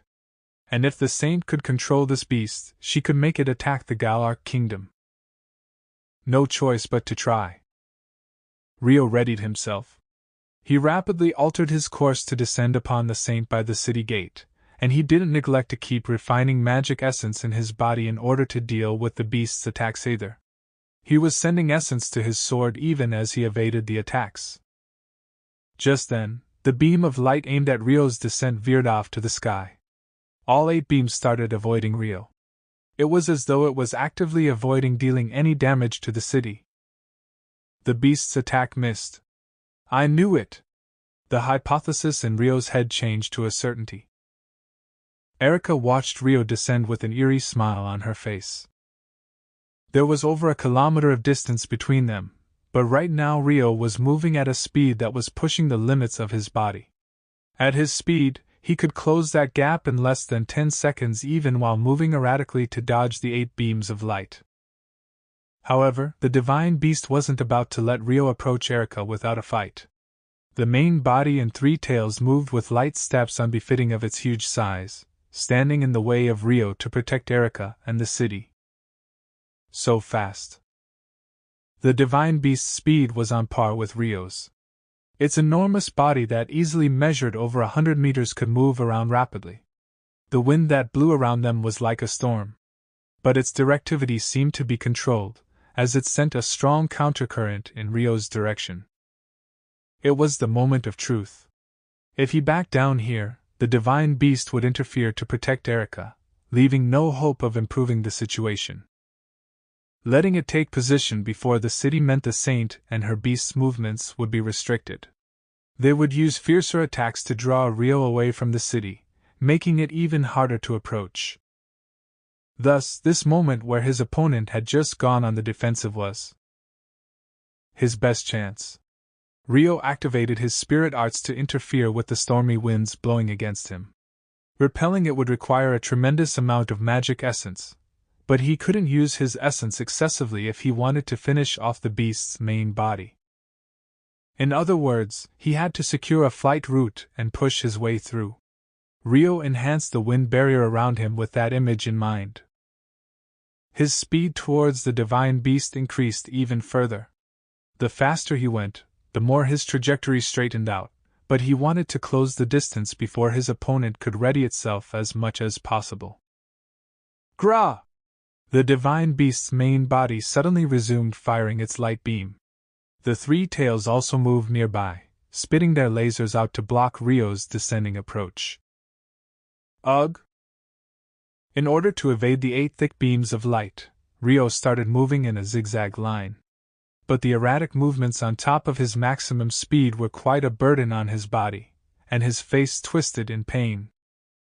The G-forces from his acceleration alone were strong enough. It was self-explanatory that additional acrobatic movements would make that burden heavier. However, failing to evade an attack would mean instant death. Rio maintained his speed while weaving between the beams, approaching the main body of the beast. The distance to the divine beast was under 100 meters. Only 3 or 4 seconds had passed since Rio began his approach. The closer he got to the beast's mouth, the closer the beams of light merged together to form one thick laser. It swallowed Rio up, or so it seemed. In the next instant, he used a wind spirit art to force his trajectory off by a 90-degree angle. NGH. The greatest forces of the battle yet were put on Rio's body. But thanks to that, he was able to evade the attack. He had moved to a position suited for cutting off the beast's head. All that was left was to close in faster than the beast could react. Ha! A glowing slash that was several tens of meters long fired towards the beast's neck. A considerable amount of magic essence was required to chop off the neck of such a large enemy. Thus, the attack contained all the essence he had built up until now in a single burst. How about that? He turned his attention to the divine beast to watch the result, landing on the ground nearby. At the same time, he kept his guard up against Saint Erica behind the beast. Immediately after, the beast lost strength in all of its legs and collapsed. 1 beat later, the 3 tails floating in the air dropped to the ground. They landed with a tremendously heavy impact. Did I defeat it? Rio verified that the magic essence the divine beast spread around the surroundings had vanished all at once. The recoil from pushing himself to fly around everywhere threw Rio off balance, messing up his attempt to attack the saint while landing. However, he soon felt a presence closing in from his side and readjusted his sword. The one approaching him was Erica, the saint. Guh! Rio grimaced faintly as he caught Erica's staff with his sword. Bravo! You've caught my interest. I came over because I wanted to talk, Erica said, watching Rio with an evaluating look. Her expression was dead serious. These weren't the actions of someone who wants to talk, Rio muttered bitterly. No, I truly do wish to talk. Honestly speaking, that beast was very special to me. I'd sure hope so. There better not be any more of those things. I could return those words right back at you. If there are more monsters like you out there, my plans will be ruined. That's what I wanted to check. Your plans. Would you like to know? If so, how about an exchange of information? What are you asking for in exchange? There's only one thing I wish to know. I wondered if you were a hero, but well, that doesn't matter anymore. Are there more people like you in the major nations? People who can fight with that beast by themselves? I have no intention of answering you without hearing what you have to offer in exchange. You can ask anything you want, be it about my plans or that beast. But I'll only exchange one piece of information. I'll answer concrete questions with concrete answers, but an abstract question may get an abstract answer. So please watch how you word your question. How can I be sure you're telling the truth? You can't. But I can promise I will not lie. And I'd like you to make the same promise. I need to know the truth, after all. Erica had a very serious expression. Fine. I'll do it. Rio had many things he wanted to ask as well. Narrowing them down to one question was rather difficult, but if he had to choose. Since I was the one who proposed the exchange, I'll allow you to ask first as a show of goodwill. Please go ahead. Then, who is it that you want revenge on? Heh. Hee. What a wonderful question. Fine, I shall tell you the answer just this once, Erica said as preface. I don't have a specific target. It's the entire world. This world was created by foolish humans. If it weren't for this world, he wouldn't have died. That's why I will have revenge on the whole thing. I wish to see this world destroyed, that is my goal. She'd begun her speech expressionless, but her face gradually filled with hatred as she spoke. Revenge on the world? I won't answer anything else. Please answer my question next. Are there more people like you with the strength to fight that beast lying there solo? Erica asked, staring at Rio. Saint Erica! Just then, the 10 soldiers following Erica appeared from within the city. Natalia, who was running in the lead, spotted Rio and Erica pointing their weapons at each other. They immediately moved to provide backup by surrounding Rio. Oh my, everyone's finally caught up. Well done. Good timing. Erica spoke happily, praising them for their reliability. The situation has changed. I assume the information exchange ends here? Of course not. You still haven't answered my question. I'll lose my trust in human nature if you don't hold up your half of the deal. In other words, the answer to how many people there were like Rio in the bigger nations that could fight a divine beast alone.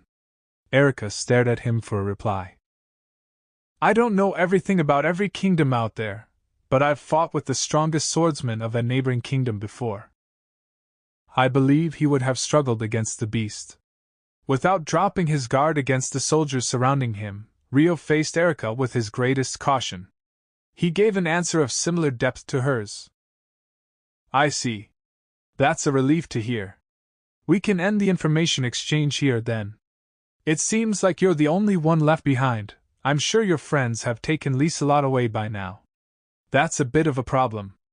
Erica let out a troubled sigh. I could say the same.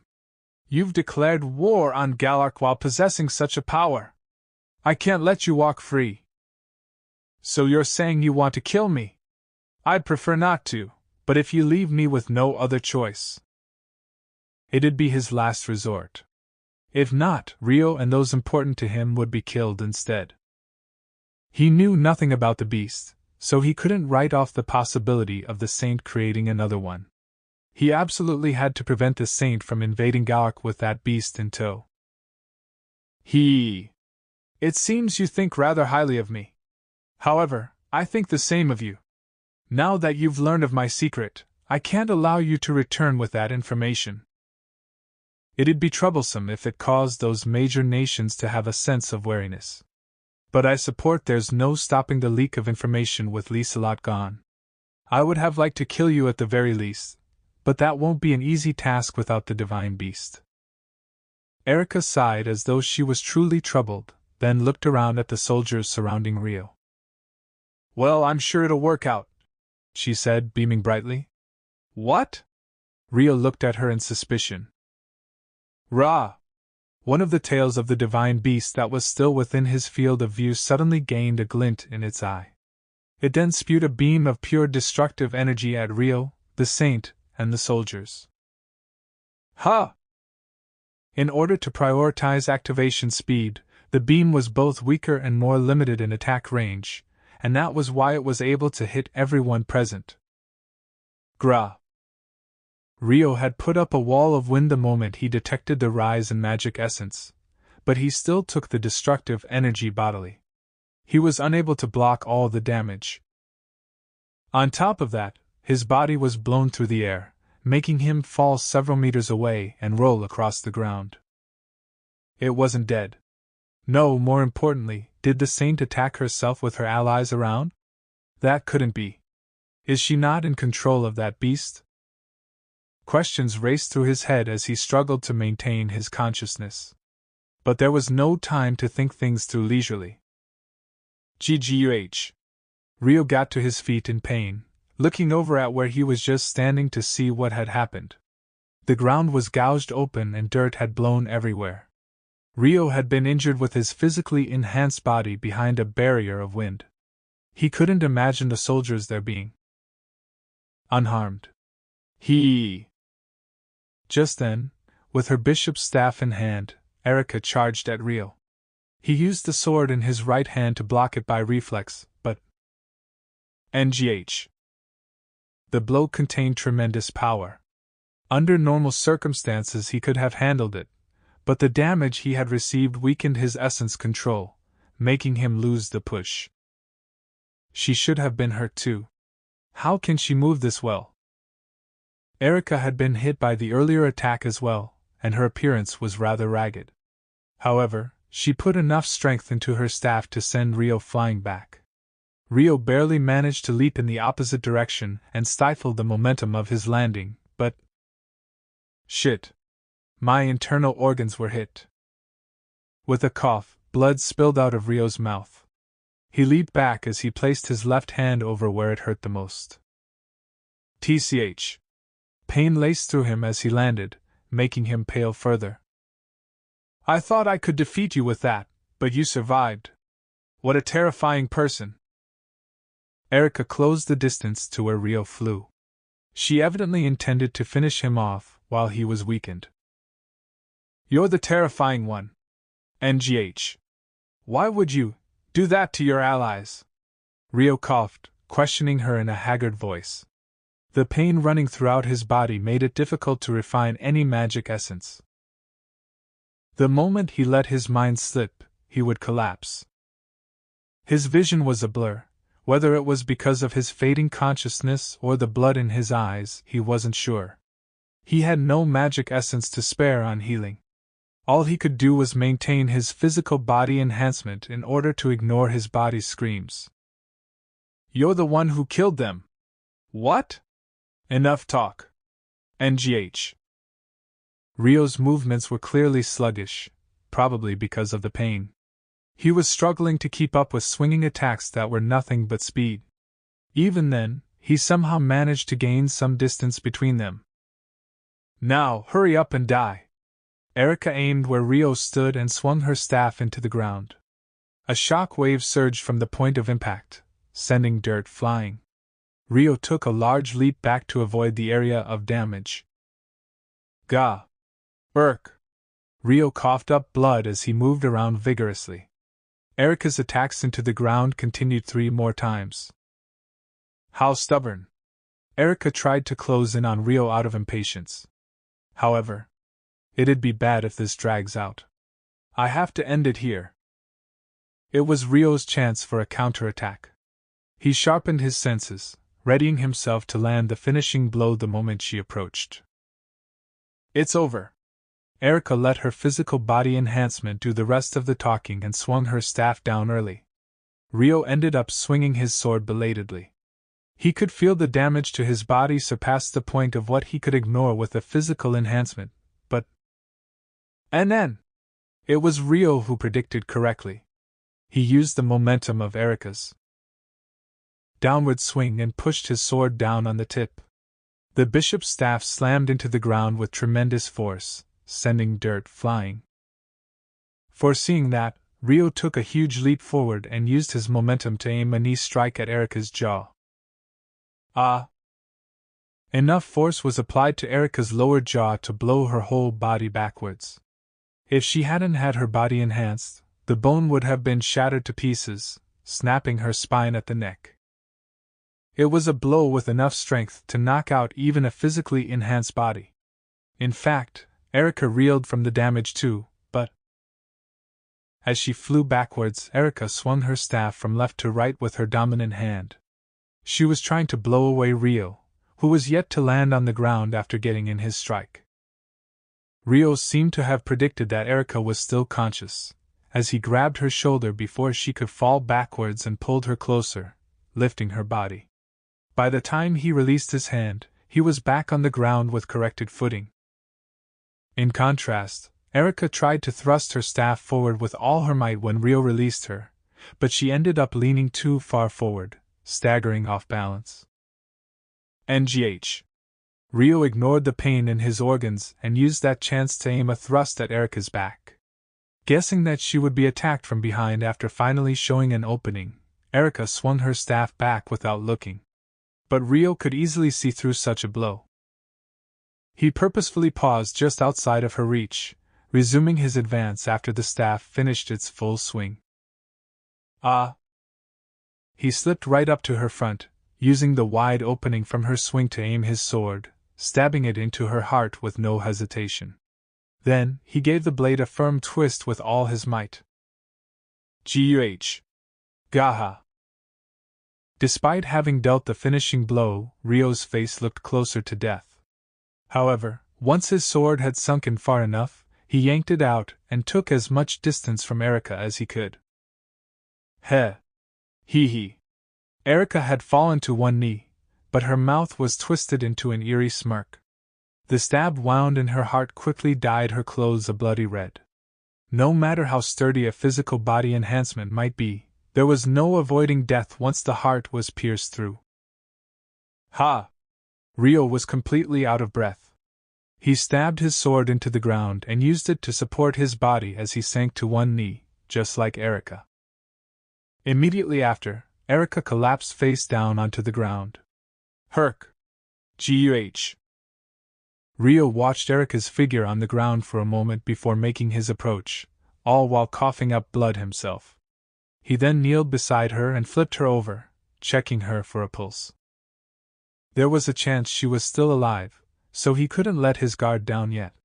He still had his physical body enhancement up as well. There's no pulse. She's dead. The beast has disappeared too. With that, all the tension in his nerves snapped like a thread.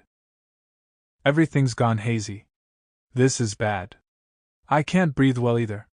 I have to heal myself, and meet up with Aishia.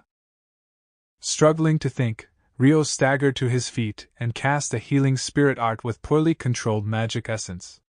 Then, in order to meet up with the others, he began to walk southwards. After progressing 10 meters or so. I'm way now? He could hear someone's voice. Ai, Shia? Rio fell to his knees, staring forward in a daze. At that moment, Aishia descended before him. Everything's okay now. She embraced him gently, wrapping him up in a healing light. When Rio fell unconscious, Aishia picked him up and flew south. Far above the skies where Erica lay. What in the world is that boy really? He has far more strength than can be explained by contract with a humanoid spirit. He was able to contend with an awakened hero, no matter how imperfect she may have been. Rice stared in the direction that Aishia had flown off to for a while, having seen everything from start to finish. That aside, this saint. Just what was she thinking? This time, he gazed at Erica lying on the ground, puzzled. Humans are hard to understand, but whatever. With the Black Knight returning alive, it was a good thing I had Arian and the others on standby. Rice took a teleport crystal out of his chest pocket. Transilio. And warped to the outskirts of the Galar kingdom. Epilogue. A few minutes after Aisha carried Rio away, Andra and the other reinforcements came running out of the city. They discovered a bloodied Erica lying not too far from the gate. "Ah! Saint Erica! Saint Erica! What? What should we do?" Everyone was devastated by her death. Everyone grieved. But among those voices, "There's no need to worry, everyone." Erica, bloodstained, suddenly stood up. "Wah!" Everyone was speechless. It was a natural reaction to seeing the person they assumed dead suddenly standing up. Her entire chest was soaked red, and there were signs of a sword having been stabbed through her clothes. "Why, you're alive? But how? All this blood." Andre was bewildered by the amount of blood on Erica's clothes. "Didn't you know, Andre?" "Know what?" "A saint can't die just by being stabbed in the heart." "Wah." Even Andre and the others found that hard to believe. "I'm just joking." Erica giggled, looking around at everyone with a loving smile. "I can't die yet, I still have a role to fulfill. I'm glad to see you all again, but..." Her face suddenly fell with sadness. "I'm sorry. I was unable to protect Natalia and the others." She hung her head and trembled, as though stricken by her own powerlessness. What happened?" Andre asked, pale as a sheet. There was no sign of the soldiers that had chased after Erica nearby. Andre could vaguely guess the reason why, but he waited for Erica's words. Sure enough. That swordsman, took Natalia and the others hostage. In order to defeat me, he aimed for them. Oh, it was terrible. That boy was so cruel. A coward. No, it was my fault. I wasn't able to save them in time." Erica covered her face with her hands and grieved in despair. "Natalia and the others are dead. They were killed." Andra and the other reinforcements reddened in anger. After a moment of silence. How despicable! Such cruelty! What a coward! The Galar kingdom is cowardly! That swordsman killed Natalia! Curse him! Hostages? How dare he!" Their fury flew out in a violent explosion. Once their minds were made up, there was no stopping their anger. They couldn't be stopped by anyone until they turned into a rampaging riot. Erica watched them with a cold look of contempt. Bonus short stories. Just for a little while. One morning in the Spirit Folk village, in the house where everyone lived with Rio before they all returned to the Straw region. Rio himself woke up and left the house to do his daily training routine. "Good morning, Sao." He spotted Sao swinging a wooden training sword all by herself. "Ah. Good morning, Sir Rio. Looks like you're first today," Rio said after checking no one else was around. Rio's morning training routine was originally something he started alone at a young age, but after coming to the Spirit Folk village, he was joined by Sarah and the others. After growing older and returning to the Straw region, Miharu and Celia joined in. Now, after reuniting with Sao and Guki's group, they all participated together. Their routines were all customized for their own specialty areas, Rio and Sarah with their weapons, Miharu with spirit arts, and Celia with magic essence control. In Sao's case, she worked on both her weapon and spirit arts. Her training had apparently started back in her home village, but Guki's group had given her full-blown training on their journey to the Spirit Folk village. Her growth was shocking to Rio. "Yes. I woke up early. I only just started," Sao replied energetically, smiling from ear to ear. "You're working hard. I'll join you in swing practice. Please do. The two of them swung their swords in silence for a while. But several minutes later, Seo stopped swinging and started watching Ryo's movements instead, captivated. Is something the matter? Noticing her fixed gaze, Ryo paused his swings. Huh? Oh no! Seo gasped and began to panic. I just thought your movements were wonderful, she admitted in embarrassment. I'm just swinging my sword like normal. No!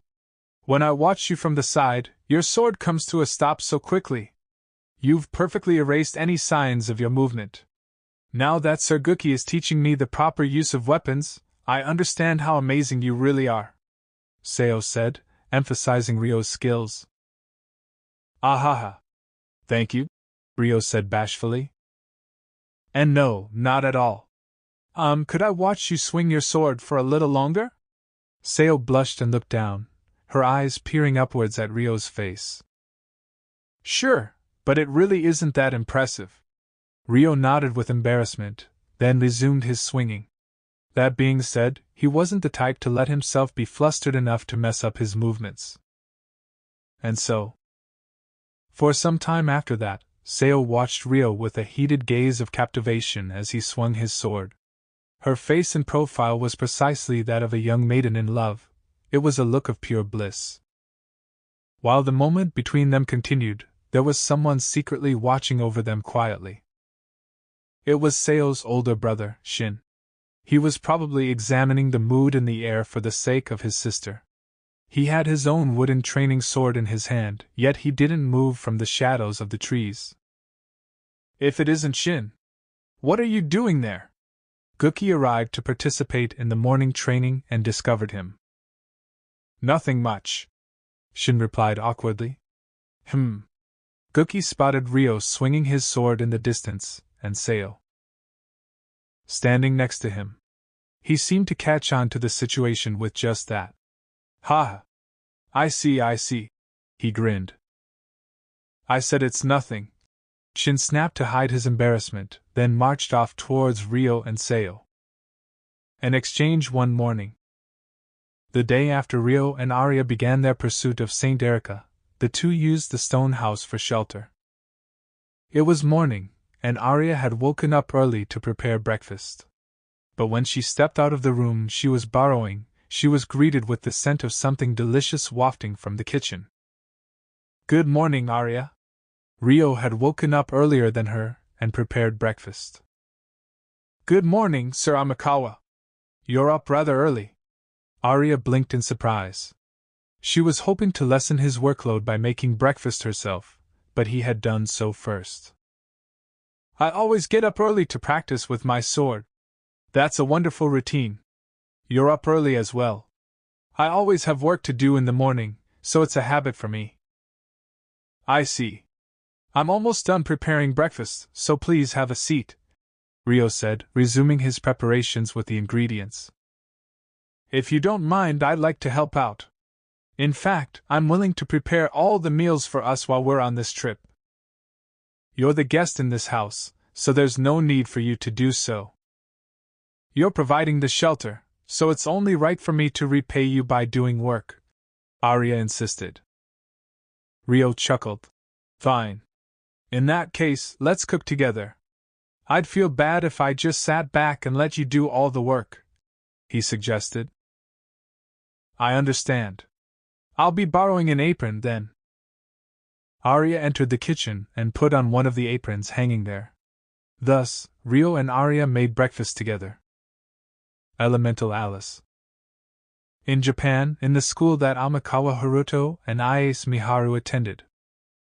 One afternoon in December, Haruto and Miharu were visiting the classroom where the drama club held their activities. They had been summoned there by Satsuki, a member of the student council. Satsuki and two other members of the drama club were waiting in the room for them. So our drama club's participating in our preschool's Christmas party. Ryo and Miharu listened to the explanation from Satsuki. Yup. The preschool is attached to our affiliated university rather than us directly, but same deal. They heard we had a drama club, so they asked if we could hold a Christmas party for them. I see. So why were we called here? Haruto had a vague idea already, but asked anyway.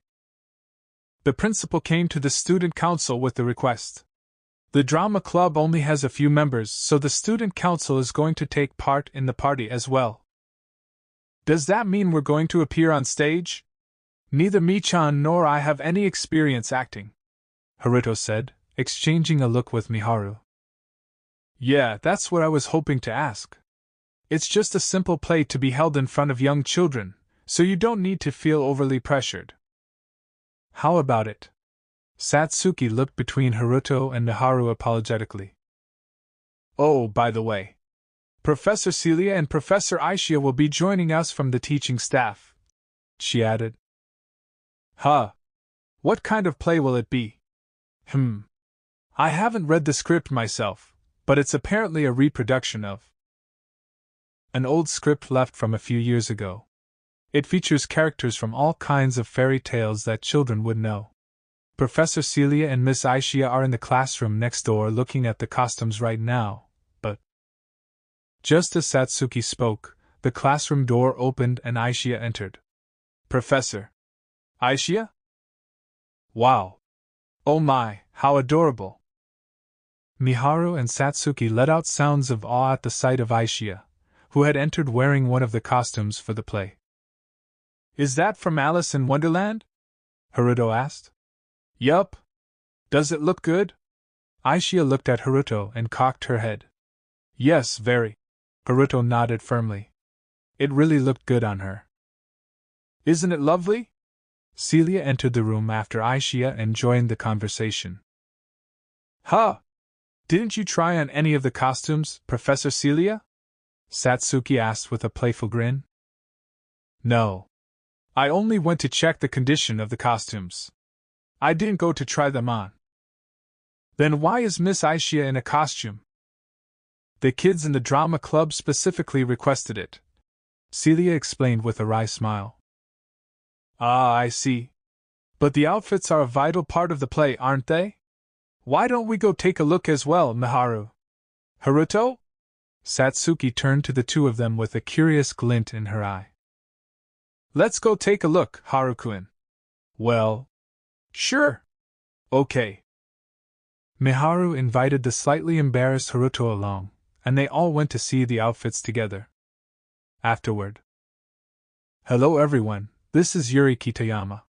Thank you for reading Surei Gensuki, Spirit Chronicles 18 Beast of the Land.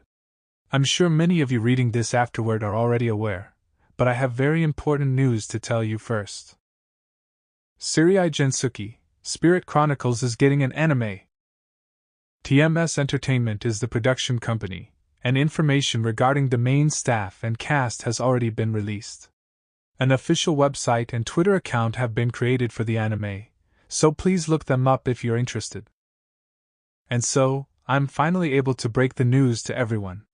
It's thanks to everyone's support of the series that Surei Gensuki has been blessed with an anime adaptation, so I'm grateful to you all from the bottom of my heart. I'd also like to use this space to thank everyone involved in the making of this anime and this series up until now, including Riv and my editor, who have been with me for 5 years. There's more information to be released in the future, so please check the official site and Twitter for the anime.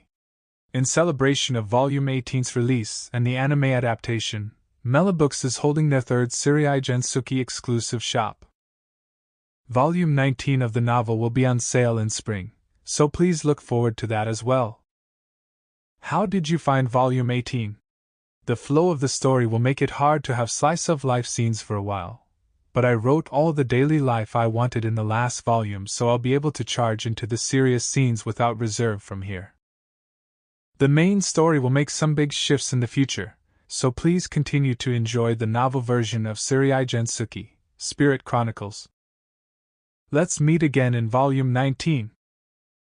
Yuri Kitayama, November 2020.